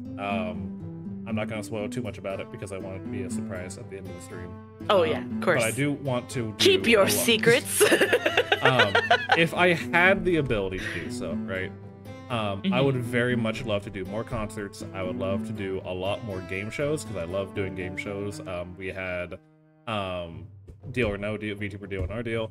I ran. Oh, nice! I love game shows. I ran the Black Pits, which was a gladiatorial combat for charity back in May. I've done. Trying to think. I've done speed dating shows before. I've done like I've done a lot of. I want to do more game shows, but they take a lot of time and energy, and getting everyone to agree on a one time is hard enough already. Yeah. Now compress it to only being on a Friday or a Saturday. Yep. There's a game on Steam called Brain Show that it doesn't have multiplayer support yet, but I'm hoping it does because I think if it does get that, we might finally have like a decent game show game that's for PC and not fucking Switch. Or like, you know, because Ubisoft bought up all of the game show ones and like made them console only, and it's ridiculous. Drives me nuts. I don't think you were there for the Deal or No Deal show. I wasn't. I didn't even know. So how did you do the Deal or No Deal? So I think I still have the art assets. I can just send them over to you. But we had 4 contestants. We had Martian Works, we had Gemination, we had Just the CEO, and we had Maple Channel. And the 4 of them were contestants. They all went one by one. The Peanut Gallery was permitted to harass and, you know, heckle the one currently on stage all they want. And we literally just played it, Deal or No Deal. They chose their box, or treasure chest, as it was. A treasure chest? That's awesome. I'm gonna send you some art assets, just so that's you so can clever. See, and then, you know, that kind of stuff, and then oh my gosh, that's awesome. Oh, bit a 10,000. Oh my god, bits instead of money is so funny. Bits and subs rather than cash, because everyone knows what that converts to in their local currency. Because we had Australians, we had Canadians, we had Americans, and like I wanted everyone to know what they're playing for. That's so cool. What the heck? Silas Pleasant, our favorite Mothman VTuber, as the banker. And this motherfucker, I told him, do what you think is best. We're here for the funnies. I've budgeted that, you know, even if everyone won the top prize, I'd still be able to pay it out just fine. Because this is all funded by me. I didn't, you know, go do a donathon and then fucking put it. It's just money I saved up for this. And Justa picks his box, opens 2 boxes, gets a call from the banker. Banker says, hey, how about I just give you, like, the 10,000 bits, and you just walk away, like, right now. And he's like, well, I gotta take that deal. Like, there's no better deal than that. What kind of deal is that? So Justin played for 5 minutes and got $100. Just so funny. Doing what he does best. Doing what it does best. Just business, baby. But I love just doing business, game shows. nothing personal. I think it was personal. I love doing game shows. I love running D&D sessions. I love doing music. I don't want to be just the guy who plays games, but until my life has a lot more free time, I will continue to just playing games. Understandable. It takes a lot. Yeah, like every little game show takes such a disproportionate amount of planning. I like remember I was starting to try to I was like, I want to do a game show sometime, and then I like saw how much time Jummy has to put into them, and I was like, maybe not. Jummy is like my idol when it comes to those things. I wish I could be on like Jummy's level of fucking game shows. Same. But because graphic design is my passion, I can't get the presentation exactly how I want. I'll send you clips because I highlighted the winnings of each member. Yeah, I'd love to see that. I love game show streams. Is there anything That's else? awesome. While I pull up a little thing here.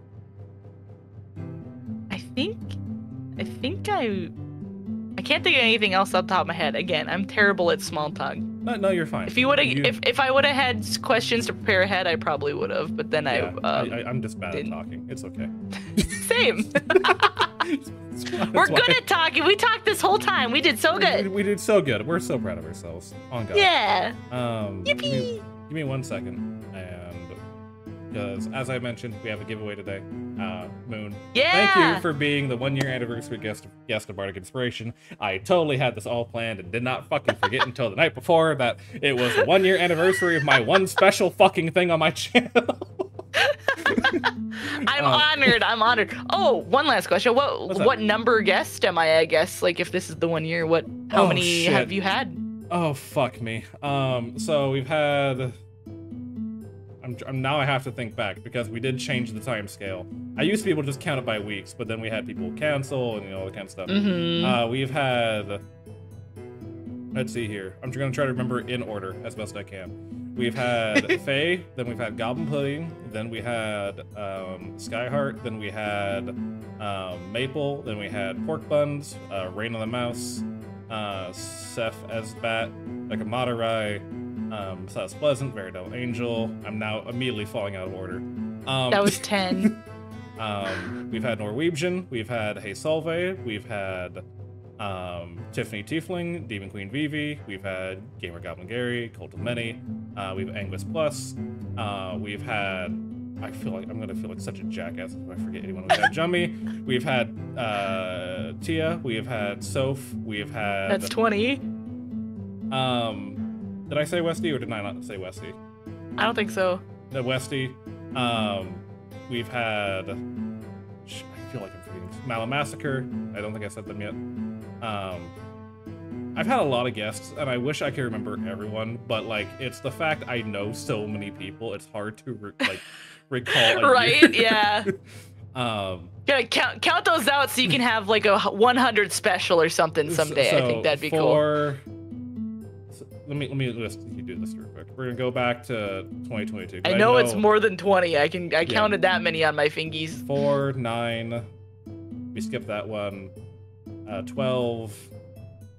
Skip that one, so that'd be 15, 17, and then we skipped January. I didn't do any in January because I was redoing the whole fucking skip. Then we brought Faye Graves back, so just because Faye was... We're gonna count it? Okay, then we brought... Yeah. So that's 18. How many episodes, not how many guests. How many episodes?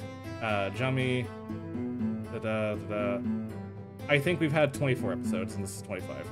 I think, if my math is not... Let's go! That's awesome. That's so much work. Holy shit. I'm tired. And again, I feel bad if I miss anyone, because it's been something I've done so much, like, and I really didn't consider keeping track, like, because this was back when I was just hobbying this shit. I wasn't considering it as like a career thing, but now I'm getting into it. I'm like, I really should like keep better records. Here's me from a week ago. I said Justa. Did I not say Justa? What the heck? Fuck you, goblin ass.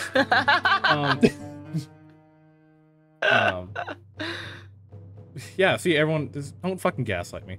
Oh my god, we're gaslighting, gatekeeping, and girl bossing. Oh my god, slay. Slay. Oh my god.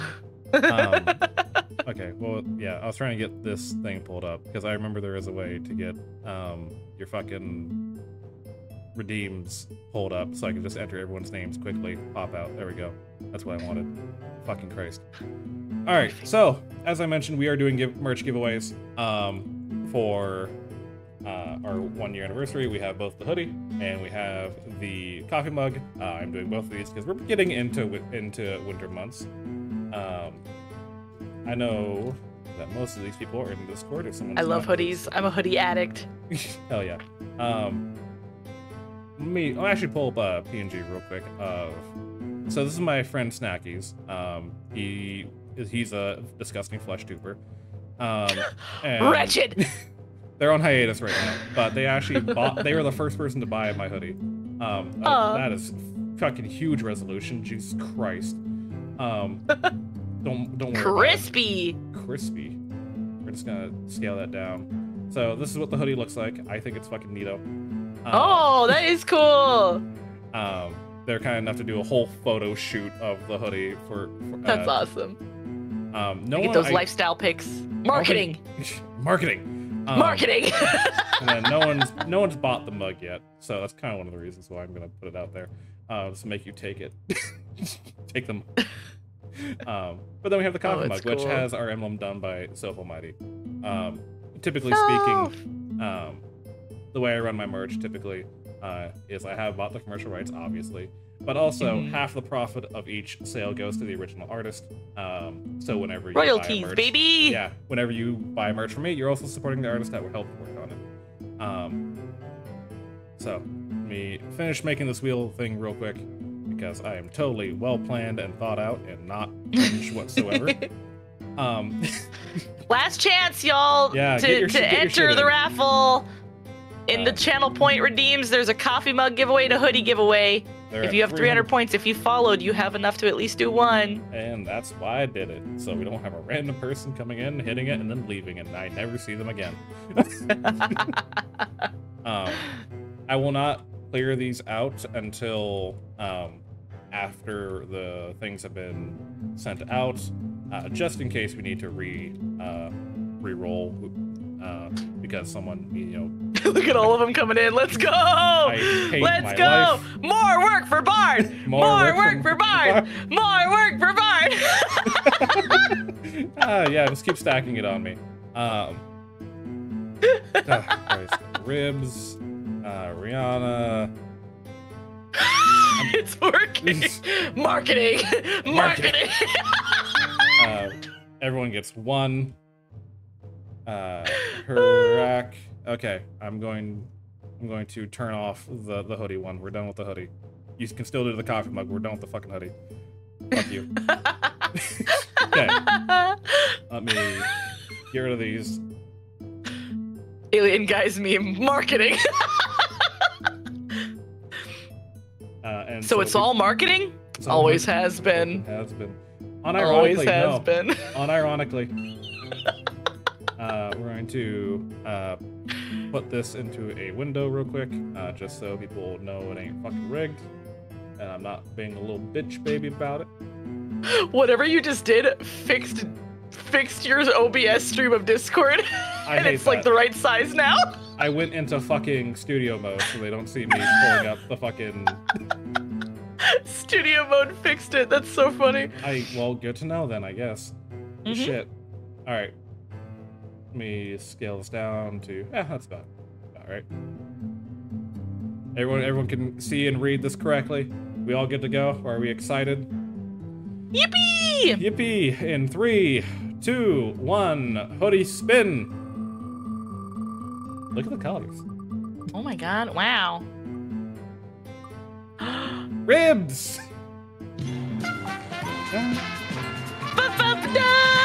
Congratulations on the hoodie! So, Ribs, I'm going to real quick get you that link. Congratulations on your Bard hoodie. This is a one-time use link. If you don't want it, you can send it to anyone you want. So, everyone, if you want to start adding Ribs, your bids. Start bribing.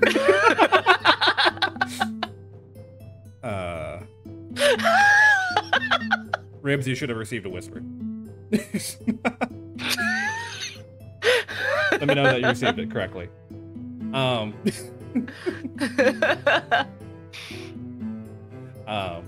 I go get the other one. I love the idea of bribing with more than it would cost to go buy the hoodie yourself. That's so funny. I'll give you $100 for it. Look, if I got to go to TwitchCon, I totally would give away signed stuff. I don't think anyone would want signed shit from me, but I did, I hope. I mean, well, hopefully it worked, Ribs. You gotta fucking tell me if it worked. This is the first thing I've ever won. Well, congratulations. Welcome to the community. Let's go! All right, let me pull up and enter in the names for the coffee mug. Quick! Enter the coffee mug before he turns it off. Last chance! Last chance to win a coffee mug. It's in the Twitch channel points. It costs Go. 300 points, and you Go. can make more word for Bard. You should do it. It's funny. It's funny to draw this out farther than it has to be. Look how much work. Look how much work you could create for Bard. Why are you like this, Moon? Is this your chaos energy harvesting? Yes! More! More! More! Oh, Christ. Here you go. Then we have a Bobani, we have Alien Flux, and we have Celestial. I love watching, like, ding fucking coming out of the fucking bottom. Astrid, Oatsmate, Scarlet, Ribs again. Ribs if you win twice. Yeah, I love that we get to watch it in real time this time. Whizlock, Mushroom, Correct, Ellie, Burning, Curvelos. I think that's it. Okay, Double cool. Ribs win. Hey, Ribs might. Ribs might. Okay, let me turn Fair off. is fair. Fair is fair. I will not sit here and ever be told I am not a fair man. All right. For the coffee mug, let's see who gets it. Look at the colleagues. Wow. Rib sweep? Blah blah blah. Oh, Squeaky. Oh? Oh, I got robbed, but congrats, Squeaky! Let's go! You got a coffee mug! Congratulations, robbed.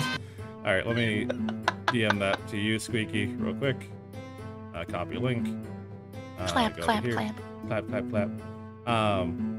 Let me know if the links have problems. If they do, then we will, go about the business of trying to fix that. It's like, oh man, there's something I'm not gonna.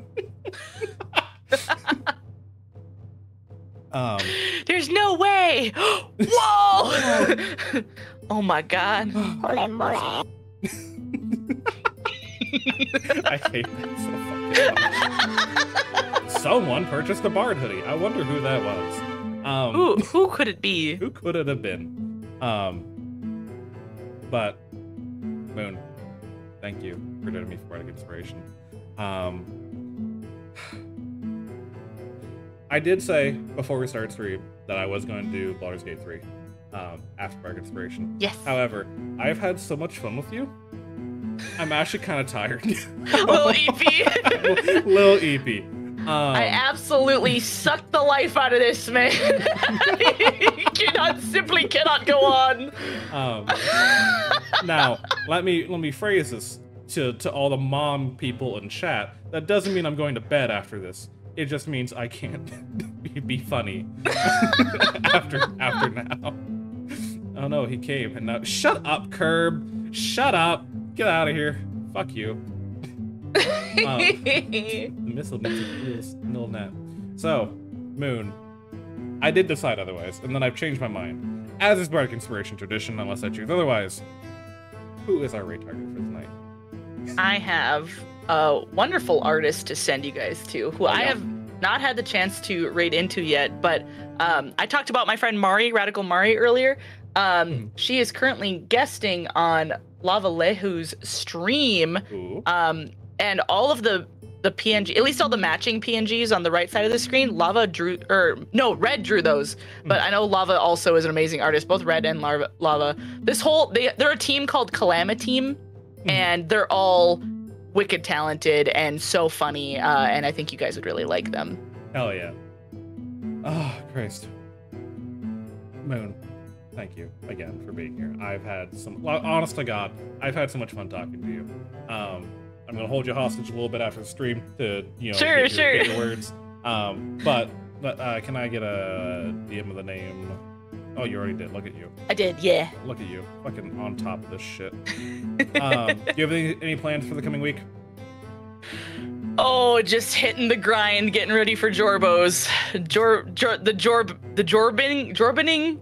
What do I want to call that? I don't know. The infestation. Preparing for the infestation. Hell yeah. Cat, thank you for following me on the road. For my crew, tomorrow, I have no fucking idea what we're doing. It's gonna be at 10 p.m. Central. Hey, got the coffee mug. Either we are doing Sea of Thieves because it's Golden Glory weekend and we get twice the amount of golden rep, Or me and Tia might be starting Baldur's Gate 3 on like a separate save file, and I'll be playing Baldur's Gate twice per fucking week because I love this game so goddamn much. I'm happy for you. I'm so excited. I've been waiting for so long to get to stream this fucking game. You don't fucking know. Let's go! Did you see they were like, oh, tech team, you'll probably have max 100k players at once, and it had like 500k players? Yep. It's 500 concurrent players right now. It's they fucking underestimated the nerds. They underestimated them once again. Our raid message is, as always, be inspired. If you do not have the emotes, you can unlock them for 100 channel points. Have all of you a good night. Have all of you rest well. I will see you tomorrow night. We will see Moon the next time, and let's just fucking. There we go. Have a good night, everyone. See you tomorrow. Have a good